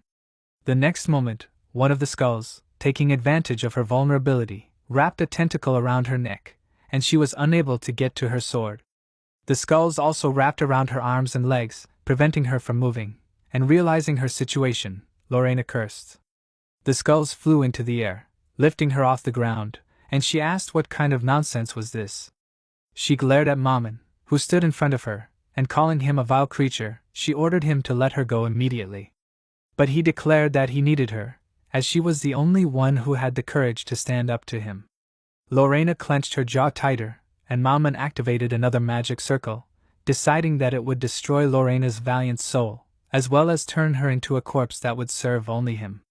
A new skull appeared in the center of the magic circle, and Lorena looked at it in horror, and magical energy began to shine from the crack that was on the forehead of the skull. At the same time, in the lair of the ancient lich, a creature was walking through the corridors. It declared that the lich was defenseless and began to walk towards the stairs ahead, but suddenly it stopped, noticing that it had fallen into a magical sealed trap. The magical circles glowed beneath the creature's feet, and the next moment, the highest fire magic of the storm was activated, and a powerful pillar of fire rose from the magical circles upward. However, when the fire began to dissipate, the creature still continued to stand unharmed. It noted that it thought that robbing an empty lair would be easy. Suddenly, Yang, who was actually hiding under the skin of this creature, took off his skull and part of the skin of this one, smiled and noted that everyone was meeting him fully armed from the very threshold. Throwing aside the now unnecessary skin, he was glad that he had prepared for this in advance, using the shell of a volcanic armadillo, whose skin was resistant to fire and could also withstand fire magic. As he continued walking, the protagonist remembered that there were a total of 492 magic traps, but there were still 32 moving traps and more ahead. He imagined the 12th floor of the lair and the 36th floor, and noted that he had used the goblins to lure Maman out of the lair, and now he needed to get the treasure. This was his original plan, but he knew that it would not be easy to carry out, and continued walking through the lair, thinking that what he had planned was quite possible to do with enough knowledge of the lair's structure. He had learned about the lich when he was a captain, and remembered that after he returned from the mission, his assistants had given him a report on it. It was case number A58215667, which was called the Ancient Lich. The participants were the first training group of the special squad located on the spine of the blade. The monster they encountered was a high-ranking species, and the total number of cadets was 1,000, of which there were 0 wounded, 100 survivors, and 900 dead. The losses were so great that the existence of the training center was threatened, and an additional report stated that it was assumed that the lich, which had been dormant for a long time, was awakened after it drank the blood of a cadet who had entered the shelter. As a result of the warriors' investigation, the location of the treasure was determined, and they assumed that the lair was built in ancient times, because there were many mysterious treasures in it. There were books, by reading just one of which a person could become a sage, as well as jewelry, and just one coin could provide a person with a comfortable life. However, the most important thing was missing, and that was the vessel of life. Yang imagined a magical egg that stored the life force and mana of the lich. The vessel that was lost in his past life should still be here now, and the protagonist remembered the supplementary report number 2, which said that the researchers had discovered the place where the vessel of life should have been kept, and they assumed that the vessel of life was destroyed during the battle with Maman, but it was unknown who exactly did it. In the remaining half of the Imperial Scroll, the writer said that it was possible to accept the contents of the vessel, but it was impossible to absorb its full potential. But it did not say that by obtaining the vessel of life, the stones, mana would give much more power, and then it would be quite feasible. Yan would be able to comprehend the breath of the divine dragon, and smiling, he realized that by taking advantage of this opportunity, he would be able to surpass his level from the past. He continued walking, and finally arrived at a place on the lower floor of the lair. He stopped in front of the high gate, realizing that this was where the altar of the ancient lich should be. He decided to take a look at it, and remembered what was said about this place in the reports. He quickly pulled a small object out of his pocket, and decided to try it out, throwing the dagger towards the gate. When it flew into the gate, instead of hitting, a small charge of magical energy appeared, and after that, a magic circle shone in front of the gate, and the magical attack that burst out from it was directed towards Yang, but he managed to react and jump to the side. He remembered that the report said that the gate was guarded, and now he understood what exactly was going on. Even before he reached the gate, this magical seal called Facelock noticed him, and assuming that it was an incorporeal sign, the protagonist realized that in this case, everything was not so simple. In the end, gradually, the magical creature began to dissolve, announcing that the face was not recognized. It also wanted to say something about the correct face, but did not finish, disappearing completely. And Yang noted that there was one way and, stepping aside, pressed his palm on the wall, assuming that the place described in the report was somewhere here. He finally found it, and pressed the right panel, causing the door on the side to open. It was a secret passage created for the transfer of slaves, and the protagonist remembered that in the second point of the supplementary report number 2, the person wrote that they assumed that in the past there were many slaves in the lair, and they discovered a passage for them. Presenting the layout of the shelter, Ian noted that this labyrinth was filled with primitive traps, and it would take him time to overcome it. However, as the captain of the special forces, nothing should stop him, and besides he had enough time for this, so he began to move forward, because he assumed that the more time he spent, the greater the reward would be. At this time, Maman continued to form a magic circle in front of Lauren, but she, despite the threat, asked, what could such a rotten skeleton that smelled of rot do? Tentacles began to reach out towards her from the skull that appeared in the center of the magic circle, and Maman laughed and admitted that he couldn't wait to see Lauren's soul in agony. He was about to rip her head off and make it his pet, but he suddenly suggested that he could do something else, asking if he could transplant the head onto an orc's body. He also mentioned that he could simply make Lauren into a zombie that devoured people, and asked if she would be as bold then? One of the tentacles touched her face, and Lorena pressed her lips tighter, but didn't even flinch, and Maman ordered her to forget about chattering, declaring that she was finished. More tentacles quickly moved towards her, and the next moment, blood sprayed into the air. Maman grinned in amazement, and Lorena, who had bitten the tentacles with her teeth, stopping it, looked at him furiously and asked if he really thought he could intimidate her. She shouted that he hadn't been able to do anything yet, and as he was about to cast a new spell, the lich called Lorena impudent, promising that he would not leave a single piece of her flesh and turn her into dust. He activated the dark destruction magic called Dark Fracture, and his eyes shone, but suddenly the lich froze, and Lorena looked at him in confusion, not understanding why the monster had stopped attacking. Maman looked away, noting that he felt a strange feeling, and asked if what he thought had happened was really what had happened. He shouted that the barrier on the altar had been destroyed, feeling that the gate blocking the way to it had been broken, and asked who had broken into his lair? Not only that, but the top of the gate had also been partially destroyed, and Maman realized that Lorena was just bait. He pulled on the tentacles, pulling her closer, and she screamed, and the lich leaned over to her, declaring that this was planned, realizing that while he was distracted, some thief had broken into his lair. Lorena did not understand what Maman meant by bait, and he, enraged, called her names, telling her to shut up, and used a gravity wave, pushing her back. She screamed, hitting the wall, and the force of the impact caused a dent in the stone. Falling down, Lorena froze, unable to move, and Maman, turning around, ordered his skulls to return to the shelter and open the gate. The skulls began to spin, creating a magic circle and opening gate number 127-5. Entering it, the lich announced that he was heading to the altar, and disappeared. A little later, gathering her strength, Lorena raised herself, screaming painfully, and looking in confusion in the direction where Mammon disappeared. She asked where he went. She assumed that he escaped, and at this time, in the center of the altar, the lich appeared a magic circle, and before appearing on this, Mammon asked what kind of idiot appeared here? Moving to his abode, he furiously asked who dared to open his altar? Looking around, the monster asked himself, how was this person able to get through all the traps? He was especially shocked that the thief had broken through the barrier that Mammon had spent 1,000 years creating, and besides that, no one knew the location of the altar except Mammon himself. This made him even less sure who it could be, and he cursed, assuming that it could be someone from the Wizards Guild or the Emperor's Knights. Stepping aside a little, he froze in shock, noticing the empty vials on the ground, and asked if someone had really drunk his elixir. The extra elixirs that were previously in these vials were the ones that Mammon had spent 1,000 years perfecting in order to restore his mana levels and physical strength. He even trembled in rage, the veins on his arms became more visible, and he declared that he had spent 1,000 years in order to be reborn as a human, but now all his work had gone down the drain. Suddenly Yang, who was sitting to the side, asked if Mammon was talking about extra elixirs. He noted that it tasted quite good, and upon hearing his voice, Mammon turned around abruptly, asking indignantly if he was the one who broke through the protective barrier.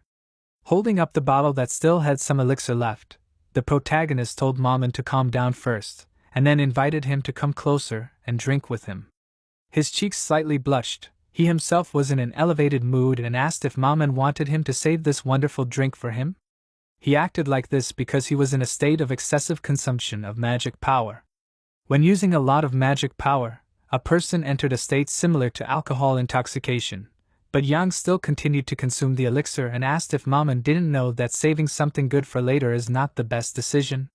Mammon paused, pondering the situation, and was surprised to see that it was not the Wizards Guild or the Emperor's Knights who had broken into his altar, but a drunk boy.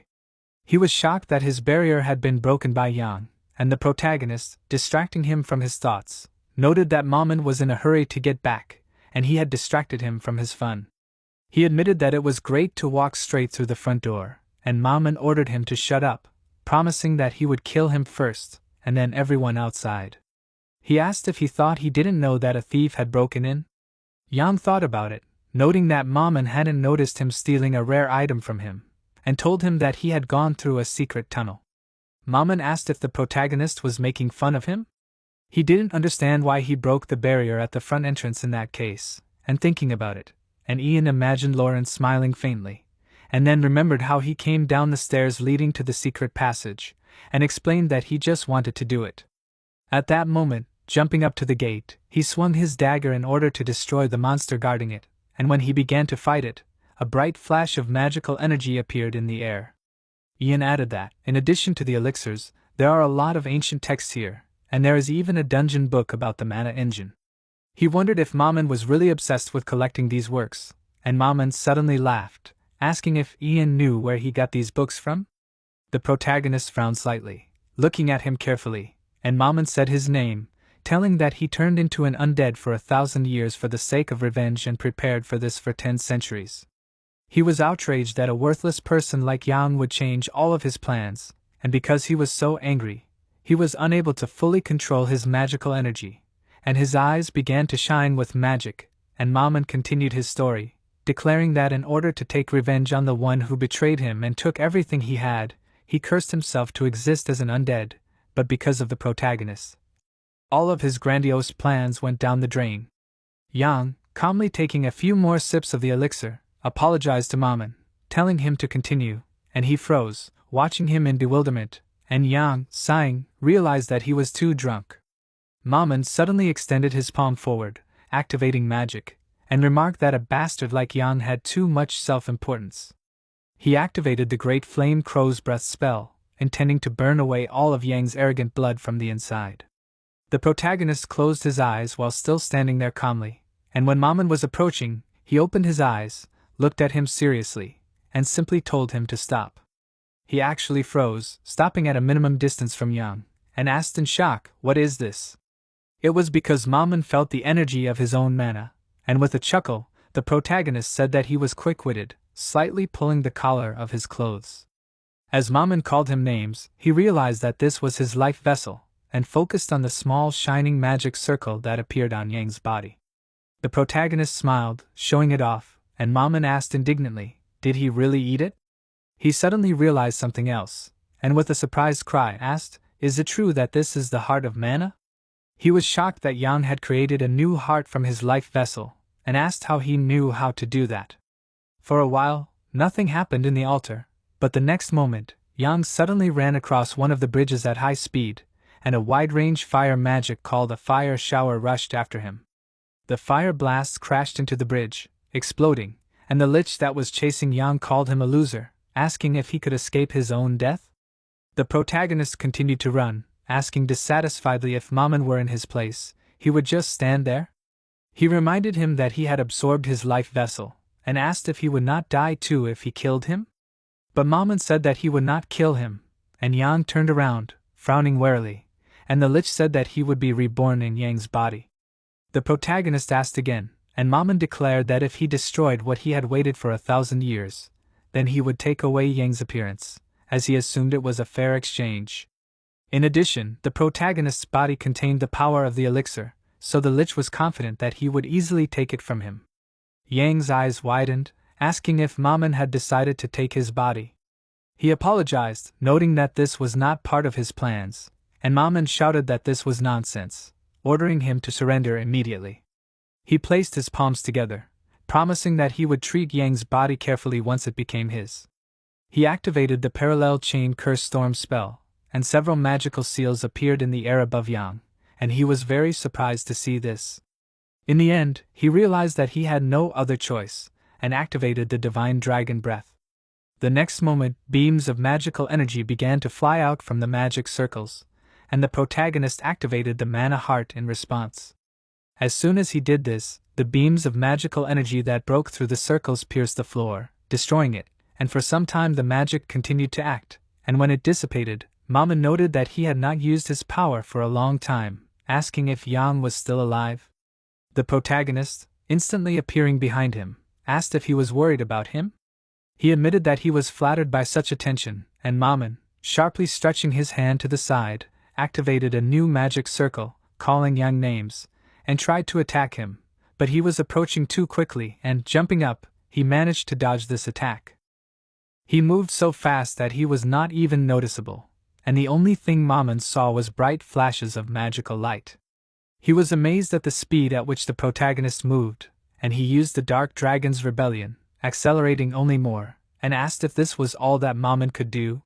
He called him names and headed towards the already destroyed gate, breaking the remaining intact part completely. He did not think that everything would turn out like this, and noted that mana was in constant motion in the heart, just like air in the lungs. Now he assumed what the true power of the divine dragon's breath was, and thought about the hearts of monsters, magic stones, and the elixir that he took. He was ready to eat anything in order to become stronger, and even suck the lich. He remembered how he approached it, and then leaned it against his body, waiting for the core to sink into him. He understood that at this rate, he would soon restore his strength to the level of his past life, but he immediately refused his words, suggesting that he might even become several times stronger. He frowned in concentration, looking straight ahead, but suddenly stopped abruptly, asking himself if this was a dead end. The door in front of him disappeared, but he was sure that there was definitely an exit, and asked how this happened. Maman, approaching him, laughed, noting that Yang was a rat choking on poison. He activated all the traps, and therefore the doors disappeared, and shouted that the protagonist had nowhere to run, asking what he was going to do now. Yang mentally noted that given all the circumstances, he would have to kill the lich, but he refused to do so, as he knew it was impossible. He had no weapons or other tools left, and was currently in no condition to confront Maman. Maman, meanwhile, cupped his palms together, shouted that he would cut off all of Yang's limbs, and activated the summoning ceremony, using the spell Summon Undead Dragon's Skull. A magical monster appeared from the circle, and Maman ordered it to bring Yang's body to him. But although the protagonist was unable to resist the lich, he continued to stand there, and suddenly a bright flash of magical light appeared in the air, and when it dissipated, Ian noticed that he was surrounded by stone fragments, and the magical monster was gradually dissolving. Leon, who stopped in front of him, asked if he was okay. Ian noted that there must be a way to defeat this monster, and Leon, frowning in concentration, praised him, asking that he now provide Mammon for him. He announced that he heard that an emergency occurred during the exam, and that was why he immediately came here, but he did not even think that such a monster had settled here. He noted that because of Mammon, hundreds of cadets died, and not only cadets, but also people under Leon's control. He was annoyed that so many flowers withered before they even had time to descend, and he exclaimed that he would never forgive Mammon. Mammon froze without saying anything, and Jan closed his eyes and bowed, greeting Leon. He looked at him in surprise, asking if he was the volunteer cadet. He wondered what he was doing here, and the protagonist explained that he was the only one who rushed after the lich and was stuck here. Leon now understood who had alerted him to the location of the monster, and noting that Jan had done a great job, he advised him to escape as soon as possible. The protagonist smirked, thinking that the crown prince had arrived just in time, and mentally turning to Roman, he praised him. Just before the first exam, Jan told Roman to give the head instructor the coordinates once he reached the gate, but made sure that Leon would also hear it. He gave him the coordinates he needed, and at the moment, he noticed that Mammon had finally spoken, recognizing the flesh and energy. He guessed what it meant and asked how Leon was related to Bahamut. Leon repeated the name in amazement, asking why Mammon was using the name of the founding father of the empire in vain. Mammon was shocked when he heard these words, and after repeating about the founding father, he realized that Leon had Bahamut's blood, commenting that he was very funny. Leon looked at him in confusion, frowning, and Mammon laughed, shouting that they were all very stupid. He remembered how Bahamut stood before him and commented that it was remarkable that Mammon had created the breath of the divine dragon. He noted that he had done a great job with his work, but warned that he now had to die, and recalling this, Mammon said that this was a special day because it reminded him of a long time ago, and then he continued to recall what happened before, and Bahamut in his memories declared that the breath of a divine dragon could only belong to him. And now Mammon shouted that the blood descendant of his enemy was standing right in front of him. He again thought back to the past when he stood in the center of the magic circles, forming a magic spell between his palms. At that time, he was a wizard and he was curious about something. Thinking about the stable circulation and retention of the dungeon's energy, as well as the expansion of the boundaries and absorption power of the mana circle, he asked himself, how much power could he obtain if he combined all of these into one? He tried to do so, and in order to satisfy his curiosity, he began to conduct experiments on the body of his close friend Bahamut. He imagined how he did it, and the experiments were successful, and he was able to fill his body with new mana. Thus, the mana heart appeared, and when Mammon stopped casting the spell, Bahamut showed his muscles, but Mammon ordered him not to put on a show, but just get dressed. As Bahamut began to dress, he announced that he could see a significant change in the numbers and asked if Bahamut felt any new sensations. He exclaimed that it felt good and noted that if he used this power, he would be able to create a new battle technique. Together, they created a weapon based on the mana heart, and Bahamut named it the Divine Dragon's Breath. Mammon said that this was not all the heart could do, intending to say what would happen when he studied it more, but before he could finish, Bahamut apologized to him, and Mammon asked in confusion what he was talking about. Suddenly, blood sprayed into the air as Bahamut came up behind him and slammed his hand into his body with such force that his palm went straight through Mammon's body. He shouted out in shock at Bahamut, asking what this meant. Without pulling out his hand, Bahamut declared that his role was over, and Mammon desperately asked how he could do this to him. Bahamut admitted that he was truly wonderful, calling him his dear friend, and standing in front of Mammon who had descended to the ground, he confessed that without him, he would not have been able to create either the mana heart or the divine dragon's breath. But he thought that it was time to stop since Mammon knew too much, and Bahamut smiled as he said this, and then, turning his back, began to leave, declaring that everything they had created should belong only to him. At this moment, Mammon asked how long it had been since he was betrayed by his best friend.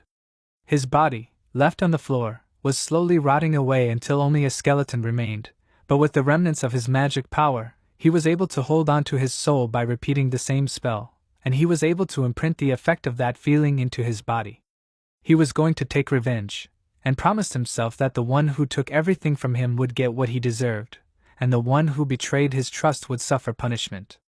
And at the moment, he thought that he had been preparing for this for 1,000 years, and flew away, screaming in surprise, but then frowned, looking at Leon, who was standing in a fighting stance, holding his sword at the ready, and balancing on a fragment of a pillar that was flying to the side. Mammon called him impudent, and then destroyed the pillar, and activated the parallel chain curse storm spell, promising that he would grind Leon into dust. He pointed his hand towards him, but Leon activated the secret technique of the dragon's breath in response, breaking the magic circles even before it was activated.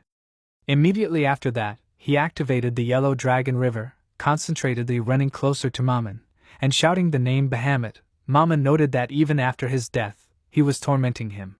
Leon grew even more angry, ordering the Lich not to dare to speak Bahamut's name in vain.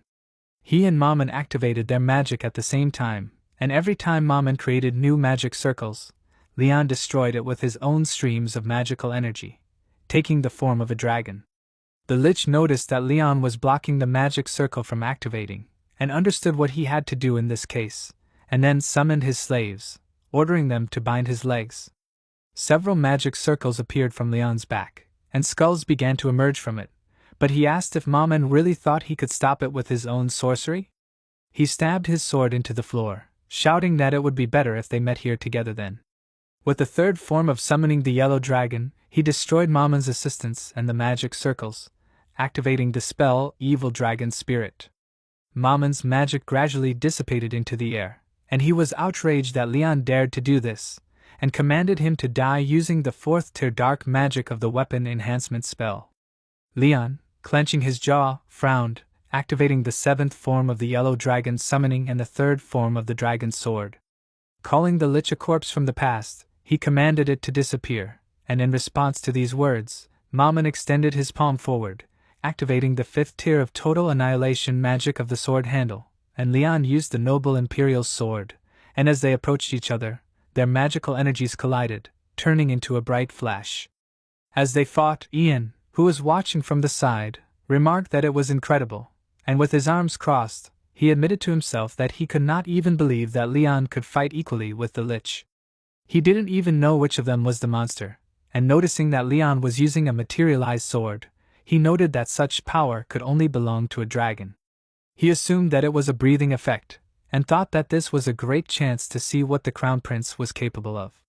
He watched his actions carefully, noting that he might have to fight him again in the future.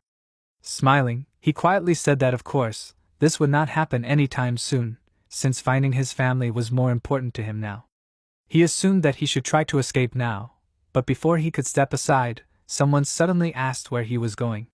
It was Rodrigo, who froze, placing his hand on the protagonist's shoulder, and warned that the fun was just beginning. Ian frowned, mentally noting that he had completely forgotten about General Rodrigo. He squeezed his shoulder tighter, admitting that it was strange, because first the cadets had escaped, and now the Lich had appeared, and the main character always found himself in the center of events.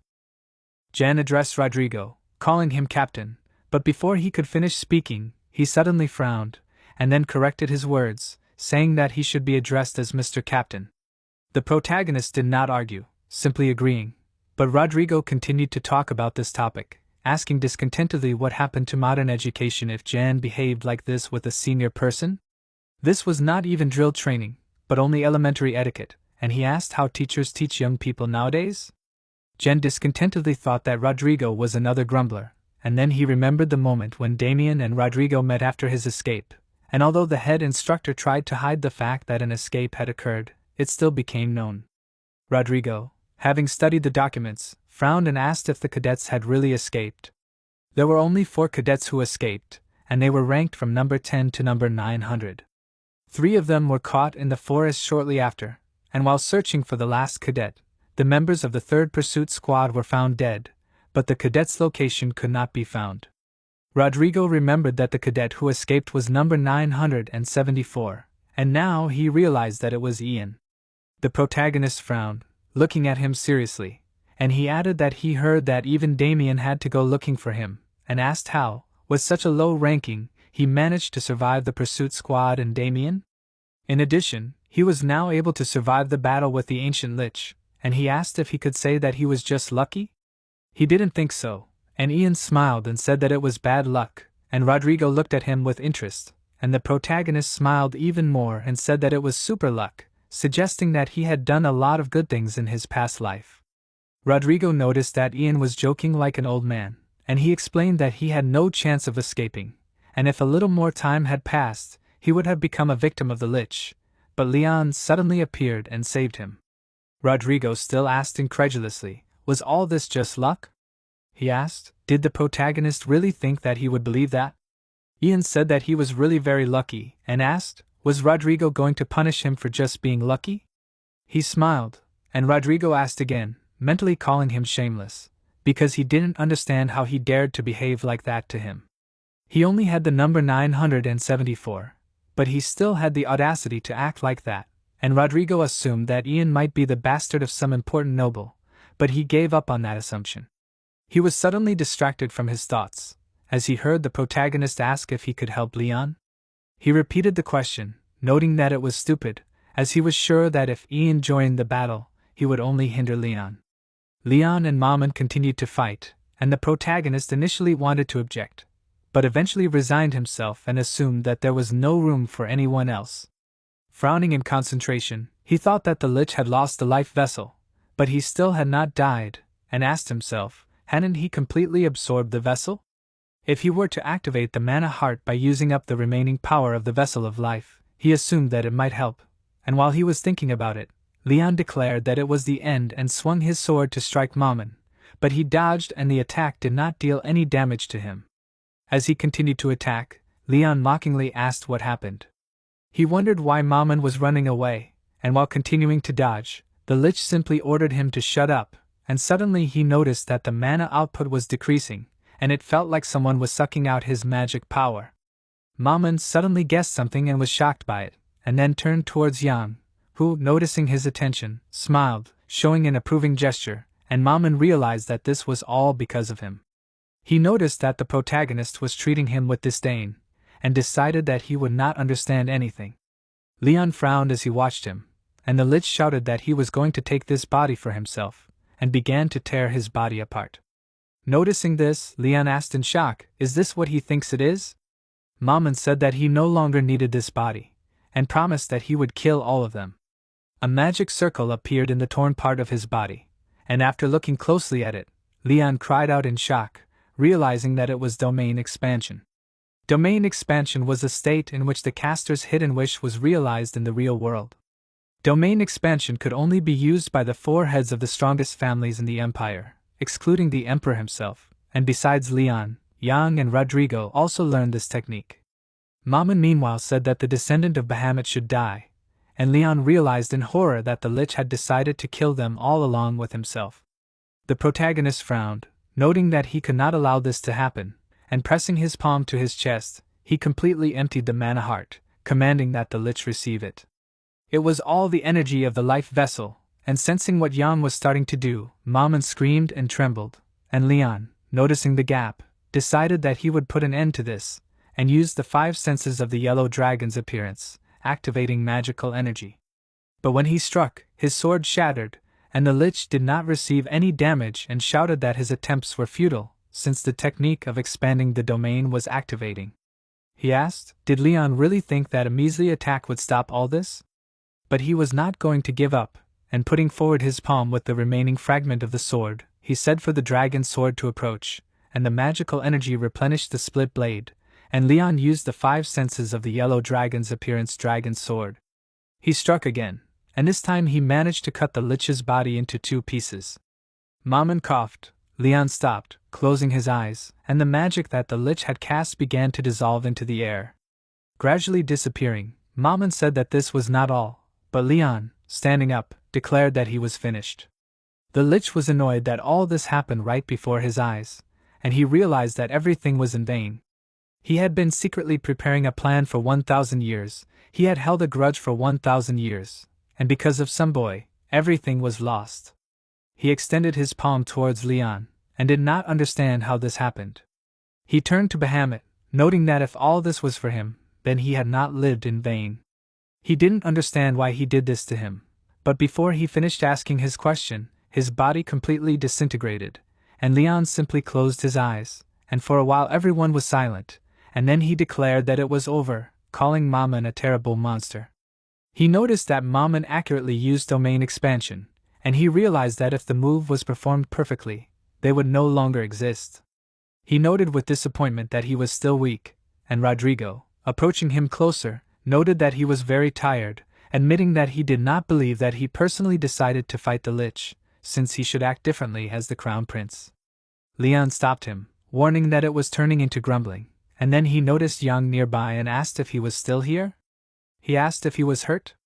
The protagonist said that he saved his life and thanked him, and Leon, drawing Rodrigo's attention to himself, ordered him to escort Yang to the medical unit. Rodrigo agreed to this, stepping aside, and the protagonist, following him and Leon, thought that this was how his plan on the blade's spine was realized, and the results exceeded his expectations, because he created a mana heart, and he managed to find out what Leon was capable of. Smiling, he mentally turned to Mammon, thanking him, because he did all this with his help. They left, and only a scrap of clothing remained in the shelter, but in the shadow of this, a small cloud of energy was still burning. Some time later, in a beautiful spacious room, on the table in which there were several glasses of drink, Jan noted that he had not tried this drink for a long time.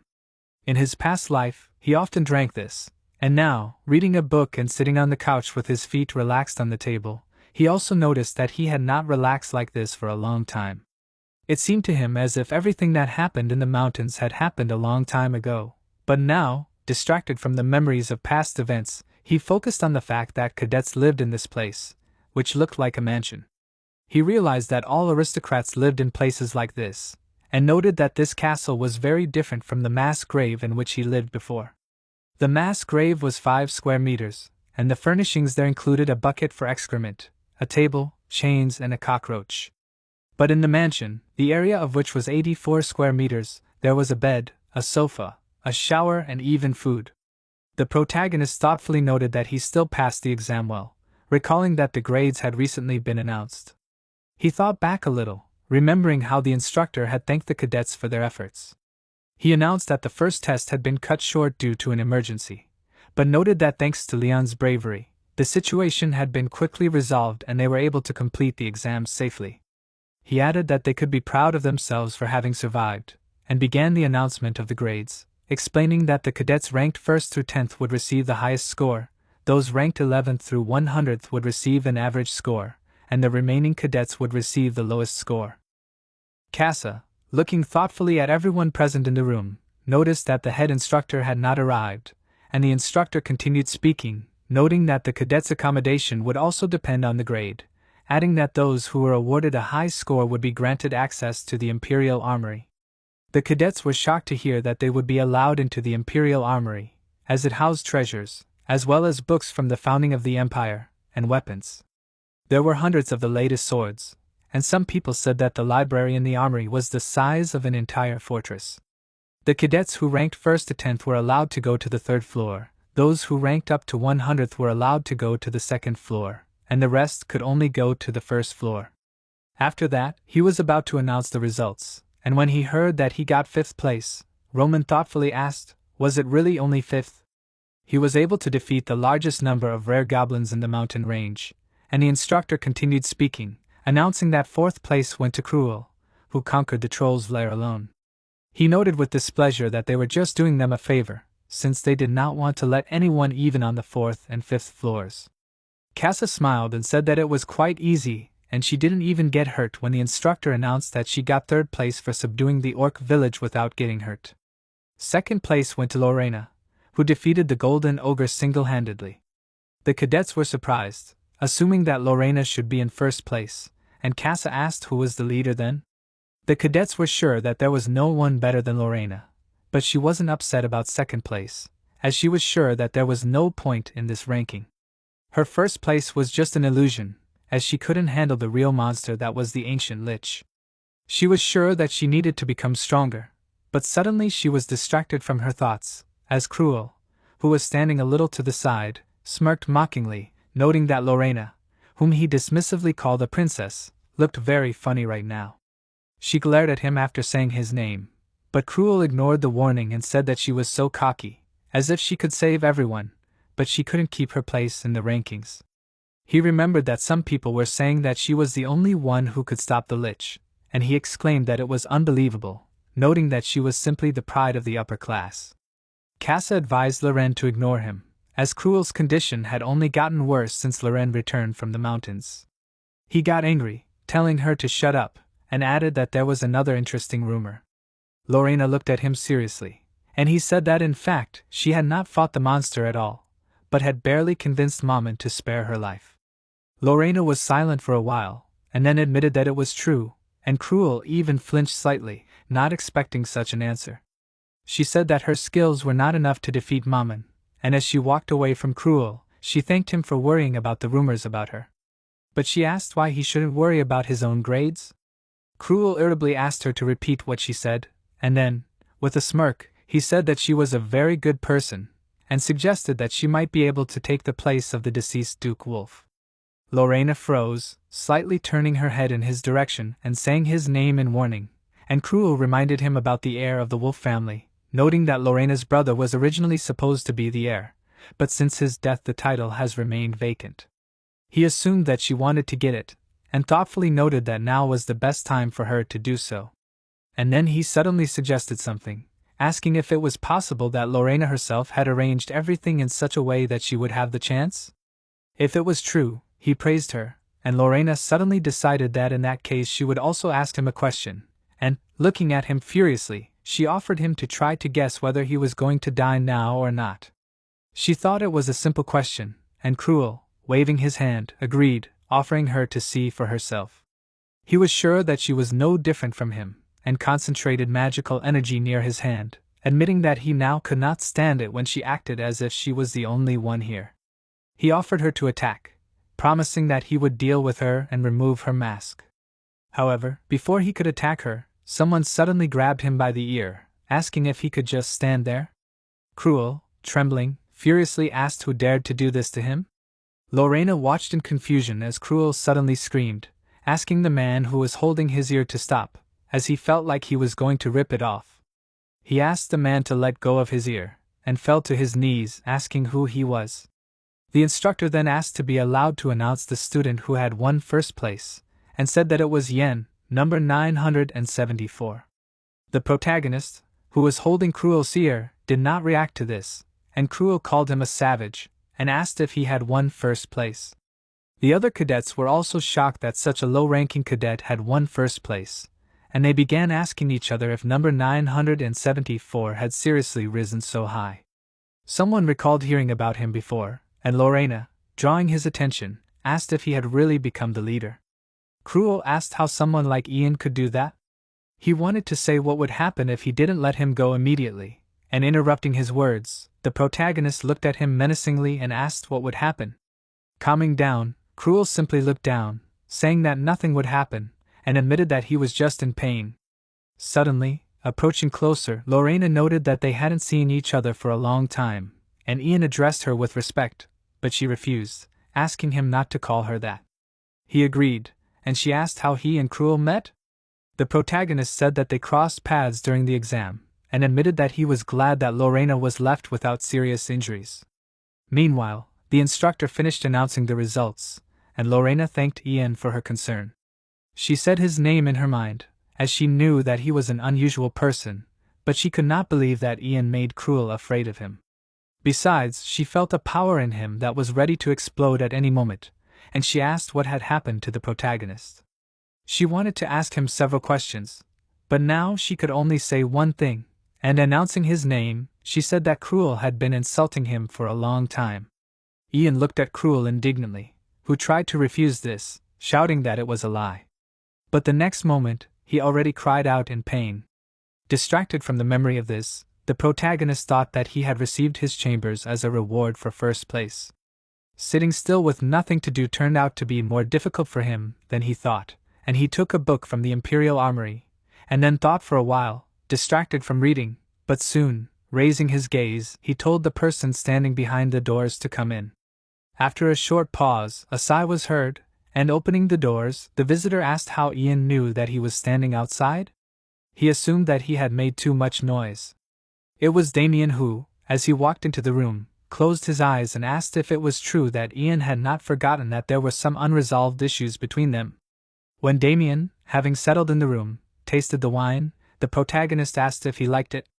He noted that if he had known in advance that Damien was coming, he would have been prepared, and he said that it was quite a tolerable drink. Ian asked if it was true that the head instructor's aura could not be removed even if he was out of sight. Damien said that this was again a lie, and Ian asked how the Crown Prince made him do this. He assumed that he was very worried, and remembered Leon ordering Damien to make sure that Ian received good treatment. Damien assumed that the protagonist was another of Leon's infatuations, and he asked in amazement, and Damien in turn asked what else he could do in such a case. Yang frowned in concentration as he looked at him, and Damien, stirring his wine in a glass, admitted that he did not want to upset the Crown Prince, but he still wanted to kill Yang. Smiling, he said that he had just received a report, explaining that it was about number 52 in Simons County. The protagonist listened attentively, and Damien said that there was nothing there. Yang noted that this was expected, but Damien shouted that no one had lived in that place for several years. The protagonist assumed that Rodrigo, whom he called an old fox, had a hand in this, saying that he realized that he was being followed and covered his tracks.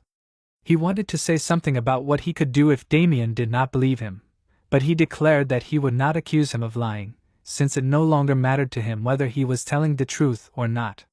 It was all about something else, and with a light kick to the floor, Damien activated the Dark Spirit Sword, shouting that now Ian was completely useless.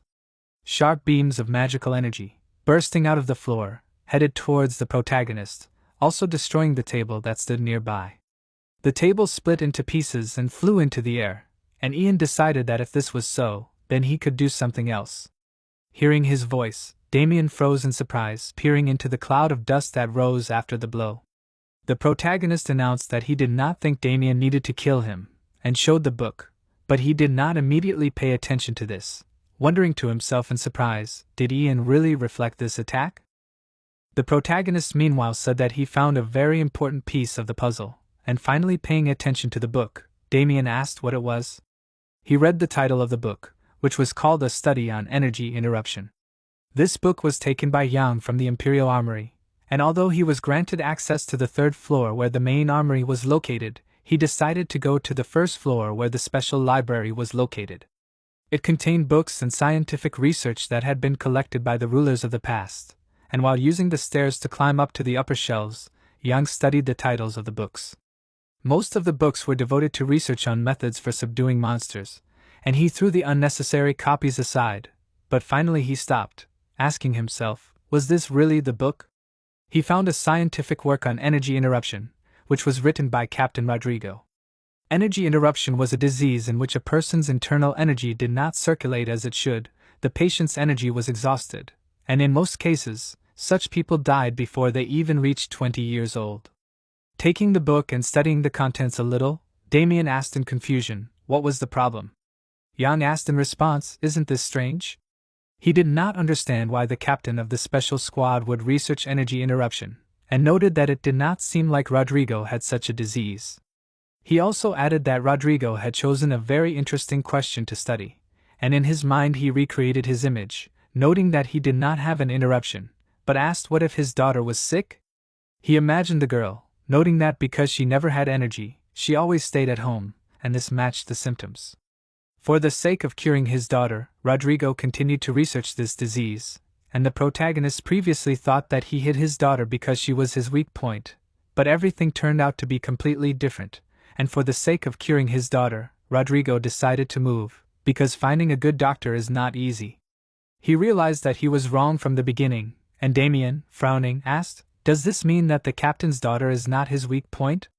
He did not understand what Jan wanted to say, and he smiled and admitted that Damien would not be able to keep Rodrigo on a short leash with his daughter's help, and instead he could hold the captain's life in his hands. Until now, there was no cure for the interruption of energy, and in order to maintain health at least in a stable state, a large number of drugs were needed. He understood that Rodrigo himself could not have earned so much money, and noted that it was clearly not without theft of budget funds. The ideal place for this was, of course, a special squad, and he knew that if there was evidence that funds had been stolen, then it would be possible to destroy Rodrigo, and as he said this, he first imagined the severed head of an animal, which in his mind then turned into Rodrigo's head. Jen declared that hunting the old fox would not be difficult for Damien, and he thought about it, noting that everything the protagonist had just said was just an assumption. Ian admitted that this was just a guess at the moment, but warned that they would be able to bury the captain if it turned out to be true. Besides, they were not risking anything at all, and Damien had every reason to investigate the matter, since embezzlement was against the law. Damien repeated that he had every reason to do so, and then, looking at Ian, he said that this was not bad, and threw him a book. Catching this, the protagonist simply looked at the book, and Damien added that he had his own man in the audit team of the special squad, so it would not be difficult to implement the plan. He told Ian himself to try to find out more about this disease for now, and he, smiling, mentally noted that this was incredible, realizing that it worked. Everything he told Damien was true, since Rodrigo really did steal money in order to pay for his daughter's treatment. He imagined Rodrigo sitting in a dungeon shrouded in chains, and remembered that this news had resonated so much in his past life that he still remembered it. But suddenly he was distracted from his thoughts, as Damien caught his attention, asking if he had given up the opportunity to go to the 3rd floor and went to the 1st floor for this book. He was surprised that Ian had given up his weapon, and the protagonist asked what the point of a weapon was if it could not help Damien. Damien sighed, did not argue, and in the end he promised that he would personally compensate for this loss. He added that from now on, his training in the main program was over, and Ian, frowning, asked in confusion, what did this mean? Damien looked at him and said that the main character would now be his apprentice, and he froze in shock, his eyes widening, and asked himself, did Damien really take him as an apprentice? Realizing that this was indeed the case, he smiled. Damien, approaching the door that led to the exit of the room without looking at the main character, told him that in fact he really likes him, and he is not like those weaklings he met at the academy. The main character, with a smirk on his face, looking at Damien's back, and thought that this was a great opportunity to get closer to the instructor, but he had doubts, and he asked Damien if number 974 was worthy of being his student. The main character, putting his hand on the back of his head, said that he did not deserve it. Damien turned to the main character in bewilderment and asked him, what? After that, the confused Damien began to notice that however he was quite a talented warrior. Damien asked the main character who masterfully attacked him from an ambush. The main character noted that in the end he caught him anyway, and he was afraid that such an inexperienced cadet like him was only capable of ruining his reputation. Irritated, Damien abruptly ordered to stop these conversations, after which he shouted that he would become his new toy. At this point Damien abruptly cut himself off and corrected himself by saying that he would become his new student. After that, slamming the door, Damien continued to shout that no matter what, he orders to remember this and prepare. When the main character was left alone in the room with himself, he thought that it was good that Damien left because he had already begun to irritate him. The main character, looking at the family heirloom in his hands, thought that now he would be able to get even closer to him. In the consciousness of the main character, a memory appeared of how he saw a tattoo on Damien's shoulder. The main character understood that this symbol was the secret of his family. With a serious expression on his face looking in front of him, the main character understood that he got a chance to reveal this secret. Sometime after these events, in the arena number 3, which was a massive concrete building and also a training ground which was only accessible to high-ranking instructors.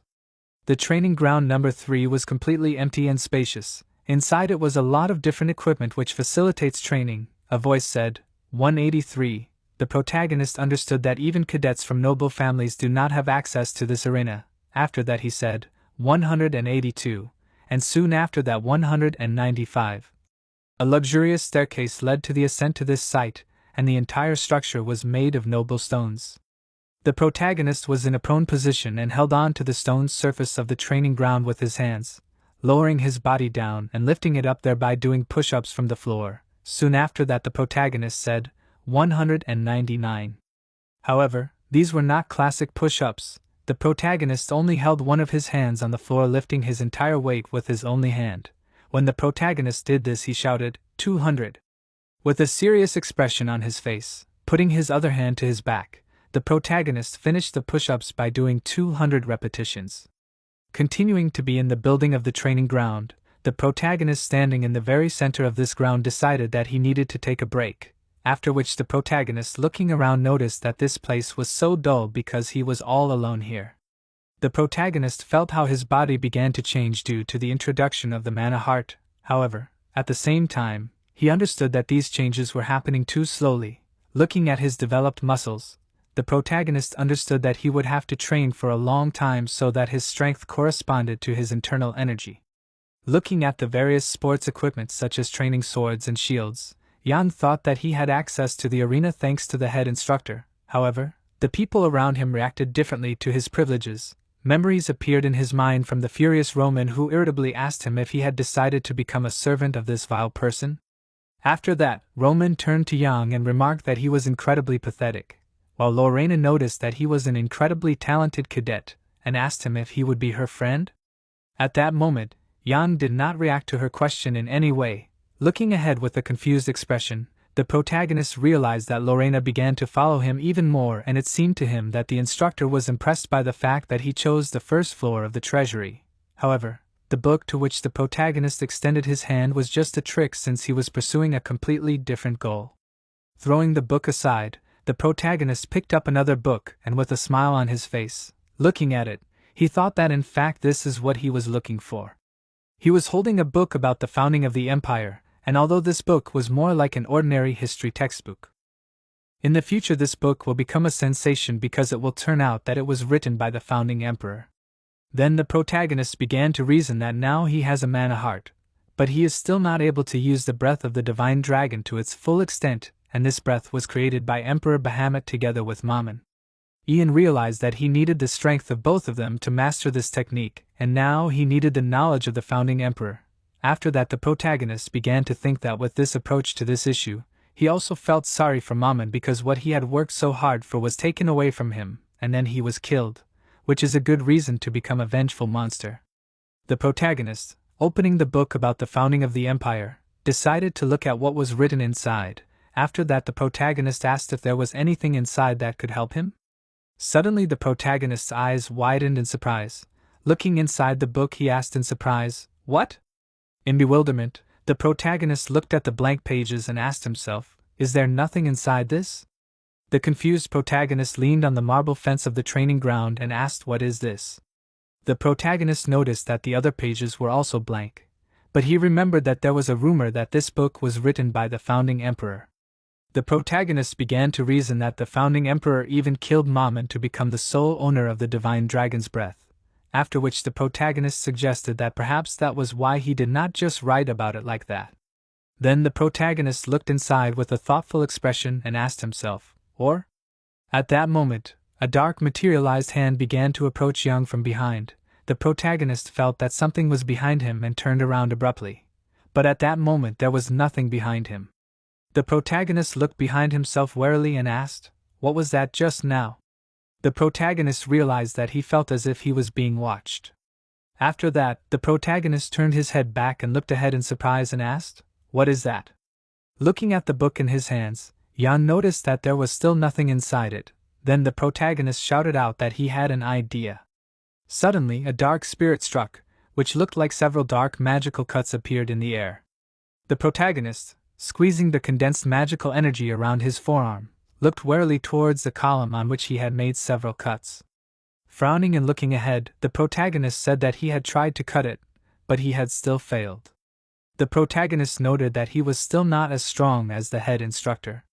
Suddenly, an ominous laugh was heard in the training ground building, after which this voice turned to Jan and called him a fool.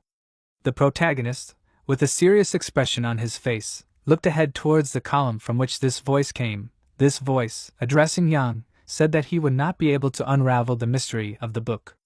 The protagonist, perplexed, looking at the dark matter hiding behind the column, repeatedly asked, "Him?" Suddenly, Mammon appeared from behind the column, who, addressing Yang as a stupid child, noted that they had not seen each other for a long time. Perplexed, looking at Mammon, Yang loudly asked, "Mammon?" Then the surprised protagonist asked him how he got here. The protagonist remembered how Leon tore Mammon's body into many pieces. Recalling this, the protagonist asked how he survived after such wounds. Maman laughed frighteningly, saying that now he understood something, and even such pathetic insects can become a hindrance if ignored for a long time. After that, approaching Yang, Maman shouted that insects like him are especially irritating. The protagonist clenched his jaw and stared intently at the approaching Maman, after which Maman made a sharp lunge and jumped up, preparing to strike the protagonist, shouting that therefore he would immediately kill him. The protagonist cursed with a tense expression, while Maman screamed that he would kill him at all costs. Suddenly the protagonist's face slid. Looking ahead in surprise, the protagonist turned to Maman and shouted, his face. From under Maman's hood, a furious female face with a magical pentagram on her forehead appeared. Maman was yelling at this time that he would take his body for himself. The protagonist looked at this in surprise and shouted, this face.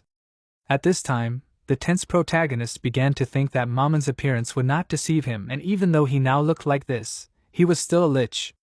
Suddenly, Maman shouted out, ordering the protagonist to die and pass through the protagonist's body without causing him any injuries. The protagonist looked in bewilderment as Maman, with a wide smile on his face, passed through his body again and again, laughing furiously. The protagonist, looking in front of himself in confusion, began to reason, comparing himself. What is this, and is it a ghost?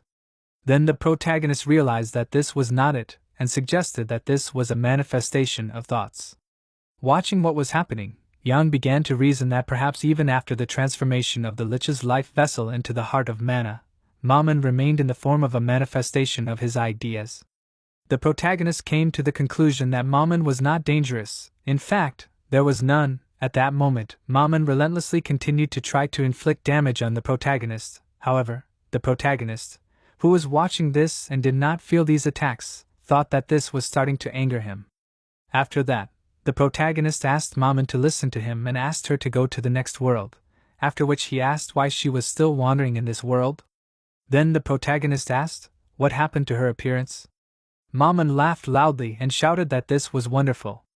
At that moment, her body completely materialized, and with a confident smile on her face, Maman said that all this time she was a walking corpse. But now she returned the appearance of those days when she was a living sorceress. The effect of the young Manha heart returned the sorceress Maman to her true appearance. Levitating in the air, Maman asked the protagonist if he thought that she would just disappear like that. Then she shouted that now that she returned, she could kill everyone to the last one. Maman remembered the descendant of Bahamut, and shouted that she would kill him too. With a wild smile on her face and a crazy look, Maman shouted that she would kill those who betrayed her. The protagonist, with a serious expression on his face, looked at Maman and turned to her and asked if she was getting smaller. At that moment, Maman was sharply decreasing in size. The protagonist, watching this, noticed that nothing could be done about it, and explained that this way his magical abilities were used more economically. After that, the protagonist turned to Maman and asked her how she could take revenge on them. Yang noticed that she looked like she had plastic surgery. Maman, recalling her previous appearance with a naked skull under the hood, said that however, all people inside look the same, after which she shouted that, moreover, it is all their fault. Maman told the protagonist that she maintains her manifestation only thanks to the energy of his Manha heart, but the connection is too weak to display the full appearance. After that, in furious bewilderment, Maman, madly looking at the protagonist, asked him why, after all the elixirs he drank, his energy level was so low. Maman shouted that any weakling would be stronger than him. The protagonist, reacting to this remark, noted that it was rude. After that, the protagonist, with a thoughtful expression on his face, looking ahead and putting his hand to his chin, thought that at the present time this does not threaten him directly, but he understood that even he feels a weak flow of mana that is transmitted to Maman. But the fact that this path is open explains that Maman can become a hindrance in the future. The protagonist understood that his opponent was one of the most powerful magicians, and if in the future she would parasitize on his mana, he would not be able to prevent it in any way. At that moment, behind the protagonist, Maman, with a sly smile on her face, tried to strike him, but the protagonist turned back and Maman pretended that she had not planned anything like that. Then the protagonist, holding a book in his hands, said that nothing could be done about it. Walking away from Maman, Yang said that he was glad to meet her, and that she should see this world before she disappeared. Maman turned to Yang and asked him not to be sarcastic, after which she noticed that he did not adapt well to Manha and asked him how he decided to get rid of her. After this question, the protagonist answered her that she was no different from a person and he just needed to break the connection with her. After Yang said this, Maman began to look ahead with a tense expression on her face. The protagonist explained to her that she was simply parasitizing on his mana heart, and if he reduced the flow of mana, the protagonist asked her if she would be able to continue to maintain her manifestation. Then the protagonist, with a serious expression on his face, looked at Maman and ordered her to disappear and said that her age had long since ended. Maman, with a frightened expression on her face, began to answer him negatively and shout that she must stay alive. After that, she shouted that she should never disappear. Maman sharply asked the protagonist to wait, and began to prove to him that he would regret her disappearance. And then Maman turned her attention to the book that Yang was holding in his hand and told him that this book was Bahamut. Looking at this book, Maman asked him, "He wants to know the secret of this book, right?" Sometime after these events, the protagonist cut his palm with a sharp blade of a knife, after which thick blood began to drip from his hand onto the page of the book. The protagonist, dripping his blood on the pages of the book, said that it is necessary to sprinkle this blood which contains the breath of the divine dragon. After that, the protagonist, clutching a knife in his hand, asked Maman, "And then what?" Maman put her hand in front of her and said that if you gradually direct mana into it, the blood will begin to turn into letters. The protagonist, with a surprised expression, looked at the book in which symbols began to appear from drops of blood. An inscription appeared in the book. The protagonist, looking at this, said, "Light and darkness." After that he asked, "Do the two components merge?" With a confused expression on his face, looking at the book, the protagonist asked, "What kind of nonsense is this?" After that, the protagonist turned to Maman and asked her, "Does she also not understand what this means?" Maman, also looking at the book, explained to him that she does not know what Bahamut wrote about.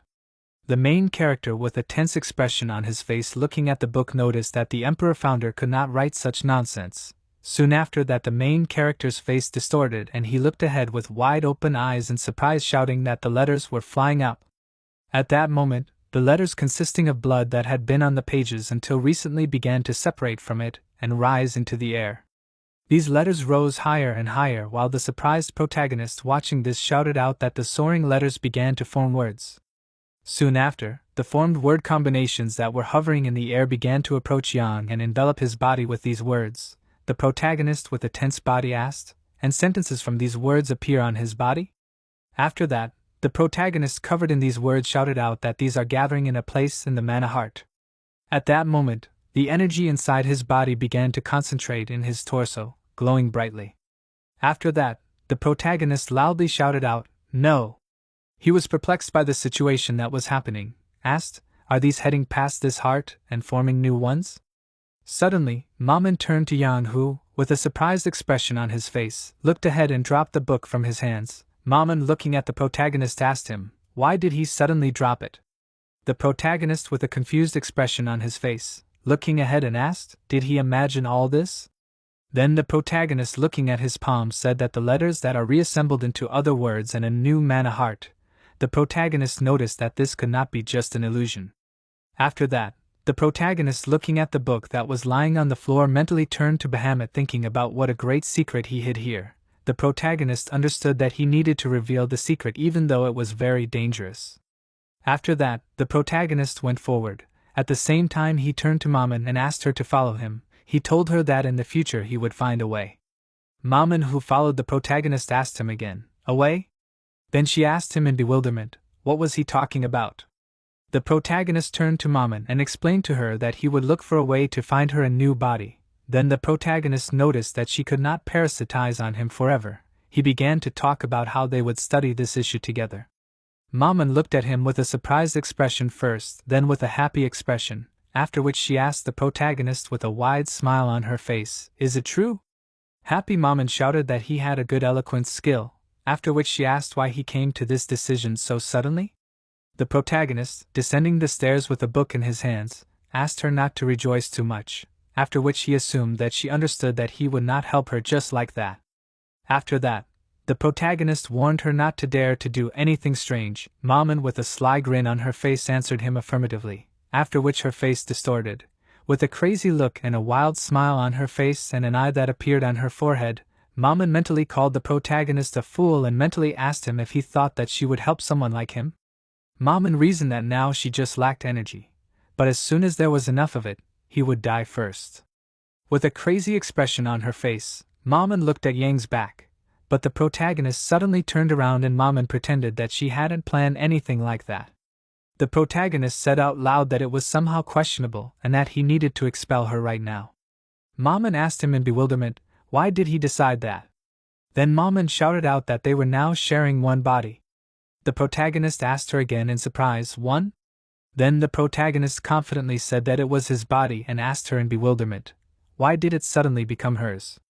Some time after these events, in a large gloomy building located among tall trees, when the sun was setting and illuminating the space with a pink color and petals from the trees were falling down, the protagonist made a sharp blow with his hand, raising his hand back and moving forward in jerky sharp movements.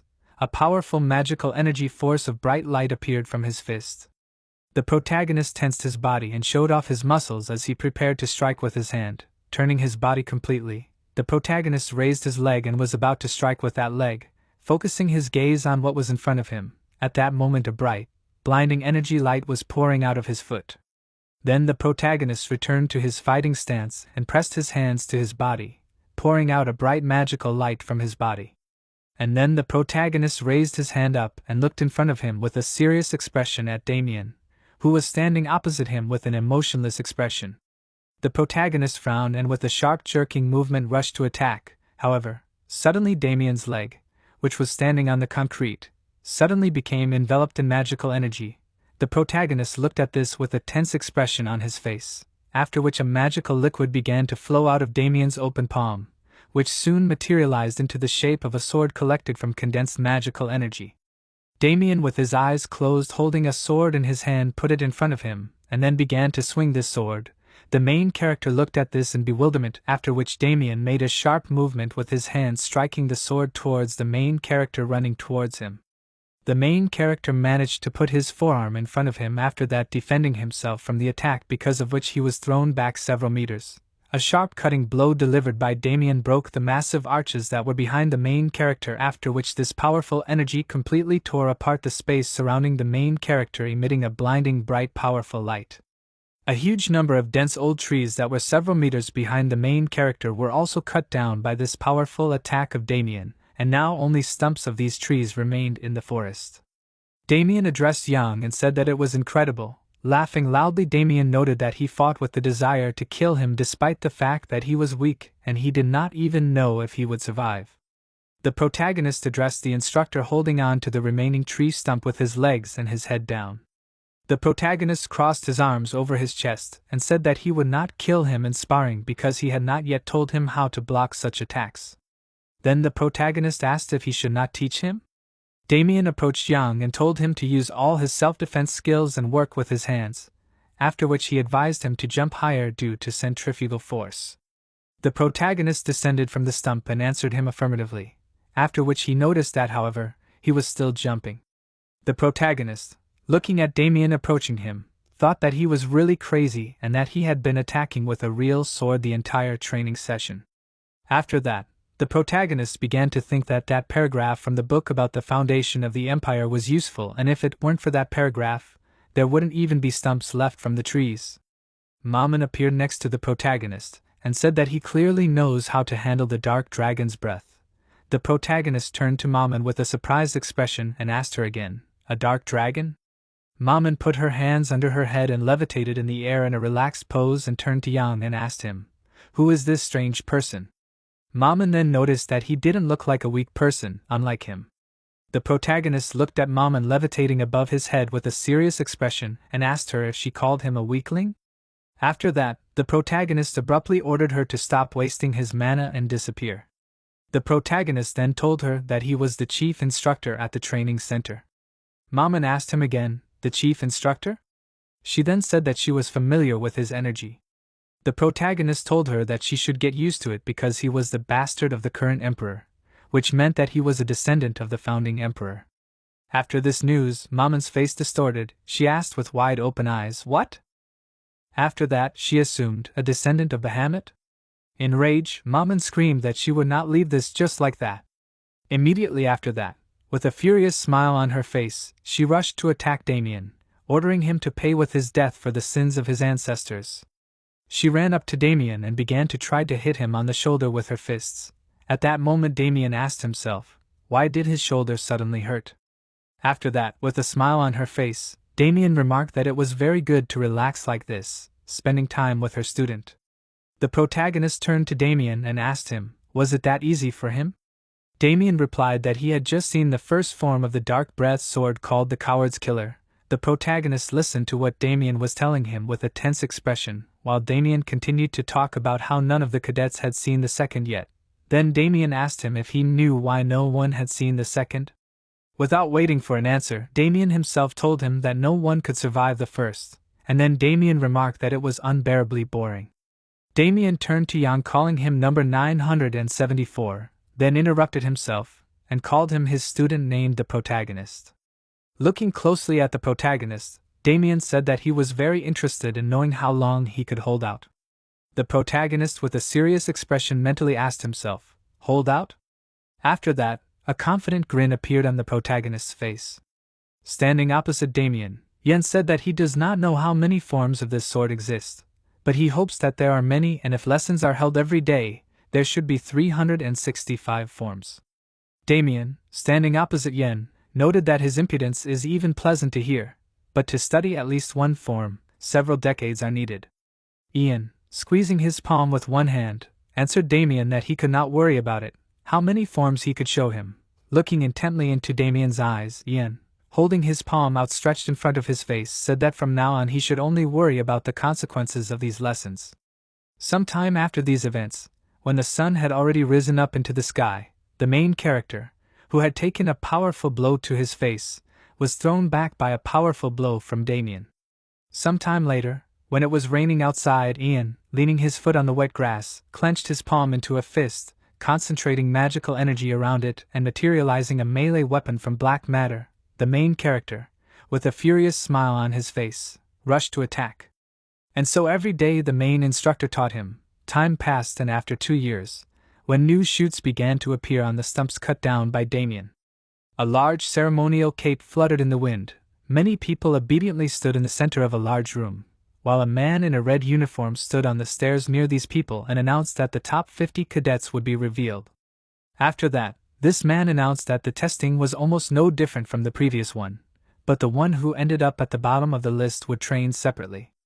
The people watching the list that was in front of their faces noticed that, naturally, the main character had overtaken Lorena again. At that moment, the winners were written on the ceremonial cape. In first place was the main character, in second place was Lorena Wolf, and in third place was Cruel Dwight. Lorena, with a serious expression on her face, looked ahead with her hands behind her back and thought that she could not understand because recently Ian disappeared and stopped coming to training, but he always took first place. Mentally turning to Ian, Lorena asked him, how is he training? Then she tightly clenched her fist and again mentally turning to Ian, cursing, asked him, where is he? The massive cat loudly made the characteristic sounds. However, it was not an ordinary cat, but a deformed cat with an incredibly long neck that grew into a huge awkward body with many anthropomorphic arms. It was a long cat that was a dragon worm monster of the A rank. The deformed long cat monster screamed loudly as it prepared to attack. Shortly after that, several sharp slashes were made in an instant. Lorena clutched the sword in her hands with an emotionless expression on her face as the monster cat rushed past her. A moment later, the monster cat was broken into many small pieces due to the huge number of cuts received from Lorena. With a serious expression on her face, looking ahead, Lorena frowned, mentally addressed Yang and ordered him to wait, stating that during their next meeting, she would take back her victory. 2 years after these events, the final test of the third arena was taking place in the training ground building. At this moment, a battle was taking place in the center of the arena. The point of the test was to spar with the assistant instructors, and the results of this test would determine who would be part of the special squad. However, Casa, who was watching this, asked when would this end. Roman, who stood next to her with his arms crossed over his chest, noted that this was an incredibly boring event. Lorena, who was staring in front of her, understood that this grand event was just a formality. Lorena, with her arms crossed over her chest at this point, was a top-class cadet, and ranked second in the overall ranking. It was clear that most top-class cadets were already easily superior to assistant instructors in combat, and a year ago there was no one who could defeat them. However, Lorena understood that if she did not take part in this test, she could not get into a special squad, and thus the cadets had no choice but to be at this event. After that, Lorena began to think about Ian and that he had no choice and would have to come to this test. Lorena decided that she would personally check what he was capable of, after which she mentally addressed him and asked him to come here quickly. Suddenly her thoughts were interrupted by a loud scream, "Stop!" Lorena looked to the side with an interested expression and saw that it was the instructor shouting, who addressed the man he was fighting and said that the test was over. Then the instructor, clutching a sword in his hands, said that the trainee had received his grade, after which the instructor asked him to return to his seat. Suddenly, a powerful energy blow was directed at the instructor's head, which caused the instructor, with a painful expression on his face, to shout loudly. Cruel began to laugh loudly and madly, ordering the instructor standing in front of him to fight for real. At that moment, magical energy began to thicken around Cruel's hand with huge claws. With a sly smile on his face, Cruel turned to the instructor and asked him if he thought that if he said stop in real life, the fight would stop. Cruel Dwight was by this time a top-class cadet, and ranked third in the overall ranking. With a wild expression on his face, Cruel shouted that in real life, a fight only ends with the death of the enemy. After that, frowning his brows and looking at the instructor, Cruel asked him if he was having fun all this time. Then Cruel asked him if he thought that the form of an assistant instructor allows him to treat an aristocrat so rudely. When Cruel asked the instructor about this, he was preparing to strike with his hand. The frightened instructor asked Cruel to stop, but this did not affect Cruel in any way, and he began to cut the flesh of the instructor with his sharp claws, who screamed loudly in pain. Lorena, watching this, thought that for him this was just a game, and this was disgusting. Roman, who was behind her, called Cruel crazy and then noted that even now he was acting like a loser. Casa laughed and noted that this was incredibly rude, but she agreed. Roman stared ahead with his arms crossed over his chest and talked about this Cruel. After that, Roman said that when the head instructor stopped coming to training, Cruel began to act as if the whole world belonged to him. By that time Roman was a top-class cadet and ranked fourth in the overall ranking. Casa said that she also felt sorry for this assistant because he got Cruel. Then Casa turned to Roman and asked him to help the assistant because she felt very sorry for him. By that time Casa was a top-class cadet and ranked fifth in the overall ranking. Roman asked her again, "Feel sorry?" Then he asked her how many low-level cadets the instructors killed. Then Roman said that everyone should fight for themselves. Casa turned sharply to Lorena and suggested that she thought Roman had chickened out. Roman asked her again in bewilderment, "Chicken out?" Lorena did not react to the conversation between Cass and Roman, thinking that these two were very similar to each other. After that, Lorena said that at first she did not think that Cruel was so crazy, although he had a bad character. But recently he killed the assistant instructor, and he finally went crazy 2 years ago. Roman asked why no one did anything about this rabid animal. Cass explained to him that this psycho was from an influential family, after which she addressed Roman by name, and noted that he also avoided him. Roman, furiously perplexed, asked her again, "What?" After that, he asked again, "Is he avoiding him?" Then Roman shouted that he just does not touch him because he does not want to dirty his hands on him. Cass noticed that this means that he avoids him. Lorena, watching this dialogue, thought again that as she had previously thought, these two were very similar to each other. Then Lorena, looking intently ahead, thought that the training would soon end anyway and no one wanted to cross the Dwight family's path. A moment later, the blade of the sword belonging to the instructor broke. The instructor fell to the ground with a painful hoarse cry, dropping the sword from his hand. Cruel, in a state of rage, jumped towards the instructor, preparing his sharp claws to rip his flesh, and at the same time screamed that he could not even fight back without a weapon. Then Cruel asked him, "And at the same time he calls himself an assistant instructor?" The instructor, looking fearfully at the approaching furious Cruel, shouted loudly, "No!" Lorena closed her eyes and used a freezing spell. Suddenly Cruel's gaze became distorted. Now he was looking ahead in confusion with his eyes wide open because there were sharp ice spikes right in front of him, which forced Cruel to step back abruptly. The defeated instructor looked ahead in confusion at the ice spikes and asked what was this. Cruel, who was on the opposite side of these ice spikes, asked if it was an ice pick. After that, Cruel said that in that case, At that moment, Lorena appeared behind Cruel, clutching a sword in her hands. Turning to Cruel, Lorena told him that she did not want to make a fuss, but she noticed that it was impossible to watch. Cruel, with a serious expression on his face, looked at Lorena and asked her if she was trying to joke with the Dwight family. At that moment, Lorena clutched the Wolf family talent called the Eye Sword in her hand. With a serious expression and frowning her brows, Lorena looked at Cruel and warned him not to dare attack her, then threateningly told him that he should not take any action against her. With a mad smile on his face, Cruel looked at her and began to laugh frighteningly, then shouted that he wanted to kill her before graduation and finally he was lucky and met the right moment. Lorena mentally called him a worthless person. The mad Cruel with a brightly glowing eye put his distorted hand with huge claws to his head and turning to Lorena told her that this was the last test in her life. Lorena clutching an ice sword in her hand while the injured instructor colleagues were able to take away from the arena turned to Cruel and told him that he always chooses only easy opponents for himself. Then she asked him if he could at least once fight someone stronger than himself. With a wide smile on his face, Cruel laughed non-stop, then clutching his face with his hand, he noticed that the lady always spoke with incredible nobility. Lorena, who was closely watching Cruel's actions, thought that his fighting spirit was becoming stronger. Cruel, turning to Lorena, told her that he wanted to see how the noble face would distort with shame, after which he again stated that this was the last test in her life. Some time after this, a battle began where the energies of two powerful opponents began to collide with each other, forming powerful energy flashes. Lorena held the family eye sword in her hand, and Cruel extended his sharp claws in front of him.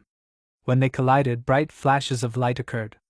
Soon after this, Lorena with a tense expression on her face turned to Cruel, and told him that if he needed a sword, let him say so. With a crazy smile on his face, Cruel looked at Lorena and shouted that he could deal with such a worthless person like her in hand-to-hand combat. After that, there were many blows in the arena. When Cruel attacked Lauren, she defended herself by holding her sword in front of her. Roman and Casa watched the battle from the stands. Roman, looking at this, noticed that he thought it was already clear who the winner was. Casa asked him again, "Okay?" After which she suggested that, however, they are not inferior to each other.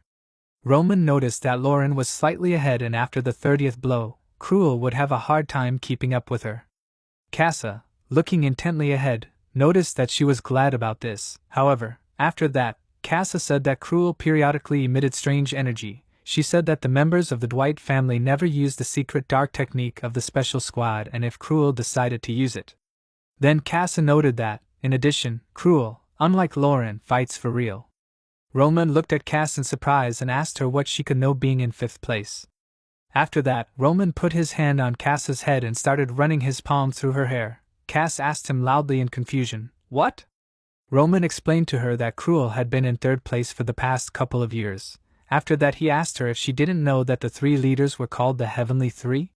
Cass chuckled and told him that she was just focusing on more important things. Roman noticed that he knew this, after which he asked her what she was focusing on. Cass with a serious expression frowned and looked at Roman with displeasure. Roman explained that she had created a private squad of 80 people, which included commoners and children of aristocrats from the border regions. After that he asked her if that was true.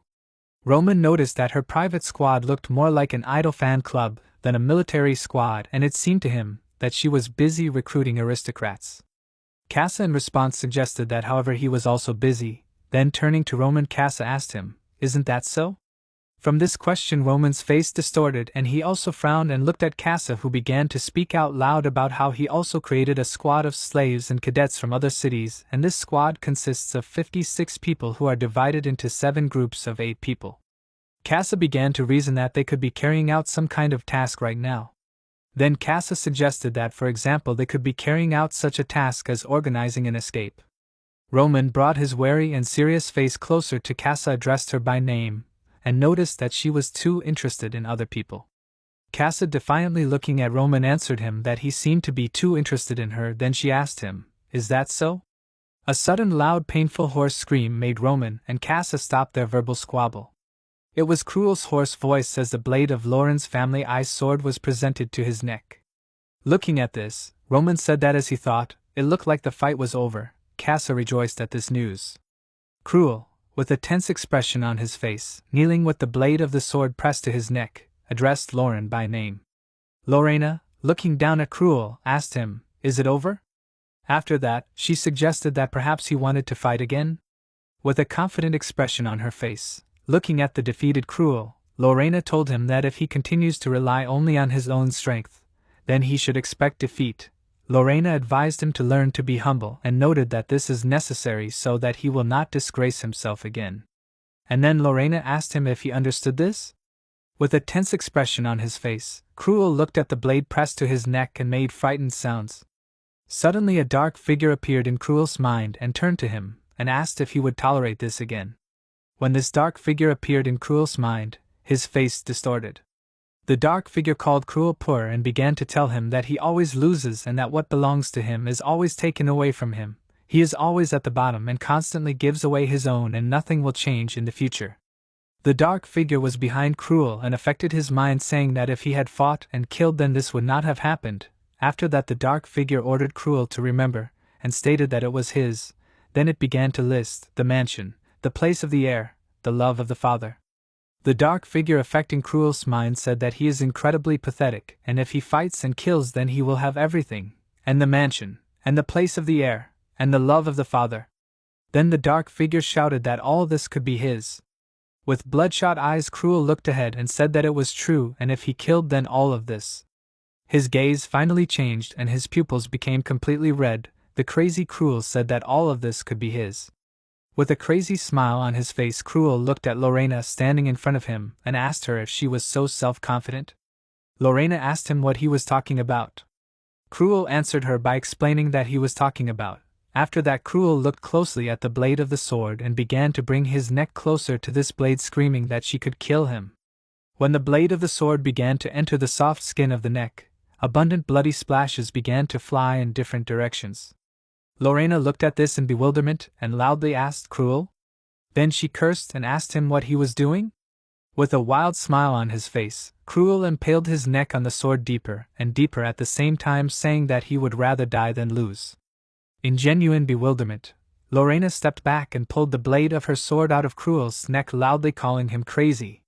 She then asked him what he was doing and whether he had decided to commit suicide. After that, she sharply ordered him to stop. A moment after that, a dark figure rushed to attack Lorena, saying that he thought so. After that, Cruel in the form of a dark figure screamed that she was not ready. Lorena was thrown several meters away by a powerful blow of sharp claws. Lorena, with a painful expression on her face, clenched her jaw in pain while blood flowed from her body. In a state of rage, Cruel rushed to attack, putting sharp claws in front of him, ordering Lorena to die. Suddenly, a dark magical substance appeared in the arena. Cruel looked at this substance in bewilderment with wide open eyes. From the place where this substance appeared, a bright light began to glow. Cruel, looking at it, asked, "Who is he who dared to interfere with him?" A massive magical wolf that glowed with bright red energy and stared at Cruel. Cruel, looking at it in surprise, asked, "A wolf?" Then Cruel began to ask in surprise, "Where did the wolf come from and what kind of nonsense is going on here?" An approaching voice said that he returned and he is a black wolf. Roman and Cassa's faces distorted in surprise. Roman shouted at this voice. Then he looked ahead with a surprised expression and asked, "Really?" A human figure appeared near the black wolf. It was Ian, who was holding the wounded Lauren with his hand. The voices shouted loudly in surprise, looking at the main character, that it was him. The protagonist, who had grown up over the past 2 years and had grown his hair, turned intently towards where the voice was coming from. Roman, Cassa and Cruel were looking at the protagonist with wide eyes in bewilderment, while the wolf was in the center of the arena. Lorena opened her eyes with a painful expression on her face. The protagonist held her hand behind her back, after which Ian turned to Cruel. Cruel cheerfully shouted that today was his very lucky day, and he would be able to deal with him just like he did with Lorena. The protagonist put Lorena down on the ground near the black wolf and asked her to rest a little. With a wide smile on his face, Cruel looked at the protagonist and asked him if he had adopted a yard dog. Then Cruel asked him if he had been taming a wolf for the circus for the 2nd year already. The protagonist, with a calm expression on his face, looked at Cruel and turned to him and noted that 2 years had passed and he had not changed. Malman appeared in front of Yang and asked if someone interesting had appeared. Then Maman addressed Yang and told him that she was being eaten away by this guy's energy. The protagonist answered Maman and said that he knew it. Maman asked him if he could see it too. The protagonist looked at Maman and noticed that it looked like he had made good progress, and it was time to fix it, otherwise he would reach the point where he would become a demon incredibly quickly. Cruel laughed uncontrollably with a crazy expression and then rushed to attack, asking him what he was talking about with the owner of this body. The protagonist addressed Cruel, or the creature that had taken over his body, and asked if he was worried about his future. Then, frowning, the protagonist looked ahead confidently and noticed that he would regret it. A sudden loud voice interrupted the battle that had almost begun, ordering everyone to stop talking. This voice belonged to the person who entered the arena. It was Damien, who said that he had been gone for 2 years and they had managed to raise their self-esteem so much. The people in the arena looked at Damien in surprise and shouted at this energy. Damien, with a calm expression on his face, said that he wanted to make a final announcement, after which he ordered to stop taking their places. The surprised voices looking at Damien shouted that this was the head instructor. With a smile on his face, Damien ordered them to move faster, after which he asked them, "They don't want to die here on their last day." After a while, Damien solemnly addressed the audience, and said that they had worked hard and out of 1,000 cadets, only 200 remained. At that moment Damien was above the hill in front of the people listening to him. Damien said that 200 people out of 1,000 is quite a good result, and the final score will consist of 50% strength and agility and 50% mana. Damien then said that since they are no longer cadets, instead of a number, they will be given another distinguishing mark. Then he shouted out, "This mark will be the rank of an Imperial Knight."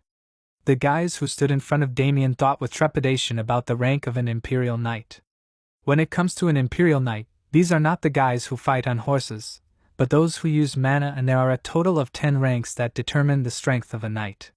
The 10th rank is a cadet knight who has comprehended mana, the 9th rank is a knight who has a dungeon, the 8th rank is a knight who can summon a named sword, the 7th rank is a knight who can project energy onto objects, the 6th rank is a knight who can cast a spell on his body or sword, the 5th rank is a knight who can improve swordsmanship with his internal energy, and the 4th rank is a knight who can create a sword from energy.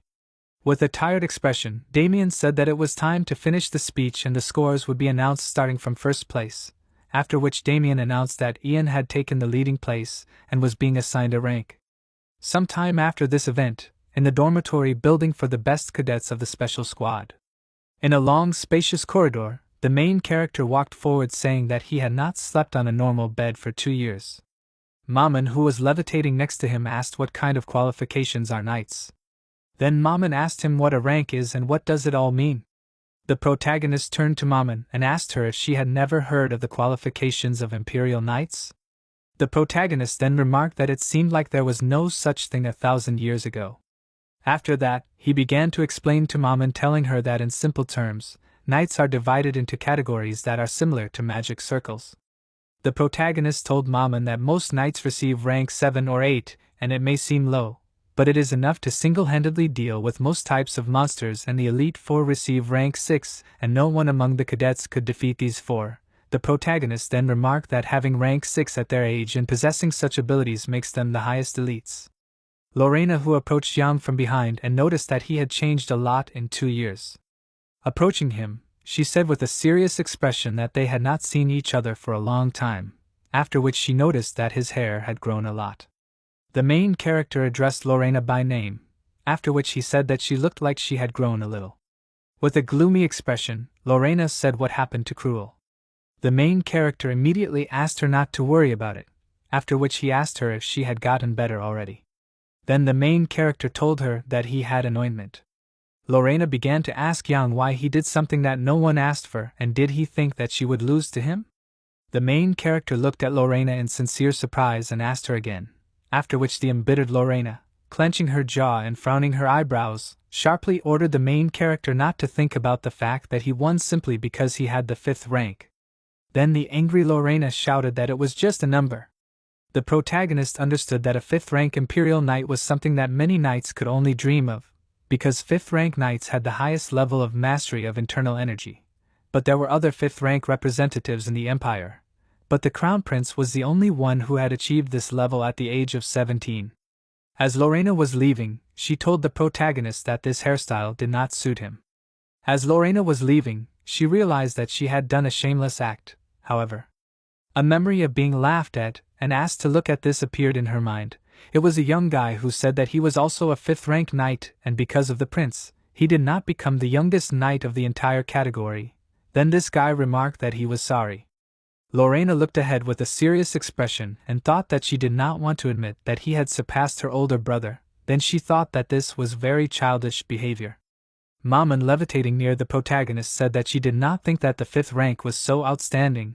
The protagonist at that moment was thoughtfully arguing that his hair was really very long.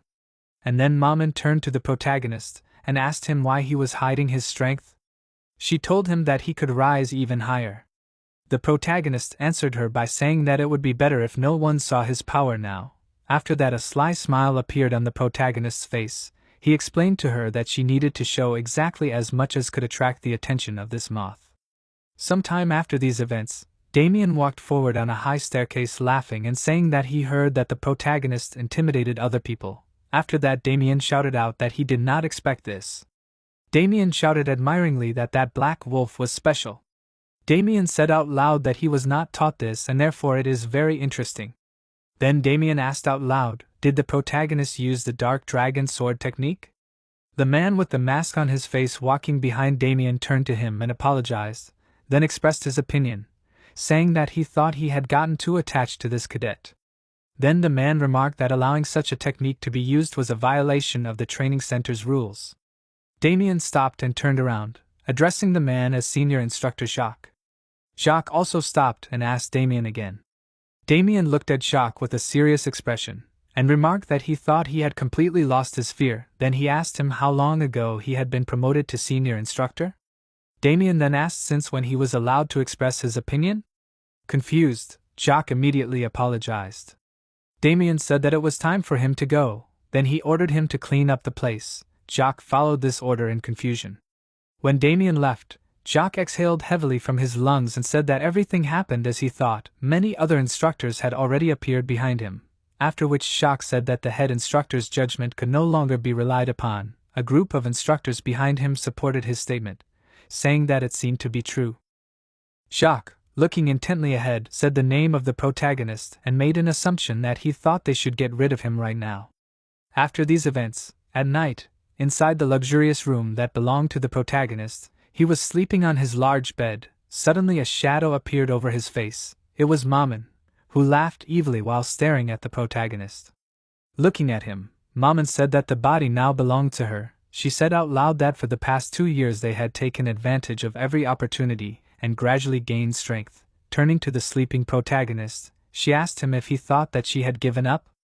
Then, with eyes brightly glowing with a magical color, Maman said that she would hint to him. She put an open palm in front of her with a pentagram in the air next to it, symbolizing the process of hacking the mind. When she tried to hack Yang's mind, she said that she was in no hurry and little by little she would gain control of his body. Then she said that in the end she. Suddenly her face distorted and she looked ahead in surprise because the main character opened his eyes. The main character stared at her and ordered her to let him go. At that moment a black wolf with a wide open mouth pointed its sharp fangs at Maman's skull. Maman looked ahead in fear and asked the main character if he had woken up. Then she began to hastily make excuses, saying that she was just checking if everything was okay with his magical abilities. The main character noticed that it was funny, after which he reminded her that he had already warned that if he caught her doing this again, he would grind her into dust. Maman shouted that it was all because he was delaying giving his body to her. When the protagonist was about to attack Maman, a sudden voice came from behind the door and turned to Yang and asked him if he was going to the training grounds. The protagonist turned towards the door in surprise and went there, asking who came to him at such an hour. When the protagonist opened the door, he saw Jacques standing in front of him, saying that the chief instructor was looking for him and that he had come to accompany him. Soon after these events, they were walking along a free shopping alley of a special detachment. It was a long street that was located among many buildings. The protagonist asked why the chief instructor had called him. After that, the protagonist asked again, and why, moreover, did he need him at such an hour? The protagonist noticed that the exams had already ended, After that, the protagonist made an observation that this place was extremely strange, and to begin with, the protagonist asked the instructor accompanying him, was he sure that he had called him? The instructor, who was walking in front of Yen, suddenly pulled a dagger out of his sleeve and used a dark attack. The instructor turned around abruptly, and, aiming the blade of his sword at Yen, shouted that he was thinking quickly. However, when the instructor was about to pierce the body of the main character, he could not find him, which is why, in bewilderment, clutching a sword glowing with bloody magical energy in his hand, the instructor asked, "Disappeared?" The main character, who was standing opposite Jacques, said that he did not only know how to think quickly. Then a strong energy flash occurred due to the fact that the main character used the seventh form of the dark spirit in close combat, thereby throwing Jacques several meters to the side. The embittered Jacques landed on the ground and looked intently at the main character, then asked him how he noticed. Jacques, who was the senior instructor, frowned and looked angrily at the main character, clenching his jaw. The main character answered him with a question and asked how he could not notice after everything he had been through. Then the main character asked, shouldn't he be better trained to be stealthy enough? Jacques, confused, began to call Yang names, saying that he thinks too highly of himself. The protagonist stared ahead and thought that the energy that had just come out of his sword was a blood-red sword and that such swords were used. The protagonist asked Jacques, assuming that he was the senior instructor, then he asked him if that was true. After which the protagonist asked if the senior instructor knew about everything. The protagonist began to guess, asking if senior instructors were allowed to do this, and what would he do with the consequences later.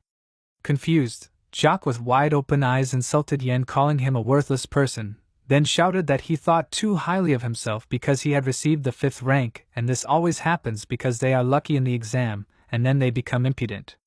Enraged, Jacques asked him how much longer his impudence would last. At that moment, the protagonist raised his gaze upward and saw 3 more instructors falling on him from above, clutching swords in their hands. With a smile on his face looking at this, Yang chuckled, saying that he did not think that he could cope with so many opponents. Some time after this, the main character with a confused expression on his face sat on the ground in the center of the street tied with a rope and thought about the fact that he was defeated. Maman, who was levitating near him, asked what he was doing. The main character abruptly asked Maman to shut up. The main character confusedly turned to the senior instructor and asked him why he was doing this. The main character asked him to tell him the reason. One of the instructors addressed Jacques as a captain and suggested that he quickly deal with him and leave. Jacques turned to Yang and asked him if he needed to know the reason. The main character answered him affirmatively and explained that he needed to know the reason in order to understand where he made a mistake. Jacques looked at him intently and then asked if he remembered what happened 2 years ago. The main character asked him again, 2 years? Jacques explained that on the day he escaped with the other cadets, many instructors were sent to chase them and they all died at his hands, after which Jacques told Yang that his younger sister was among them. The protagonist stared ahead and listened to what Jacques was telling him. Jacques shouted that he couldn't even remember her. After that, Jacques shouted that his younger sister was the leader of the 3rd pursuit group. Furious, Jacques screamed that he hadn't forgotten it because her life was sacrificed for a cockroach like him. Jacques repeatedly shouted that she was writhing in pain and there was incredible torment on her face. With a mad smile on his face and an eye brightly glowing with magical energy, Jacques said that he only remembers that day and he will kill him and avenge his younger sister. After that, demonstrating the dagger clutched in his hand, Jacques ordered Yang to go to hell. The protagonist asked to let him go, but Jacques swung at him and shouted that he should pay with his life for his sister's life. The protagonist said, "Black Wolf." At that moment a huge black wolf attacked Jacques using the form of a black dragon's sword. Jacques was thrown back, after which the protagonist, holding a crumbling substance in his hand, said, "Black Wolf." Then the protagonist put his open palm in front of him and turned to Jacques and told him that his sister did her job well, but they fought to the death and he won. Then the protagonist asked him if he could pity her. After that, the protagonist noted that it was also hard for him to believe that they came here only for personal revenge. Enraged, Jacques asked Ian in furious bewilderment, what was he saying? The protagonist, with a cold-blooded expression, staring intently ahead, asked if he should call them rebels. The Armenian Revolt is an uprising that shook the entire empire and the continent, but ultimately ended in failure. A small group of rebels was able to gather a huge army of comrades and they called themselves the Army of the Revolution. The name of the Order of the Red Revolution came from the sword Red Revolution that they used. Their weapons were always stained with their own blood to give the blade a frightening color, and the battles in which the Red Revolution squad participated were always bloody. An artificial skill was developed by the leader of the order so that other knights could inflict more damage, but there was one drawback, which was that during the use of this skill, the blood began to burn, and to mitigate the negative effects, the knights of the order used vampirism. The main character was surrounded by instructors. Jacques said that the rebels were starting to prepare a riot, and he himself wanted to meet with him, but he found them himself and saved him time. The protagonist, with a serious expression on his face, looking ahead, asked whose order they were obeying. After that, the protagonist assumed that they were obeying the orders of the chief instructor and asked them, or were there other conspirators in the training center? Jacques, with a surprised expression on his face, looking ahead, insulted Yang, calling him a non-entity, after which he noted that he did not know where he got this information from, but now that he had already started talking about a riot, he could kill him with a clear conscience. When Jacques shouted this, he was preparing to rush into the attack, after which he ordered his people to start a red revolution.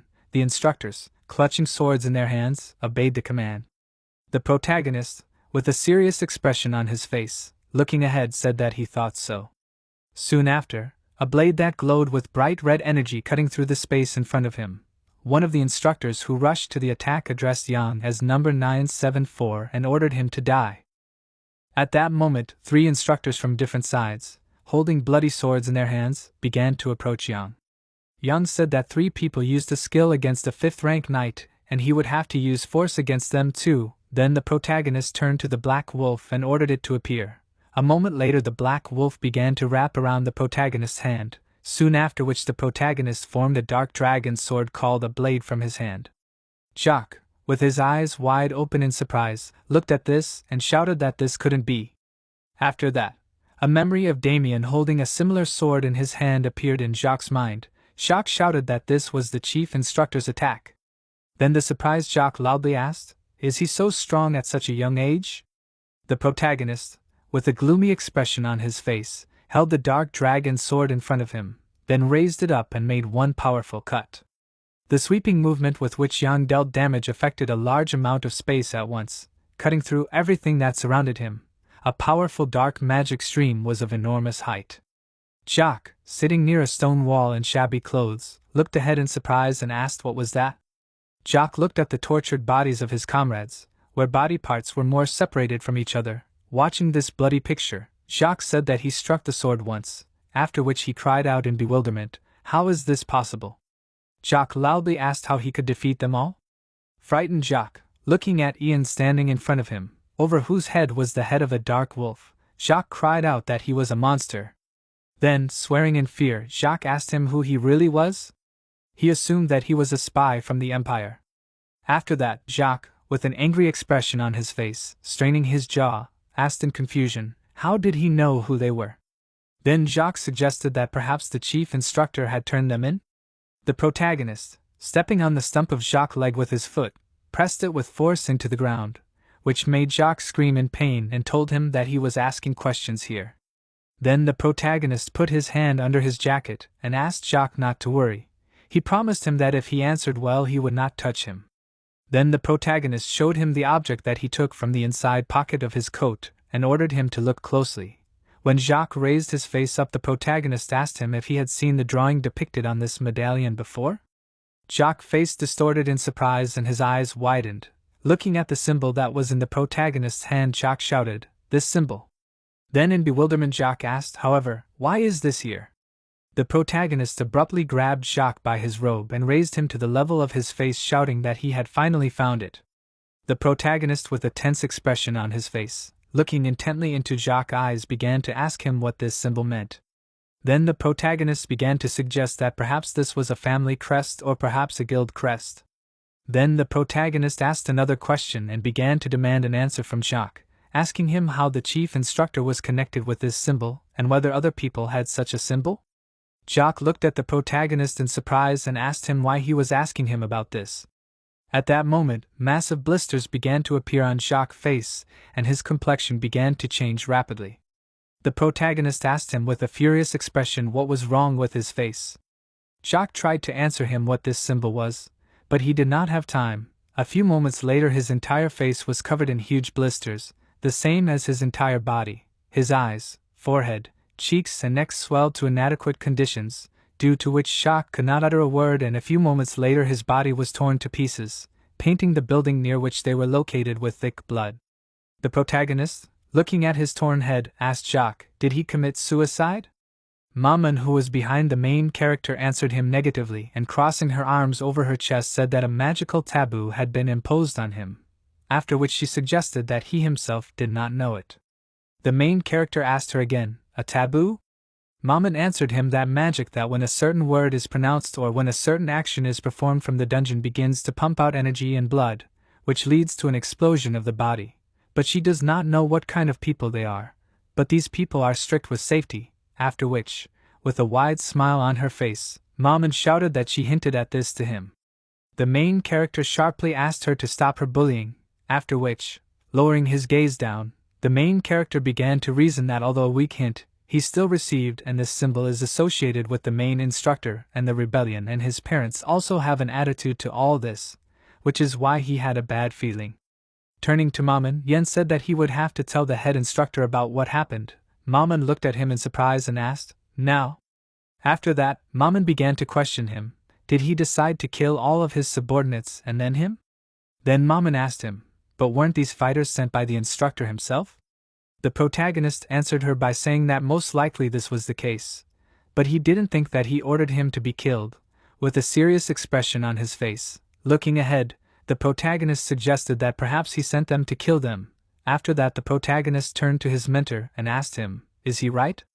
Damien with a smirk on his face answered him negatively and said that of course this is not so, after which he asked, who in their right mind would send their subordinates to certain death? Then Damien, looking ahead, said that lately, Jacques had been being sarcastic to him, and he needed to be taught manners. As he was leaving, Damien said that the report was finished and that he could go, and that he would give him a real job from tomorrow. As he was leaving, Damien asked Yang to have a good rest.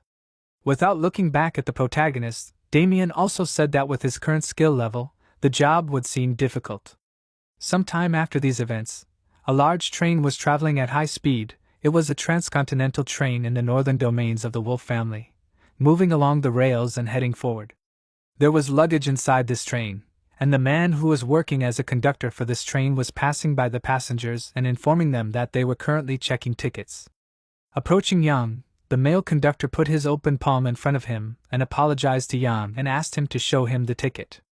The protagonist answered him affirmatively and put his hand in his pocket and asked him to wait a second.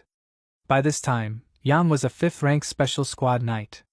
When the conductor returned Yen his ticket, he said that everything was fine, after which he wished him a pleasant trip. The main character looked around and said that the exams were over and now they were quietly and calmly traveling by train, after which the main character frowned and noted that of course this was not so. The main character understood that he was going north to complete a mission, and after the end of the exam, all the surviving cadets officially became knights of the special squad, after which they were sent on their first missions without any delay.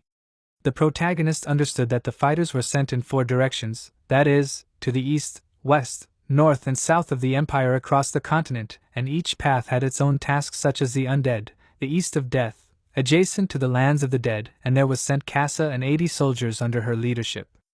The protagonist began to reason that the strange west with unusual natural phenomena that is overflowing with monsters went to Roman with a detachment of 50 people, and in the south of the storm where storms raged and pirates were sent 60 high-ranking soldiers.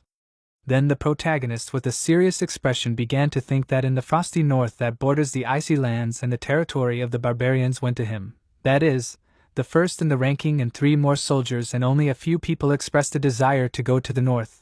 The protagonist thought that perhaps the reason was that even dragons froze there. Then the main character lowered his face down and began to reason that he thought that it was even good because without extra people he would be calmer. But then turning his gaze to the side, Ian thought that the squad was dubious. On the seats next to him was Cruel, who was a knight of the 6th rank, Lorena, who was a knight of the 6th rank, and Cheryl, who was a knight of the 8th rank. Looking around, the main character realized that the 3 most problematic people for him had gathered in one place. With wide open eyes and an irritated expression on his face, Cruel, looking in front of him, addressed Lorena as a princess and asked her if she was following him. After that, Cruel assumed that she decided to take revenge on him like this. Lorena did not answer his questions in any way and looked out the window with a cold-blooded expression on her face. Cruel, reacting to this, began to insult her, after which he furiously asked if she was ignoring him. Cheryl confusedly asked Cruel not to swear, after which she assumed that Lorena wanted to say the same thing. In furious bewilderment, Cruel asked her again, then asked who she was. Cruel began to assume that she held the position of a servant, but Cheryl told him that she was not a servant. After that, Cheryl, with a sad expression on her face, said that her name is Cheryl and they have been friends with Lorena since the test in the Blade Ridge, after which Cheryl began to talk about how she decided this for herself on the day when Lorena saved her, and wherever she goes now, she follows her because during all this time no one has ever stood up for her. After that, Cheryl turned to Cruel and asked him to shut his dirty mouth. Cheryl explained her words by the fact that Lorena probably thinks so now. An irritated Cruel shouted that in that case, let her tell him so. Then a loud irritated voice asked if she was tired of life. The protagonist lowered his face and asked why they couldn't ride in silence. Cruel suddenly calmed down and looked at Yang with a serious expression and thought that, to be honest, he didn't care about Lorena, and he decided to go north for only one reason, which was Yang, and it was all because of him, because he was going to kill him. Cruel thought that he didn't like him from the very first meeting, after which Cruel began to think why he always got on his nerves. Staring intently in front of him, Cruel thought that now that they were no longer in the training center, at any moment when Cruel thought about this, he began to take out a knife from behind his back. Suddenly Yang turned to Cruel and asked him how many times to hit him. Cruel looked in front of him in surprise, after which the protagonist ordered him to quickly answer the question, coldly and threateningly looking into Cruel's eyes. The protagonist asked him again how many times to hit him. Confused, Cruel looked ahead in bewilderment and then asked uncertainly, alone? The protagonist answered him negatively and then delivered a sharp blow to Cruel's jaw. At this time the train continued to move forward. Lorena looked out the window with a serious expression, realizing that she did not think that she would return home so soon. In her mind, screams appeared informing that the owner of this voice did not want to hear it. After that, this man turned to Lorena and told her that if she once again called this name in front of him, she would be expelled from the territory. Lorena thought that this was the homeland from which she left without thinking, and since leaving she was never able to find out anything about her brother. Lorena understood that she could not return like this. The protagonist, watching Lorena, asked himself, why is she so quiet today? Then the protagonist, clutching Cruel's hair in his hand, thought that she was not very happy about returning to her homeland. A grin appeared on Yang's face. He understood that soon she would hear news that would open her eyes. After that, mentally turning to Lorena, he asked her, she would also be surprised, right?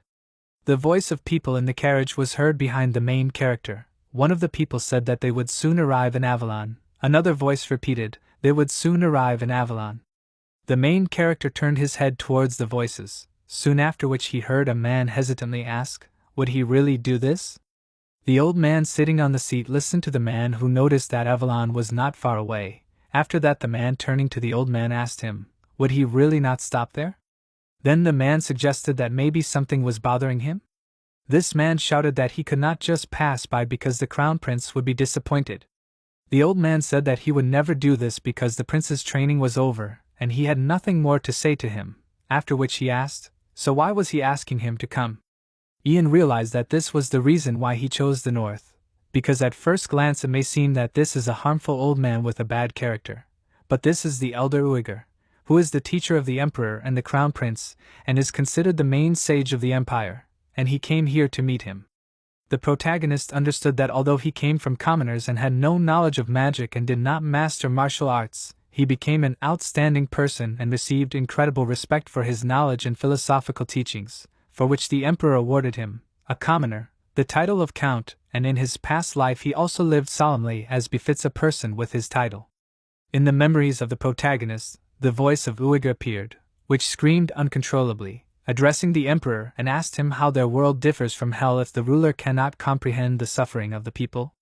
After that, Uyghur asked the emperor to open his eyes and said that the rebels can be called an army of revolution, after which he asked him, Does not he understand that he abandoned his people? Then Uyghur loudly asked where the intelligent emperor of the past days had gone. Uyghur loudly shouted that he had been blinded by insignificant power, and had completely forgotten about the real bright power of the monarch. The main character knew that the old man had been crying bloody tears for 3 days and 3 nights begging the emperor, and for his loyalty the emperor had rewarded him with death. But this would happen much later, and he still had time. The man, turning to Uyghur, asked him for forgiveness for the inconvenience caused, after which, stretching out his hand in front of him, he said that they had kicked out everyone who was bothering him and that they had also prepared a separate compartment. The man asked Uyghur if he would like to go there. Uyghur agreed to this proposal and then thanked the man. The main character stared intently at how the man was leading Uyghur away. At that moment the man accompanying Uyghur held his palm behind his back and then made a hand gesture. The protagonist, looking closely at this, thought that this is sign language and this is a message for another person. After that the protagonist began to reason that the train is moving further into the tunnel, while the old man, in the mind of Yin, an idea of murder appeared, after which he said with a smile on his face that he was waiting for this. The protagonist, looking after the departing soldiers, thought that the one who is loyal to the empire and not the emperor, that is, a person who is ready to sacrifice his life for the country and the people of this country. The protagonist understood that the sage was too annoying and the soldiers of the revolutionary army tried to kidnap him, and this special sign language was used only between the soldiers of the empire. A notice was announced on the train informing that for technical reasons the train would stop in the tunnel, after which the driver, addressing the passengers, asked them to remain in their seats. The protagonist thought about the revolutionary army, realizing that soon a scuffle would begin in the tunnel, and he was waiting for this moment because here he would have to save the sage and establish contact with him. The protagonist turned to the knights near him, who looked at him questioningly. The protagonist mentally addressed them and said that now he would talk to them through a mental connection, after which he asked them to listen calmly.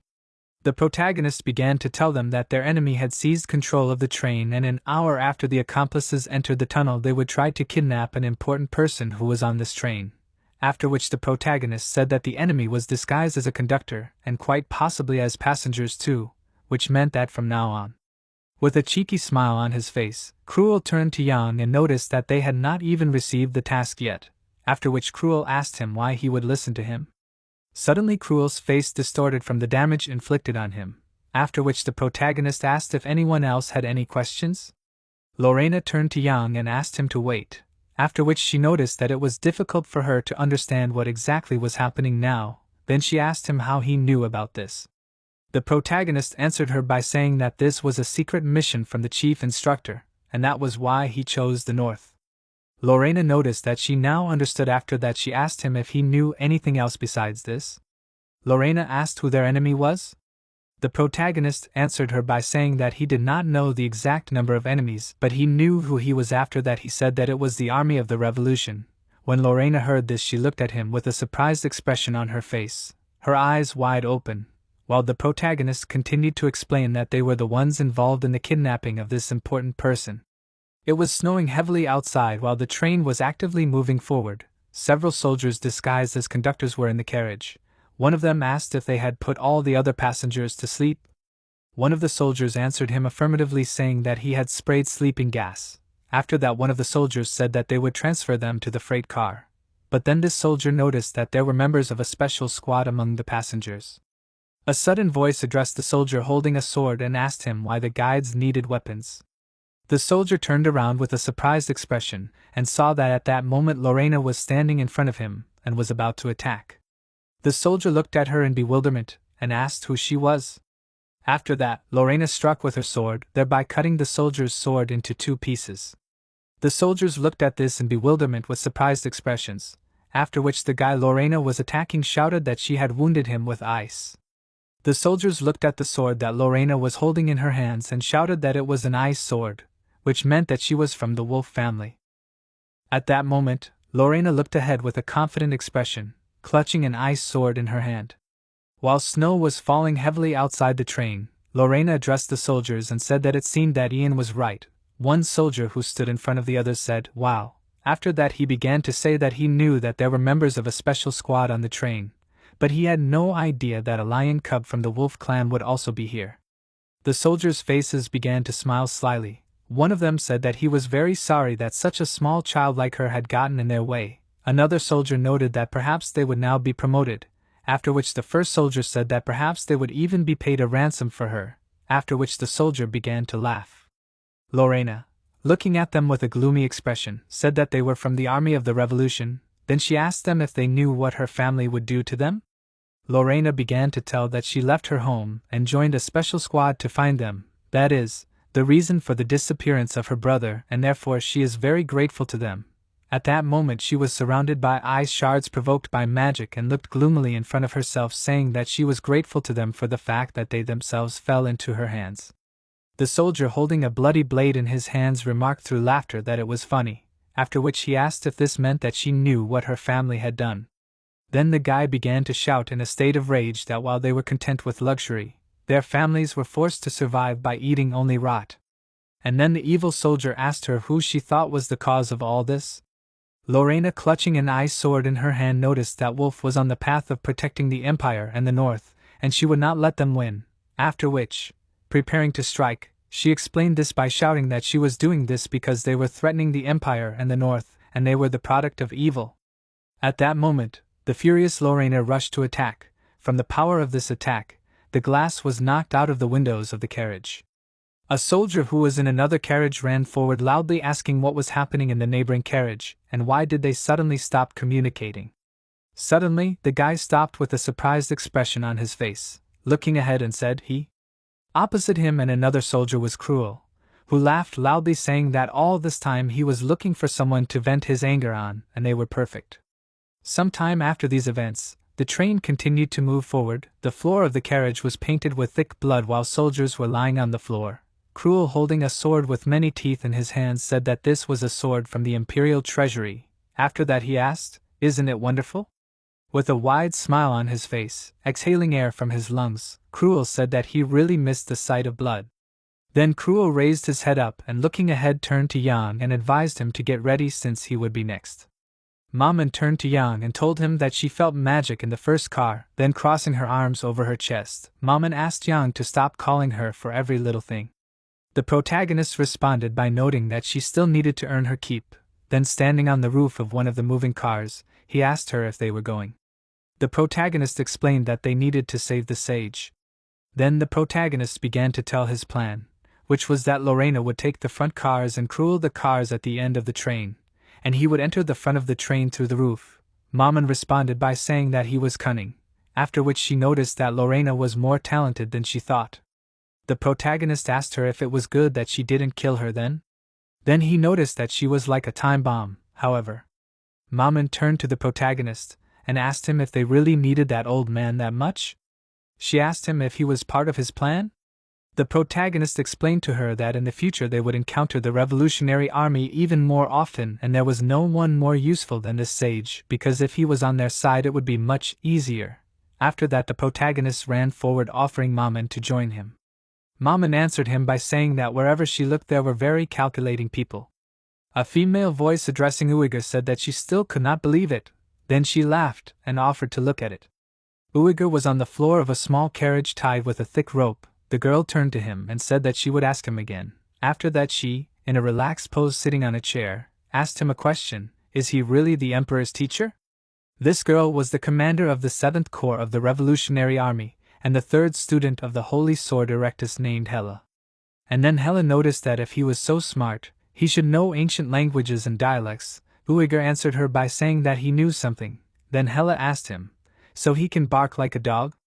Then she noticed that dogs also have their own language. Sharply turning to Uyghur, she ordered him to start barking. Then she asked him in surprise, why doesn't he do it? For some time, being at a loss, soon the sage began to bark diligently, after which he explained that this means that she is very beautiful. Hela laughed at this. Maman, levitating near the main character who was standing on the roof of the carriage, said that judging by the outgoing energy in the compartment there are 2 people. But then she noticed that this is in the compartment, and the rest. And inside the carriage at that moment Uyghur's scream was heard, informing that now he will demonstrate the cat's language, immediately after which he began to meow diligently. Maman, looking at Yen, asked him, "Will this person really help them?" The protagonist answered her affirmatively, after which he explained that he has always been such a person. Then the protagonist thought about the fact that this is what scares him most about him, since Uyghur is ready to throw away his pride without looking back if it will benefit the empire, and he is a great utilitarian. Hela, who was watching the performance, screamed that it was very funny, after which she turned to Uyghur and shouted that he was the best. She told him that she had killed all the scientists of the empire because they had too high an opinion of themselves. Uyghur reacted with confusion, saying that he was very glad that she liked it. However, then Hela said that there was no escape from work. She took the sword in her hand and turning to Uyghur told him that it was fun with him.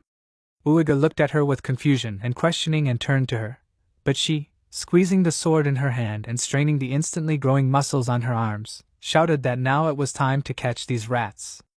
Immediately after that, she made a powerful blow with her hand. The main character, who was watching what was happening, provoked a powerful flash of bright energy that broke through the ceiling of the carriage. After that, Hela laughed loudly, shouting that it was really cold. With a smile on her face, she said that perhaps there were so many rats because the train was old. Suddenly, behind Hel, a sound similar to the squeak of a rat was heard. Hela turned back questioningly, holding her sword in front of her. Opposite her, there was Ian a few meters away from her. The main character turned to Uyghur and asked him if he was okay. Then the main character said that he came to save him. Uyghur asked him if he got inside while the enemy was distracted. Then, without waiting for an answer, Uyghur said that this was good and he was great. The main character looked at Uyghur with confusion and answered him affirmatively. Hela turned to Ian, clutching a sword in her hand, and asked him what animal language he could speak. At that moment, Hela had a crazy expression on her face. With wide open eyes, she suggested that perhaps he spoke the language of pigs. Then Hela threateningly shouted that she would make him squeal like a pig. The main character in turn asked her if she knew the language of pigs. Hela asked her again in confusion, after which the protagonist apologized and suggested that, as he thought, she was just squealing like a pig. Enraged, Hela began to insult him, calling him a non-entity. Maman, turning to Yang, told him that she found out what rank this girl had, and this rank was no less than the 5th, but her sword had special energy. The protagonist, looking intently ahead, noticed that he thought so. The protagonist knew that this was a sword of whiteness, and this was the color of the lightsaber of Erectus, who became famous due to his students, and this was probably one of his students. The protagonist held a dagger in front of him and offered to deal with her faster, but a sharp cry from behind him ordered Yang not to move. It was another student of the lightsaber of Erectus, number 4, named Varys. Varys held the blade of the sword near Uyghur's neck and ordered Yang to lower the sword, otherwise the old man would part with his head. The protagonist turned to Maman and asked her, were there only 2 people here? Maman answered him that she definitely said that there were 2. The protagonist angrily asked her, does this mean that she confused the enemy with the sage? Maman began to answer him with a question, asking him, what does she have to do with it if there was no energy coming from this old man? Yen thrust his sword into the floor. Hela, approaching him, laughed, noticing how scared he was. The protagonist, raising his hands up, asked, did they want to hear pigs squeal? Hela shouted that it was too late, and now instead of pig squeals she would rather hear his head crack. When she shouted about this, her muscles quickly increased in size. With her huge hands, Hela, wildly looking ahead, rushed to attack. At this time, in the room where Lorena was, the soldiers ran forward, holding out bloody blades in front of them. Lorena, clutching an ice sword in her hand, used the wolf vision skill with a furious expression on her face, looking ahead. Glass shattered in different directions, and the strong street frost froze the space inside the carriage in a matter of seconds. Soon the soldiers turned into huge pieces. Lorena looked ahead, holding a sword in her hands, while large magical wings appeared behind her. This was the ability of the winter skill. Suddenly, blood began to drip from Lorena's nose. She grabbed her face with a glove and thought that it was blood, after which she began to reason that she had overdone it too much, and it caused frost, and her body was not ready for it. She understood that she would not be able to use the snow call for a long time. Suddenly, a male voice addressed her from behind and noticed that she had made a lot of noise. It was a muscular guy who approached her and noticed that it was too rude and loud for the secretive wolf. After that, this guy assumed that everything was different from what that non-entity said. Lorena looked at this guy and asked herself, who is this? She understood that he neutralizes the frost with dark energy, and if he came out of the car where Cruel was, then it means that he is. At that moment, The guy turned to Lorena and asked her, "Is she really a representative of the wolf family?" Lorena looked at him with a tense expression and then began to insult him, asking how did he know this. She tried to strike him using her sword. At that moment, at the end of the train in a pool of blood, Cruel with a painful expression on his face called Jiang a nonentity and then asked how he was supposed to defeat this monster? With an irritated expression on his face, Cruel, stained with blood, said that he was on a completely different level than all his past opponents. Lorena was shaking with tension while the guy fighting her held the blade of her sword with 3 of his fingers. She realized that he was stronger than the head instructor, after which she asked in bewilderment, did he stop her sword with his hand? The guy apologized to her if he had offended her with this action, after which he noted that he was sorry because if they had not met here. The guy's eye began to glow with magical energy. While a snowstorm raged outside the windows, the guy told her that she would not have to die. Soon after that, in an instant, the window of the carriage became painted a thick color of blood. The protagonist asked, did they want to hear pigs squeal? Hela was already advancing on him from one side, getting closer and closer, while Varys was holding back Uiger. Hela shouted with a smile on her face that it was too late. She said that now instead of pig temples she wanted to hear his head crack. She struck her weapon, pointing it towards the protagonist, but he only looked at it with a smile. At this time, Cheryl was sitting in one of the luggage compartments. She said that she also knows how to fight, but she was simply asked to hide. She said that, although she was only in 8th rank, she passed the exam well and became an Imperial Knight. Cheryl said upset, asking herself if Lady Lorena was okay now. Lorena was lying in a pool of her own blood at this time. Cheryl said that she had to protect her, but she failed. The train continued to move forward along the rails, despite the heavy snowstorm. Cupid, putting his hand in his bosom, began to move away towards the exit of the car. He opened his eyes, saying that it was a pity, because if Lorena had behaved quietly, he would have spared her. Lorena rose to her feet, holding her injured hand. Her face was covered in blood in some places. She dismissively addressed her opponent, and he asked her if she decided to rush into trouble. He asked her, was she really so stupid that she did not even understand that she could not defeat him? He turned to face her, folding his arms on his chest. Cupid asked her what she could do to him at all. Lorena sighed heavily, saying that it was true, because she was not like the other members of the wolf family.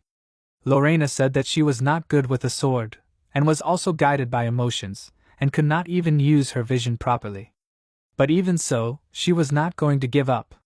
Her shattered sword she completed with ice, shouting that she could at least die as one of the wolf clan.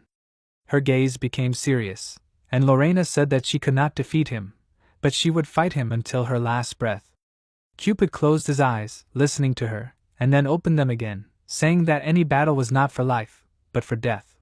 He held his hand out to the side, telling her that she had made a big mistake. Cupid clenched his fist, saying that he was a black tiger named Cupid. He swung his fist, using the attack of a mountain tiger.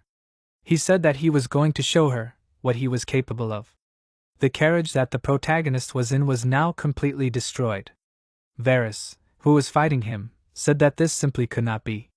He said that they simply could not lose. After all, they outnumbered their opponents. Varys sat on the floor of the train car, saying that they had disarmed the enemy, even taken a hostage, so why did this happen? Right in front of him, Hela was sitting on the floor with a sword stuck in her body, and her comrade was loudly trying to call her name, but she was no longer able to answer. Varys asked why this was happening. Ian began to head towards the last remaining enemy, saying that it was understandable why this was happening. Ian said that it happened because they were all weaklings. He turned his gaze to the side, using the form of the black wolf blade. Uiger asked him carefully, was this the end? Ian answered him in the affirmative, telling him that he could relax, but it was better for him not to leave there yet. Varys shouted loudly, asking how the protagonist was able to repel their attacks. Ian smiled and asked himself the question that the enemy asked him. He thought that it was because he remembered how in his past life he defeated his teacher, the lightsaber Erectus. Ian remembered that this sword had already been broken once. Besides, if they were just students, and not Erectus himself, then even if the sky fell on his head, Ian would not lose to them. Ian asked his opponent, does he not want to live? Varys asked in surprise, what does this mean? The protagonist said that if he answered his questions correctly, then Ian would spare him. The protagonist took out his pendant, telling him to look at it carefully. He asked if something came to mind when he looked at this symbol. She looked at it in surprise, saying that it was the symbol of the beginning.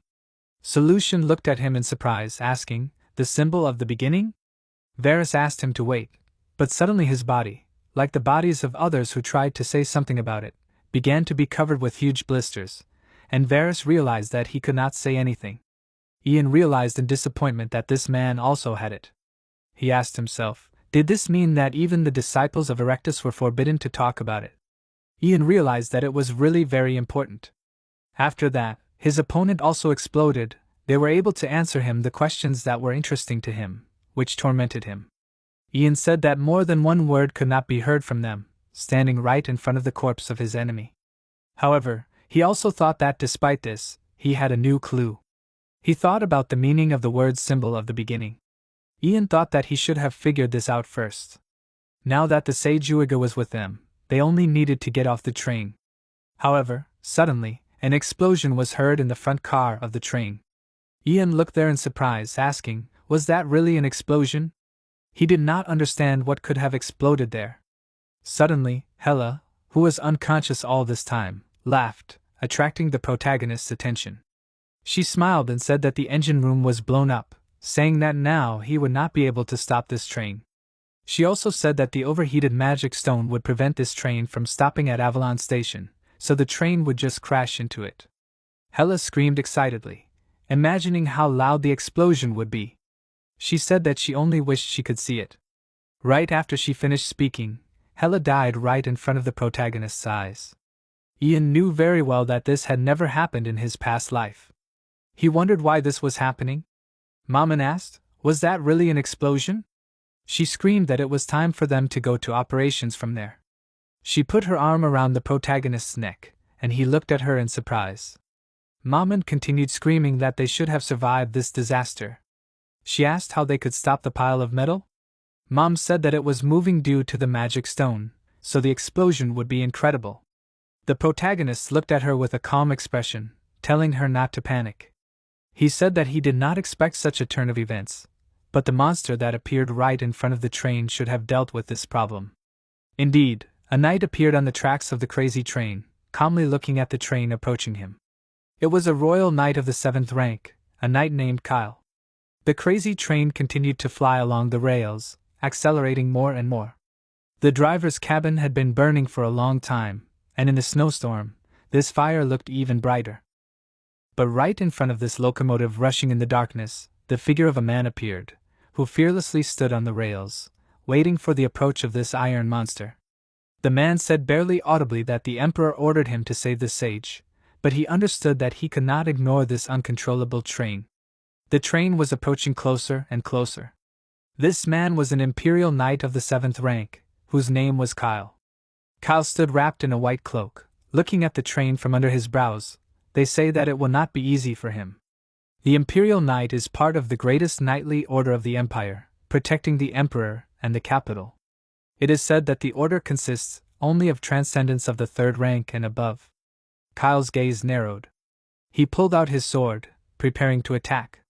It was also said that the strength of each such knight was equivalent to natural disasters. Kyle took a fighting stance and said, closing his eyes, that nothing could be done about it. He pointed his sword at the approaching train, addressing the Lord of the Wygor. Kyle suddenly opened his burning eyes, apologizing to the Lord. He used the technique of the final blow of the Imperial sword. He was fully prepared to take the blow of this huge train on himself. The huge pile of iron was getting closer and closer to the Imperial Knight, but he did not care.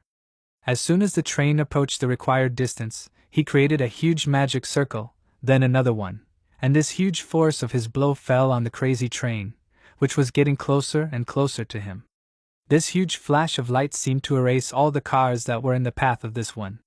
Ian, who was in one of the nearest cars, looked at this in surprise, trying to figure out what he should do in such a situation. He shouted, ironically asking the man to wait, shouting that this was too much. The protagonist gritted his teeth, continuing to watch as the cars disappeared under the onslaught of the Imperial Knight's blow. After the disaster was stopped, Kyle, who had the number 7 on his back, stood with his back to the train that had derailed. He began to speak in a monotone voice, that these rebels were cruel. He turned his gaze to the destroyed train, saying that he could not believe that they had committed such a heinous act. The sage, who had still been saved, Wigger, asked Kyle in surprise, "What is he talking about?" Wigger reminded him that it was his doing. Kyle awkwardly agreed with him, saying that it was indeed so, and then laughed awkwardly, while Wigger, who was sitting in front of him, folded his arms, sat in front of him.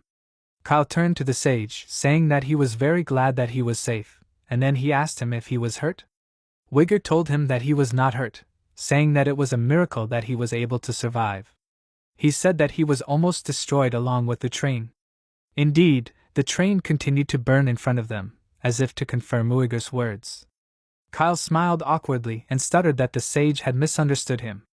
He said that he had complete faith in Lady Lorena, who was on the train. Lorena stood right behind Wigger at that time, with her hands clasped behind her back, while the sage turned his gaze to her. He said that he was sure that she would be able to protect him. Kyle said that, as expected, she immediately thought of hitting the train tracks, derailing the train in order to avoid his attack. As a result, only a few cars were damaged, and the hostage and the sage remained unharmed. Kyle said that this was to be expected from the best graduate of the academy. She began to deny what Kyle said, saying that it was not she who derailed the train. After that, Cruel placed his hand on her shoulder, telling her that it was nothing. He said that for a member of the Special Forces, it was basic situational awareness.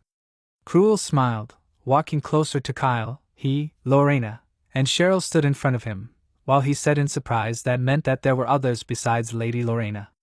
Cruel laughed, saying that, honestly, he was really close to the rank of number 1.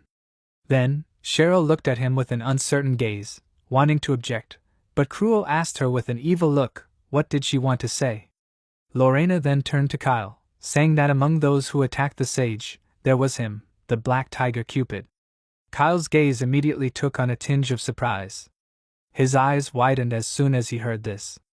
Special Class Assassin Black Tiger Cupid was the one who received this nickname, because his unique black energy resembles a tiger. Kyle wondered in surprise, was he hired by the rebels?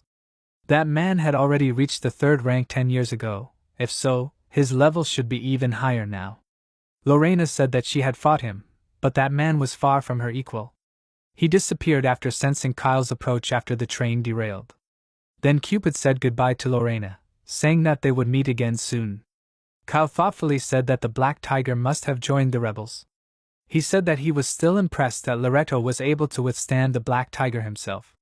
Lorena tried to object to Kyle, but in the end she said nothing. Meanwhile, the sage Uiger turned his gaze to the protagonist, who was standing to the side. Maman worriedly asked the protagonist, "Is he injured?" Ian cursed softly, saying that he was in a lot of pain while Maman was flying next to him. Jan was bandaging his wounds, holding one end of the bandage in his teeth. The angry protagonist told her to stop clinging to him. But Maman told him that the body did not belong to him alone, so she told him to try to take better care of himself. The angry protagonist told her to stop talking such stupid nonsense. Jan looked up, thinking that things were bad, since things were happening that did not happen in his past life. He thought about the Black Tiger attack, Kyle's attack, the train explosion. Jan knew very well that none of these things happened in his past life, so he wondered why this was happening now. He understood that there were no volunteers to the north in the first place. Everything changed when he went there. The protagonist asked himself, was this the reason that the Black Tiger appeared in the north? Jan thought that his actions must have caused a chain reaction. He reasoned that there was no telling how far this would go, so he decided that he needed to be as careful as possible. Ian continued to tend to his injured arm until suddenly Uiger approached him, saying that he had finally found him. Ian looked up at the sage in surprise, and Uiger then told him that he had been looking for him. He offered to talk to the protagonist for a while. After that, they began to walk along the overturned train together, while Uiger told the protagonist that he should have stayed in the capital. He said that it was hard for him to think that so many people had gotten hurt because of him. Uiger then turned his gaze to the protagonist's arm, asking him, did he really get hurt when he derailed the train? Uiger said that it was also because of him. Ian honestly told him that it was, saying that it was because of the sage that he had a hard time. The sage spoke with embarrassment, asking, "How can you say such things so bluntly?" After that, Uiger closed his eyes, saying thoughtfully that he was indebted to the protagonist. Then he held out a strange object that had writing on it. Uiger told Ian to take it. Ian turned his gaze to the object, examining it, and then Uiger said that it was a tablet with his name on it. The sage said that it would be a symbol of Ian being his representative. He suggested that it might be useful to the protagonist. Ian smiled when he saw it, and then he asked the sage, did he really want him to take it and forget about Uiger barking like a dog? Uiger again said sheepishly that Ian was speaking too bluntly again. After that, Uiger said that in any case, he should go now. Finally, he said that if they were destined to meet, then they would meet again. After Uiger left, the main character sighed with relief that he was very lucky, although he had to work hard for it. Ian put the nameplate in his jacket, smiling, while Maman, who was sitting on his shoulder, asked in surprise, was the nameplate really that useful? Ian said that it depended on how the person would use it. Ian lowered his thoughtful gaze downwards. The snow continued to fall, burying the aftermath of the recent disaster. Ian said that they should now head to the next destination. It was the land of black frost. Ahead, the walls of the tower were already visible, which they would have to overcome.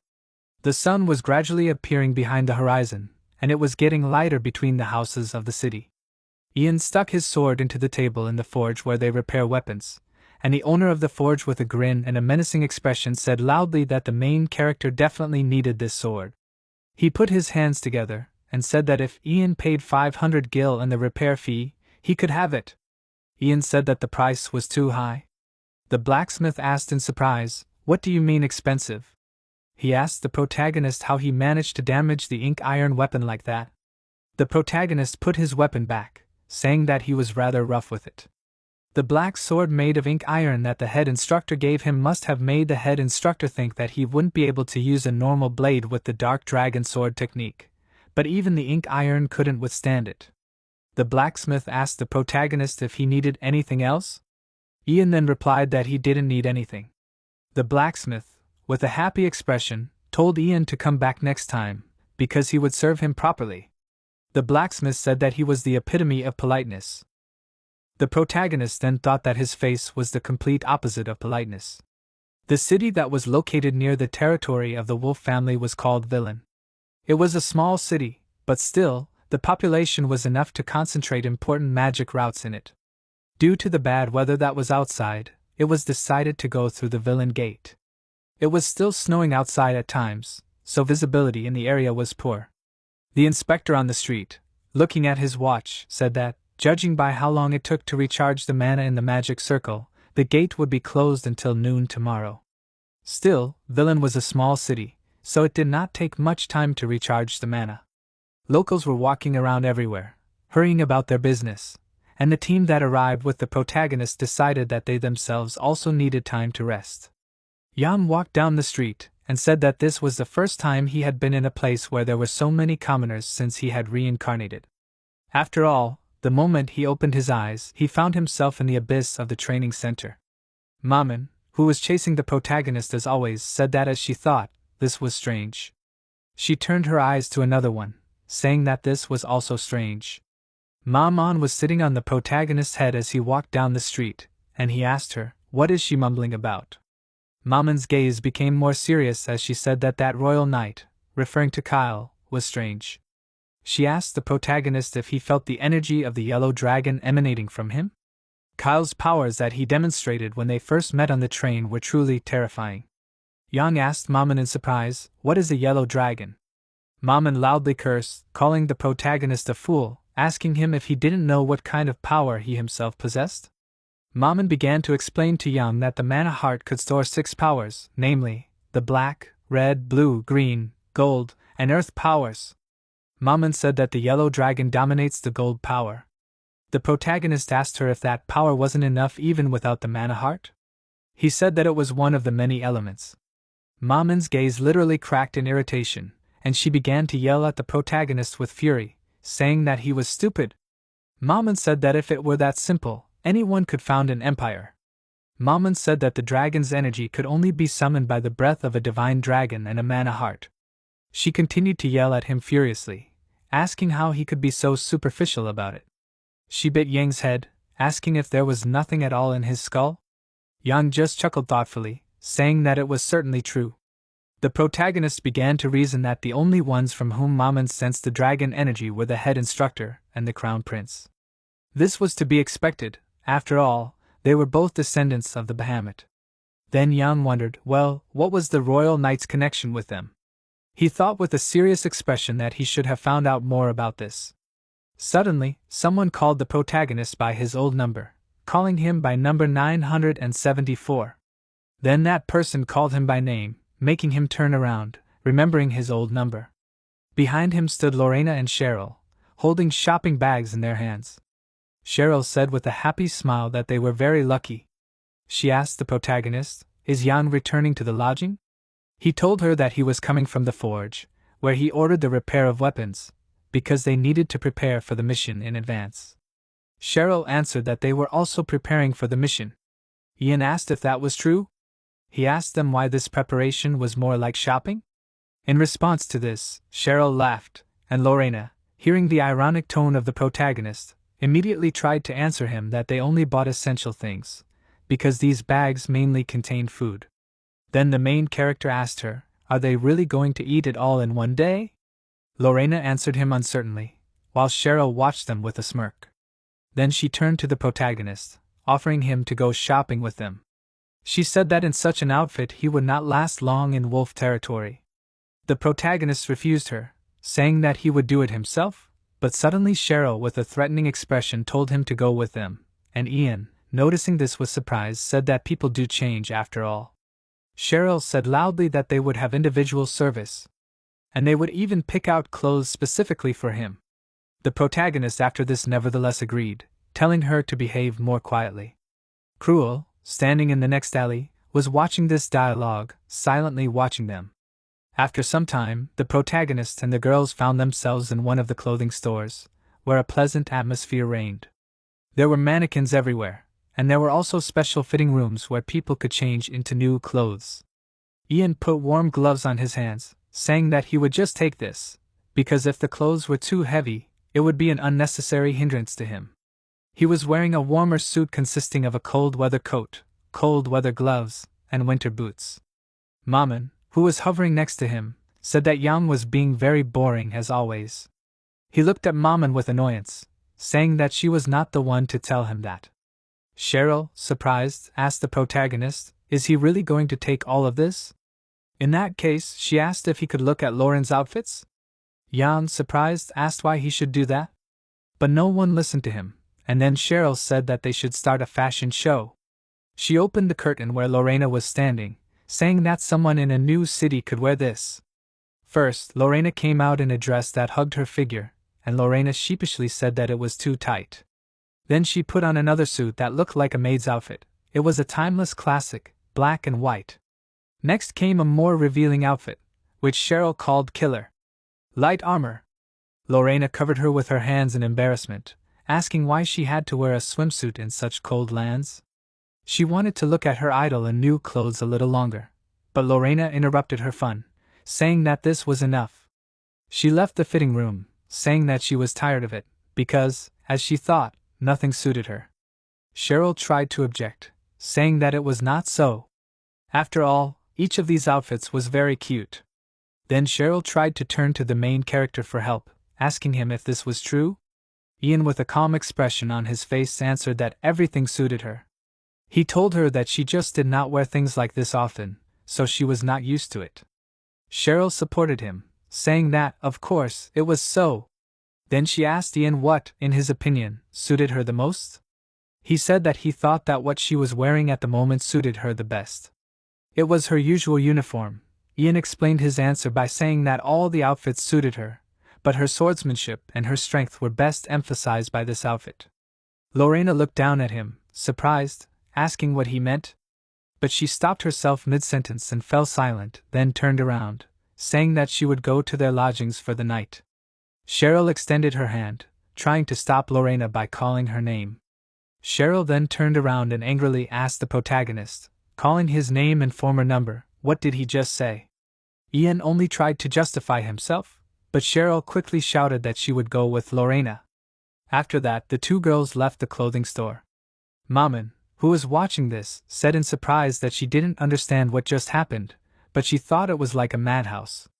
Young said in confusion, "Is it like a madhouse? And was it really him who did this?" Cheryl caught up with Lauren, apologizing to her, saying that it was all because of her. Lorena told her that it wasn't like that, thanking her and saying that Cheryl helped her pick out her clothes today. Cheryl told her not to pay attention to what those clueless men said. She asked how he would know anything at all. Lorena told her that she didn't care, repeating again that she didn't care about the nonsense that others said. In fact, Lauren's expression was extremely embarrassed, and she, trying to hide it, walked as far away from the protagonist as possible, saying that it was all just nonsense. Ian also came out of the clothing store, calling Lorena's name loudly. He told them that in that case, they should meet at the gate tomorrow at noon. He also asked them not to be late as well, shouting again that they would meet tomorrow. Lorena spoke in an embarrassed voice, asking, "Could it be that they would meet tomorrow?" She asked, why was he saying things that could be misunderstood so loudly? Ian said in surprise that she left without even answering him. He asked his mother, did she perhaps not hear him? To which Maman replied ironically that even she would not pretend that she did not hear him, since that would make it even more awkward. Ian said that they bought the clothes, so they should move on to other things now, and then asked in surprise, where did she go? The waitress thanked the customer for his order. It was the Shining Moon pub, which was located next to the villain transportation department. Both the regular townspeople and the mercenaries came here, because the food there was cheap and tasty. Even now, the pub was full of people who came there to eat or just chat. Cruel was there too, and he cursed loudly, putting his mug of drink on the table. He asked himself in an angry tone, what should he do to defeat Yang? He gritted his teeth in hatred, saying that he couldn't be approached even when he was sleeping. Togo said that the protagonist was like a monster, and he secretly felt it. He remembered the incident that happened not long ago on the battlefield. Cruel knew very well that Ian had not yet shown his true skills. Cruel then wondered why the protagonist was trying to hide his strength. Cruel said this out loud, bringing the cup of his drink closer to his lips and taking a sip from it. At this time, one of the customers laughed loudly, shouting that he would pay next time. Then the second customer told him not to lie, because he had said that 10 times before, but he still bought the drinks. The first customer then shouted in offense, asking him if he really thought he was lying. He asked him if he was asking for trouble. Then the second customer told him to hit him in that case. Cruel closed his eyes in irritation, muttering something indignantly under his breath. Then, in order to stop them, Cruel shouted loudly that they were all being very noisy. He called them ill-mannered fools. After his words, the patrons of the pub immediately turned their attention to Cruel. Then he continued shouting, asking them, can't they see that Cruel, Adwait, was just having dinner there? He shouted loudly that commoners are not taught manners at all. Cruel shouted that while he was eating, they were not even allowed to breathe loudly. Everyone present turned their displeasure to Cruel, while he continued shouting indignantly that if they continued to make noise like this, he would show them the difference between commoners and aristocrats. After Cruel finished his fiery speech, someone from behind approached him, asking what he wanted to show.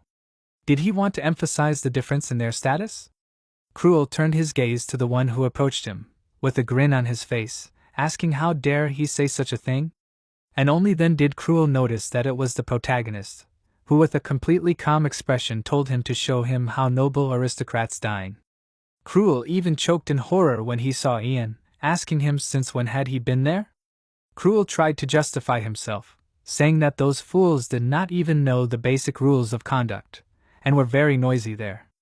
Ian asked him in a calm voice, wouldn't it be better if Cruel did not interfere in this? Cruel looked at the protagonist in surprise, not understanding what he was talking about. Then Ian explained to him that Cruel himself suffered from this, because he was there precisely because of the difference in positions. Ian began to drink his drink, telling him that if he did not depend on the position, he could become much stronger. Cruel asked him in surprise, what do you mean he can get stronger? He didn't understand what Ian was telling him. After he asked this, suddenly a huge hand landed on Cruel's shoulder. The man who did it called Cruel Boney, asking him if he must not be from around here. It was Billy, who was the leader of the Thunderhorn mercenaries. Billy said that he heard what they were talking about, asking if Cruel wanted to get stronger. He asked him if he should tell him the secret. Cruel dismissively told him to take his hands off him. Then Billy continued to say, fixing his cold gaze on Cruel, that a man gets stronger by lifting weights 3 times for 8 hours. He said that if Cruel joined them, they would provide him with protein supplements. Cruel shouted in annoyance, telling Billy to do whatever he wanted.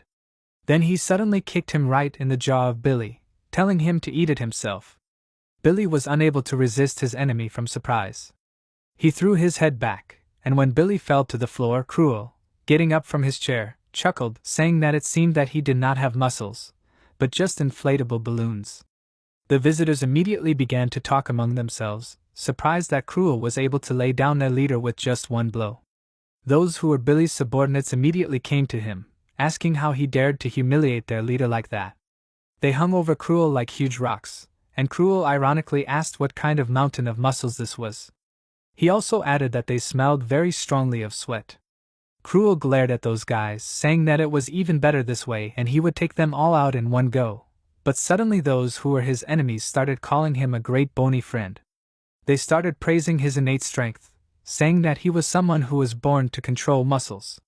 They immediately started asking Cruel to teach them how to fight like that.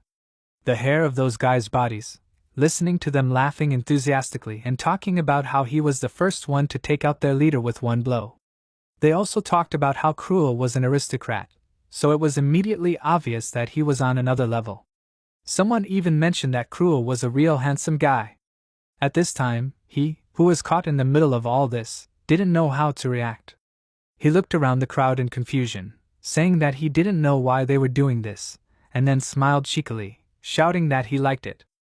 After a while, Cruel became friends with absolutely everyone in the pub. Someone said that this aristocrat really knew how to drink. They asked him to bring them all the booze that was there. People shouted that this time they would all drink together. These muscular guys asked Cruel if he was good at arm wrestling too, to which Cruel proudly replied that of course he was. After all, he was from a noble family. Then one of them made a toast, praising the aristocrat and saying that everyone should drink to the bottom. As soon as someone saw that Cruel's glass was empty, they immediately shouted to quickly bring the alcohol. After all, it was impossible to leave it like this. Cruel was already sitting with his arm around one of the customers, Dad, flushed from drinking, now shouting in a kinder manner that they, rude people, had no manners at all. Cruel also added that today everything was at his expense, because he would show them what a high position was. The guys in the women's room immediately shouted that it was a wonderful day. They immediately proposed another toast to Cruel, and so Cruel spent a few moments of happy life until it was time to leave there. Cruel struggled and screamed for Jan to let him go, and the main character only answered him with displeasure that he should finally come to his senses. Jan asked him only not to vomit on him, saying that if he did, he would kill him. Cruel tried to object to him, muttering that he was sober. However, all the words in his sentence were mixed up. Cruel asked the main character, where was his brother Billy? Ian said ironically that Cruel had just recently considered him unworthy of himself, and now they had become friends. Cruel told him that Billy was very hardworking and kind. He then chuckled, calling everyone fools, saying that they all praised him for the fact that Cruel was able to knock out Billy. He said that it was strange that they all treated him so well, even though they had only met today.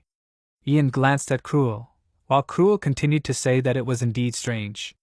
Cruel even started to cry, saying that they were all so kind to him, even though they had only met today. He began to ask the protagonist, why had his family members, people of the same blood as him, never been kind to him? Ian silently listened to his teammate, while Cruel said that they should have told him encouraging words, that they believed in him, or at least something like that. Maman, who was flying next to the protagonist, asked him what he put in his drink. Yang asked him in surprise, what did she mean? Maman told him that she saw Yang put something in his drink at the pub. Yang said in surprise that she must have noticed it after all. He said that he put a powder that cleansed Cruel's demonic energy, and, judging by Cruel's condition, it had an effect. Maman asked in surprise, did he really put such an expensive powder in it? She asked him, did the protagonist really have nowhere to spend his money? She asked him, did Yang really become attached to him, or why did he suddenly decide to take care of him? The protagonist looked away, asking, does he care? He said that he was just reminiscing about the old days. Ian went into his memories, saying that when he saw people doing evil under someone else's influence, it upset him very much, so he did this. Anyway, they had to hurry. The movement felt that Cruel was about to come. Mom, he said that it didn't matter to her, because it wouldn't happen to her anyway. Hearing this, Ian cursed at her with displeasure. Around the wolf castle, which towered over the snowy plains, snowy forests and mountains, white snow continued to fall. In one of the towers of the castle, where the portal of movement was located, changes finally began. Next to this portal stood the knights of the wolf family, who, in a respectful gesture, folded their hands on the sword, were waiting for the guests. After a while, the portal began to sit brighter, and the legs of the protagonist appeared from there, who, having come out of there, said that they had finally arrived at the castle. Behind him stood his teammates, Lorena, Cheryl and Cruel. Cheryl looked around with interest, saying that now she understood what it looked like, and Lorena at that time only silently looked forward. Cruel, not accustomed to such persistent frosts, clenched his teeth and said that it was very cold there, asking Lorena if they had always had such a frost in her homeland.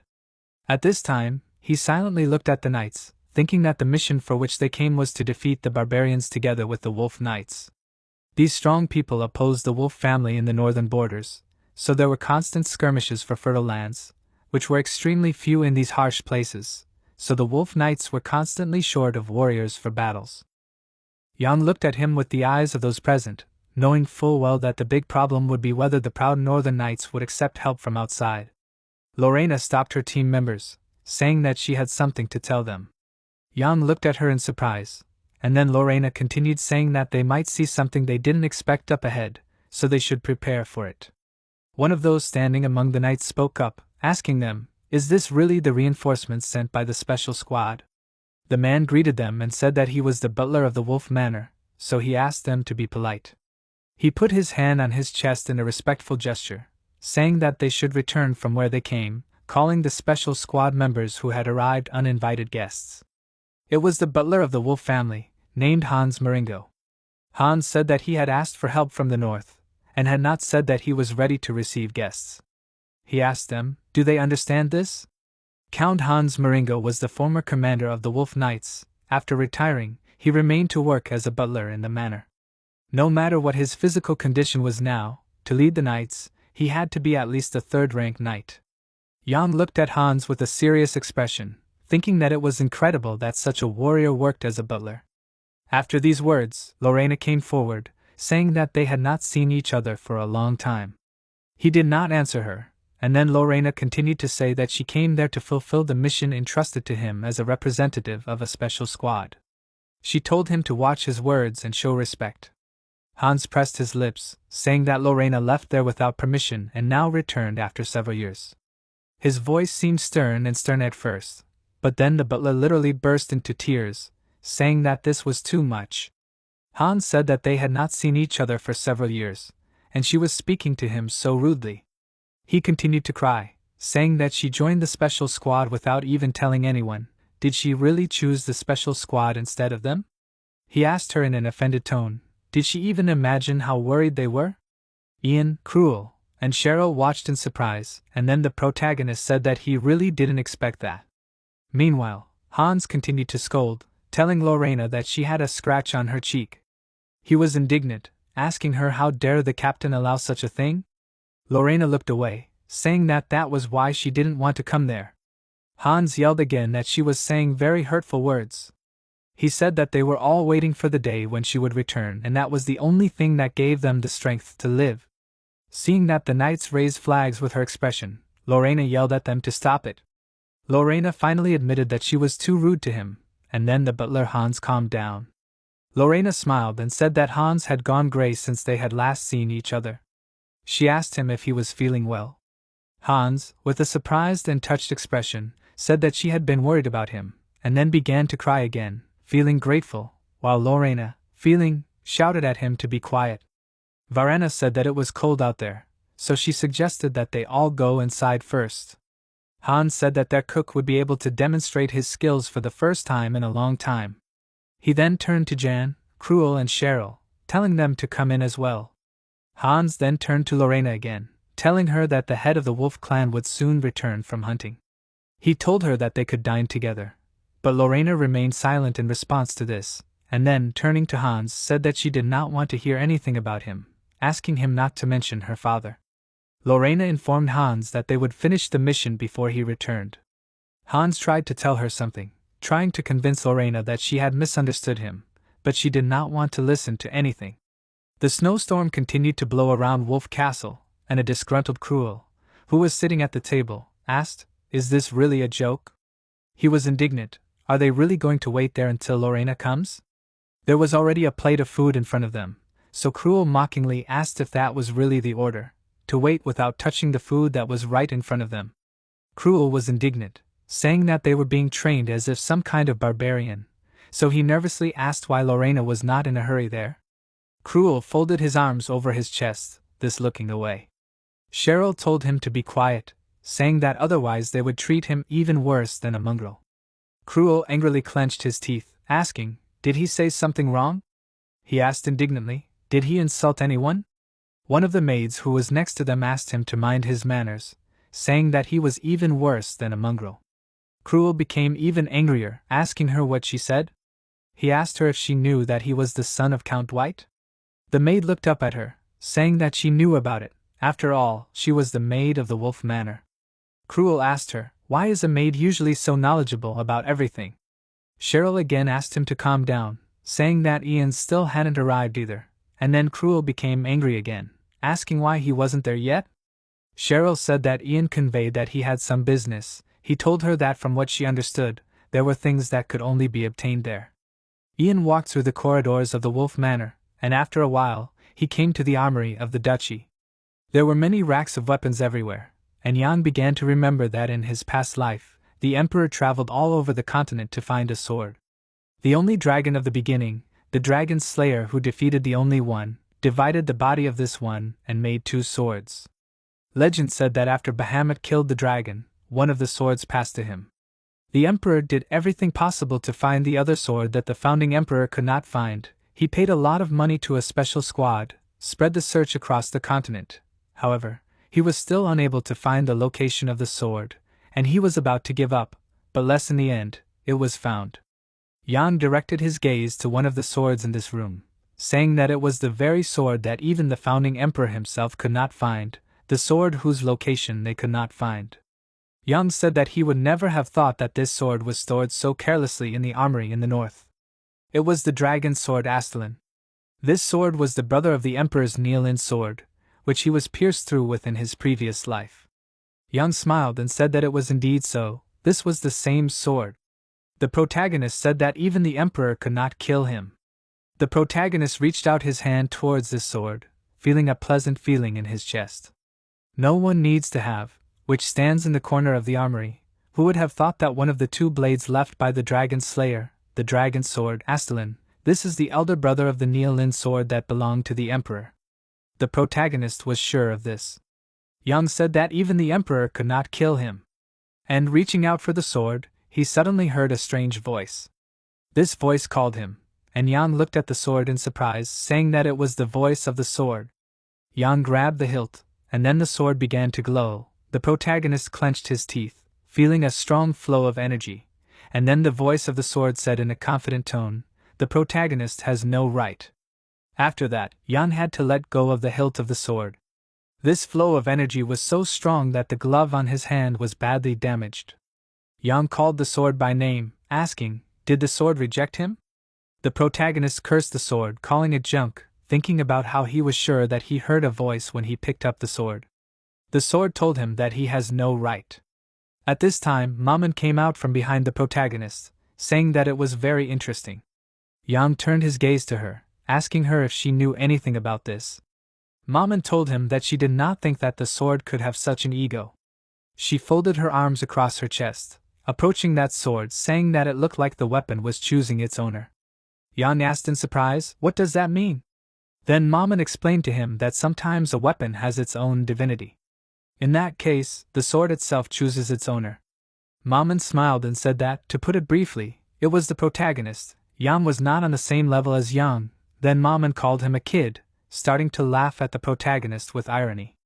Yang looked at her with displeasure, asking how did this happen. He told her with an irritated face that he would pull it out now. The protagonist adjusted his sleeves, kneading his hand, asking, "What do you mean, he was not on the same level?" He said that today it will die.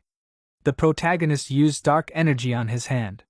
After that, he again took hold of the sword's hilt, trying to pull it out, then Les again began to shout indignantly that the protagonist had no right. Once again, Jan felt a powerful flow of energy. He addressed the sword by name, trying to convince it with words that he was suitable. Jan shouted that he was a completely suitable person. He asked the sword not to reject him and just accept him. This confrontation lasted for quite a long time, and in the meantime, other changes were happening in the castle of Wolf. The snow gradually stopped falling, and the flag of the detachment of the Wolf Knights fluttered above the castle. All of them, called to carry out the task, lined up on command, standing in tight rows. Hans asked, was this the same sword she used? In her hands was the weapon, which she tightly squeezed with her palms. Hans turned to her, asking her to think again. But Lorena confidently addressed the knights, telling them to listen to her. Lorena said that today they must stop the barbarians, which is what they always do, but today they could not make a mistake. Because today she, Lorena, will be with them. Hans fussily approached her, trying to tell her that it was really dangerous. But no one was listening to him anymore. Lorena stood in front of the knights with a confident expression, while they happily praised her. He asked, can she wait for the head of the family? Then Lorena told him that she had already told him that she did not even want to hear about it. She asked him if he considered her a fool who could not even fulfill her duty. She said that in that case she did not want to see him anymore. Lorena asked, should they only get 10 barbarian banners, right? She said that it was even easier than fighting an ancient lich. He warned her not to think that it would be that easy. According to barbarian beliefs, banners represent the spirits of ancestors. They were ready to protect these banners at the cost of their own lives. Hans was quite serious. He said that Lorena did not hear at all what he was trying to tell her. He then turned his gaze to Cruel and Cheryl, telling them to protect Lauren with all their might. Cheryl happily squeezed her fist, telling him to leave it to them. In contrast, Volas made a displeased expression, saying that they weren't her bodyguards, so they didn't have to do that. Cheryl turned to Hans the butler, thanking him for the clothes. She said that without them, they would have frozen to death. Lorena turned to Hans, asking him, did he really give them these? She said that Hans was still very considerate. In response, Hans sheepishly said that Lorena did praise him. He then asked her, did she really put on her uniform? Lorena told him that it was her first mission as a member of the Special Forces. She then turned around, trying to find the protagonist with her eyes, who apologized, saying that he was late. He said with an angry expression, saying that one problem took longer than he expected. His arm was clearly damaged, as was his entire suit, and he was emitting dark energy, as he was clearly dissatisfied. Lorena worriedly said that Ian hadn't even come to dinner, and then asked in horror what was wrong with his appearance. Upon seeing the protagonist, Cruel immediately laughed, asking what was wrong with his face. He asked where he got so badly battered. Well, after that, as always, he was left with a broken face, which he deserved. Maman, who was flying next to the protagonist, grinned ironically and asked, is he really saying that he is a good person? She told him to look at himself, how dirty and impudent he was. Ian shouted in displeasure at her to shut up. Mom, he asked him why he didn't give up this sword. She said that such annoying people are not popular. Ian gritted his teeth and told her that he had enough time for that. Ian knew very well that the Astalin sword was the brother of the Neolin sword.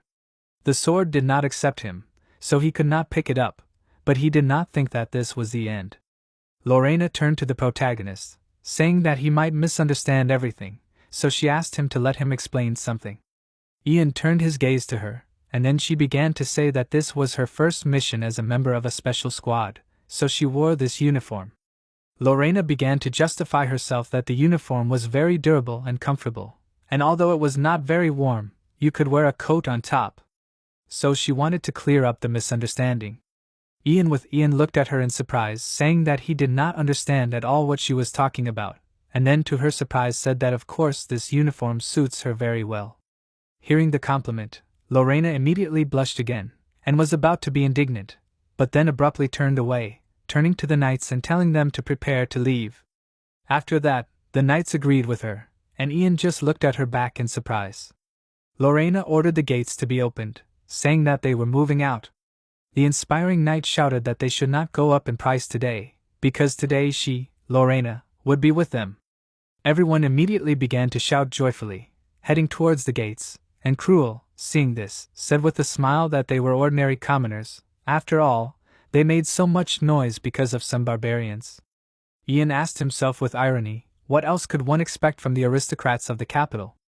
He thought about how they were not afraid of the barbarians at all, because the wolf family protects the empire from them. However, now they have united the tribes and, under the leadership of powerful leaders, created a strong kingdom that threatens the security of the empire. And soon he will make himself known, sprinkled with fire, the king of the barbarians. The one who was called the strongest man in the world, Villainess. This kingdom was the result of the unification of barbarians and warrior clans. They possessed a power that threatened even the Kabylan Empire. The king of the barbarians, one of the 5 warriors who threatened the empire, was the strongest man on earth, named Villainess. There was not a single move that he could not perform with his incredible physique. His arms were literally pierced and shackled by his own muscles. But what was more frightening was that at first glance he could understand what abilities the enemy had. He was the nightmare of the Imperial Knights. The protagonist recalled that in his past life, no means to kill him worked. Now they did not have much information about where he was, and although Ian did not know where the Veloid was now, he hoped that they would not have any unsuccessful encounters with him. The squad moved out of the castle of the Wolf family in the direction of the location of their opponents. After leaving the gate of the safe place, they found themselves in a forest in the northwest of the Wolf territory. The protagonist, Cruel, Cheryl, and Lorena walked side by side with the knights of the Wolf family, making their way through the thick layer of snow that had fallen. The knights who accompanied them were silent the entire time, not making a sound. They had been walking for quite a long time, so Cruel, irritated, cursed softly, asking with displeasure, how much longer did they have to walk? He was clearly unhappy with them aimlessly walking in knee-deep snow. Cruel asked why they even dismounted their horses. The protagonist told Cruel in a stern voice to stop whining, since it would be even more difficult to move on horseback in this weather. The protagonist also said that everything around them was so white that it took their breath away. However, it was harder to navigate and adjust to the distance. Ian looked at Cruel with a dissatisfied look, and then they continued on their way, continuing to walk forward. Lorena, who was walking ahead of them, asked her team members with a smile on her face, what did they, as strangers, think of this place? She asked that this place must seem deserted to them? Lorena told them that in this place, winter lasted 200 days a year. She also said that in the territory of the Wolf clan, there was nothing to see except snow, so it was difficult to live there, and the lands were barren. However, she added with a melancholic smile that there were still people who lived in this place permanently, and these people were stronger and braver than anyone, so Lorena said that she respected these people for this. Varena turned to her team members again, asking if they didn't find this place beautiful in its own way. Ian, with a calm expression, said in agreement that Lorena was the role model for the other lords. Cheryl smiled and agreed with him. She wanted to say something else, but suddenly the knights who were following them interrupted her, shouting that Lorena was their reason to live in. They were saying that Lorena was the best. Those same flags with Lorena's face appeared in their hands again, and Cheryl awkwardly said that she agreed with them. The knights enthusiastically shouted that the scenery of the Wolf territory had become even more beautiful now that Lady Lorena was with them.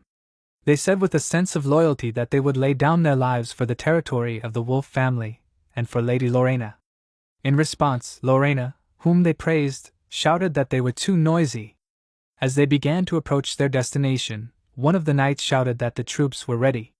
One of them, holding a flag in his hand, asked Lorena, "Did she see that?"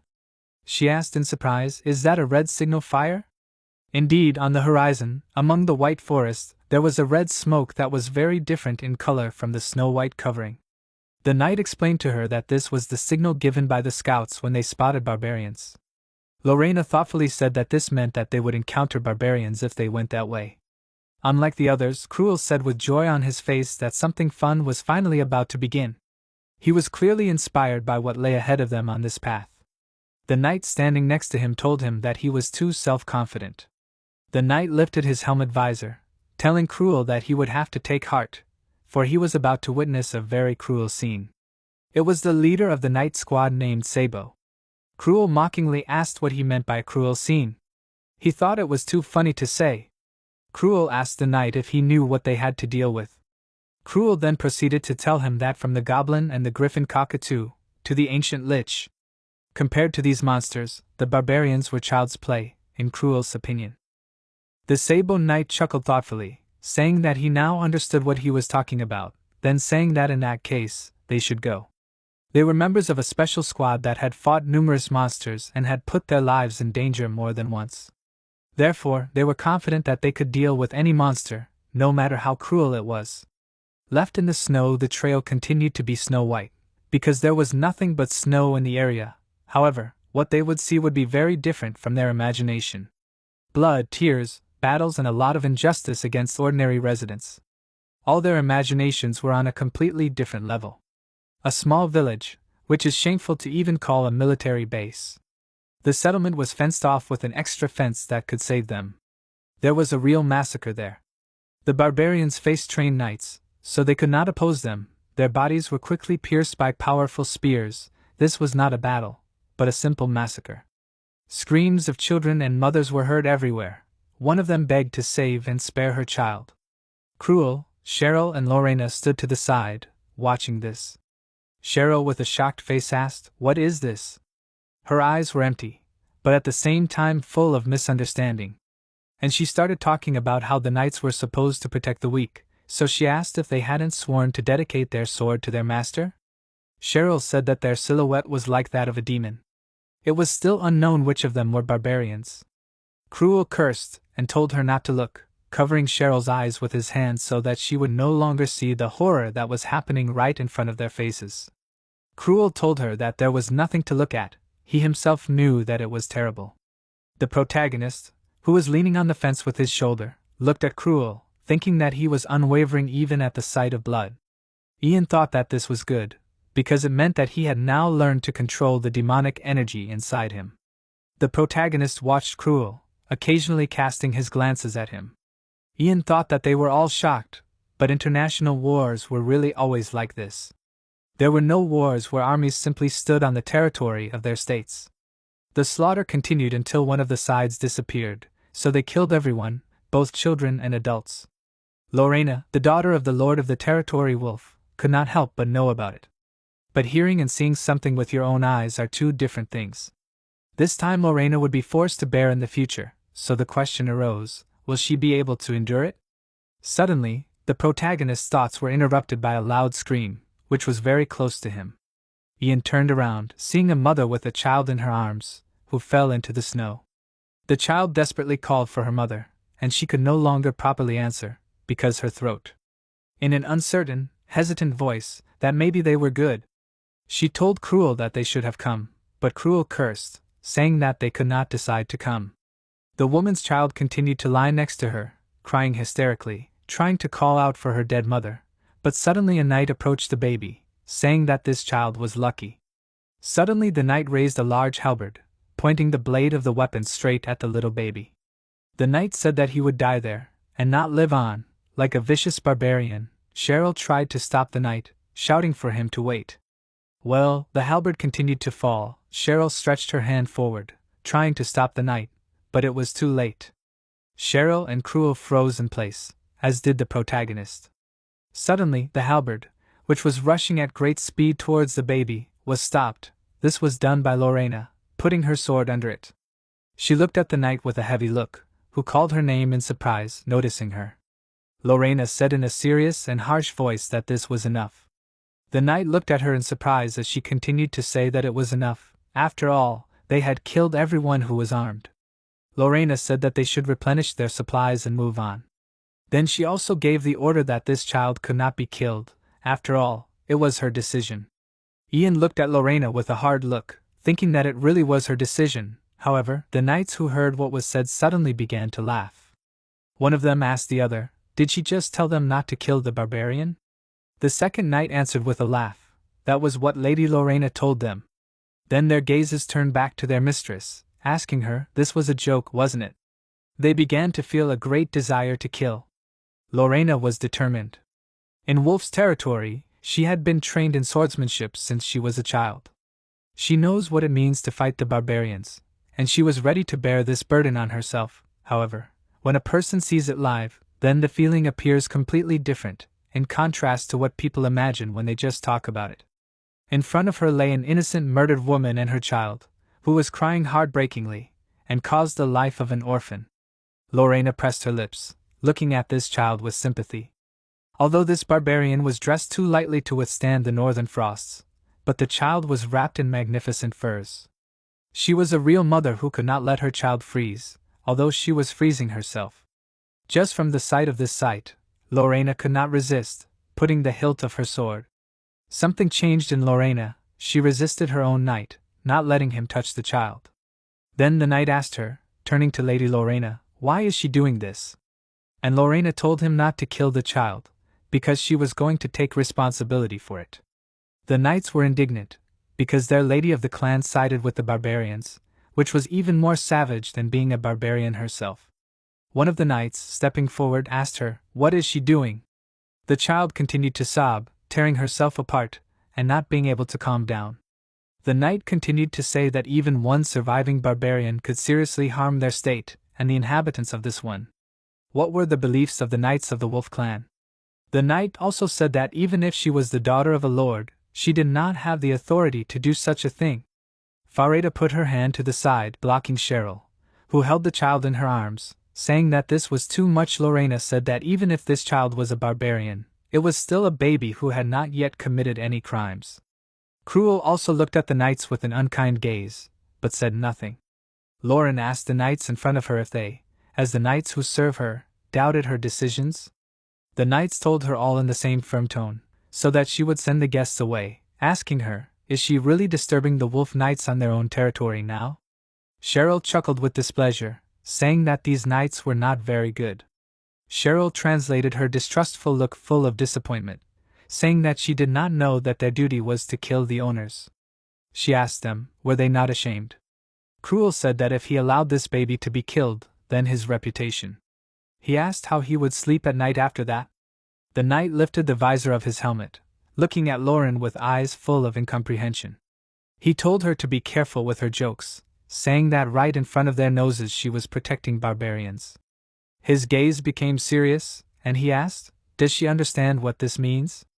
Ian still remained aside, crossing his arms. He thought that, as he thought, there was a conflict between them. The knights who were protecting the wolf territory would never change their minds. Emotions are not controlled by logic and morality. Too much blood has been spilled for the knights to overcome hatred, who could so easily talk about forgiveness right in front of them. Suddenly, the protagonist abruptly turned his gaze to the other side, asking what kind of energy was this? A loud scream rang out in the air, which attracted the attention of those in the barbarian settlement. The knights and Lorena stopped arguing for a moment. Each of them thought with horror that this must be their main enemy. A dark figure appeared in the sky, which quickly continued to approach the knight squad. When the knights raised their heads up, it was already too late. Everyone shouted in unison that it was the chief. Screams began to be heard everywhere that the chief had come, so they should prepare for the attack. The chieftain fell to the ground between the knights, slamming his huge hand against it, causing cracks to appear in the surrounding ground, as if it were ice rather than earth. The impact was so strong that it felt more like an explosion than an ordinary person landing on a solid surface. The knights immediately felt the power of this impact, feeling the full force of this thunderclap on themselves. It was as if a flame formed around them. The knights had to grit their teeth to keep from screaming in pain, because everything around them seemed to be struck by magical impulses. Lorena screamed that this was incredible energy. She also found herself in the epicenter of events, where this energy fire raged. The entire barbarian settlement was also engulfed in this energy. After a while, everything began to gradually calm down. The knight, holding on to his weapon, cursed out loud, saying that he could not even imagine that the barbarian chieftain would attack them. He also wondered where their scouts could even be looking. Suddenly his conversation with himself was interrupted by a huge hand that fell right on his head, greatly surprising the knight. The huge man, squeezing the knight's helmet, raised it up, squeezing it tightly in his hands. The chieftain asked the knight, was it really they who killed them all? It was one of the 20 barbarian chieftains. The size of his body inspired fear, as did all those muscles with which he was strewn. It was the chieftain Habru, who, clenching his teeth, looked at the knight with hatred, that they killed his family and his fellow tribesmen. Habru was clearly beside himself with rage, so the knights who fell under his hand should not expect mercy. Habru began to squeeze his palm, in which was the knight's helmet, saying that this is why he will kill them all just as they did with his fellow tribesmen. The knight coughed loudly from the blood, feeling the excruciating torture that the barbarian had given him. Habru said that he would do it very slowly and painfully. The knight in his hand was literally suffocating and choking on his own blood, because his skull was already clearly damaged. This could easily be determined by simply looking at the helmet, which now looked more like a tin can. The knight screamed loudly, and Lorena, who was right behind the leader, loudly screamed at him to stop. She swung her sword, looking at Habru with an angry look. Habru suddenly stopped, noticing her presence. Her speed was really high, so she easily directed the sword straight at the enemy's weak point, the head, but something went wrong. Lorena opened her eyes wide, not understanding how this was possible. She screamed that this simply could not be. After all, the sword that she hit the barbarian's head simply shattered on his bare head. Habru only grinned weakly in response to this attack, looking at his opponent. Indeed, the sword literally crumbled, simply touching the body of this man. Suddenly, the magic symbol on Habru's head activated, and he stopped smiling, looking at his opponent with a menacing look. In the blink of an eye, Habru began to strike quickly, trying to catch up with Lauren, but in the process of the battle, he also touched the surrounding objects, causing the fences and buildings that were near him to quickly collapse. Time after time, his huge fists got closer to Lauren, and she screamed in horror that her opponent was too fast. Lauren stepped back again, when suddenly her opponent's huge hand appeared right above her head, like the shadow of a huge tree. But her knights did not allow Lauren to attack. They immediately put their spears straight forward, trying to hold back the huge barbarian, who was advancing with great force. The knights shouted at her to retreat. Baz called the knight. In response to this, he only turned around and asked for her forgiveness. The spears they had aimed at the barbarian chieftain's body literally shattered on it, so Baz said that it seemed like they couldn't do anything more. Everyone around understood this. Baz apologized to Lorena Zato for raising his voice at her earlier. He told her to protect herself, while Lorena looked at him with incomprehension, as if she didn't fully understand the reality of what was happening around her. Before she could call his name again, her eyes widened in horror, which she was experiencing right at that moment, being in the epicenter of events. The knight who stood in front of her literally flew apart, as soon as the barbarian chieftain hit him with just one bare hand. His body was literally split in two, as if cut in half by a knife. After Habru dealt with the knights who were preventing him from attacking Lauren, he immediately went to her, raising his hand high above Lauren's head, telling her to die. She froze for a moment, not knowing what to do. However, someone in the silence that fell around the battlefield shouted, calling a black wolf. The creature of darkness immediately appeared in this world, and the barbarian noticed in surprise that his blood began to flow right from his hand. Habru looked at his hand in surprise, asking, "Is it really too early?" He did not understand how this could happen on his strong body. The main character slowly approached closer, thinking that it was bad, because it was just a scratch. He approached the new enemy closer, while Habru watched him in surprise. Ian said that he would soon cut him in half. One of his hands had already acquired the outline of a dark sword. Ian prepared for battle.